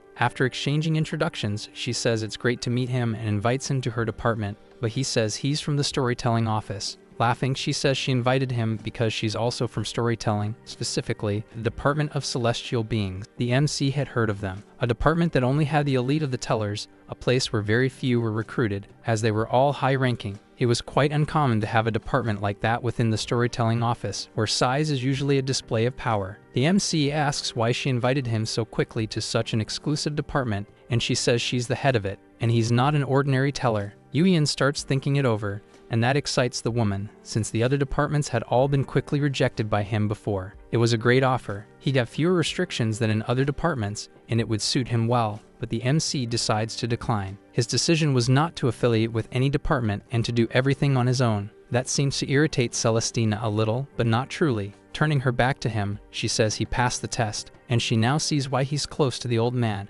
He was passionate like no other teller today. The MC thanks her for the compliment, and she asks if making the offer again would bring the same result. He says yes, but that's not the end of it. Even if he's not part of the department, they could still work together if she wanted, and that makes Celestina curious. Yu-hyen says he can work as a freelancer for them. She thinks he was bold to say that. Did he think he was better than her department? Any other teller saying that to her would get beaten up. But coming from the MC, it sounded fun, and it was a good idea to partner with him. Of course, that didn't mean she would help him unconditionally. After all, every favor must be returned, and he fully agrees with that. As she leaves, she says if an opportunity comes up, she'll reach out to him, and now she needs to meet with the old man. He thanks her for the conversation, and she remembers something else to tell them. If he knows about the pentagram department, he'd better be careful. Those guys wouldn't leave someone like him alone. Yu-hyen says he does, and thanks her for the warning. He was already hostile toward Pentagram, so he was on high alert all the time. But that was even better, because his goal was to destroy them completely. And with that, the chapter ends. Our video ends here. If you enjoyed it, please like and subscribe to the channel. Until next time, bye bye.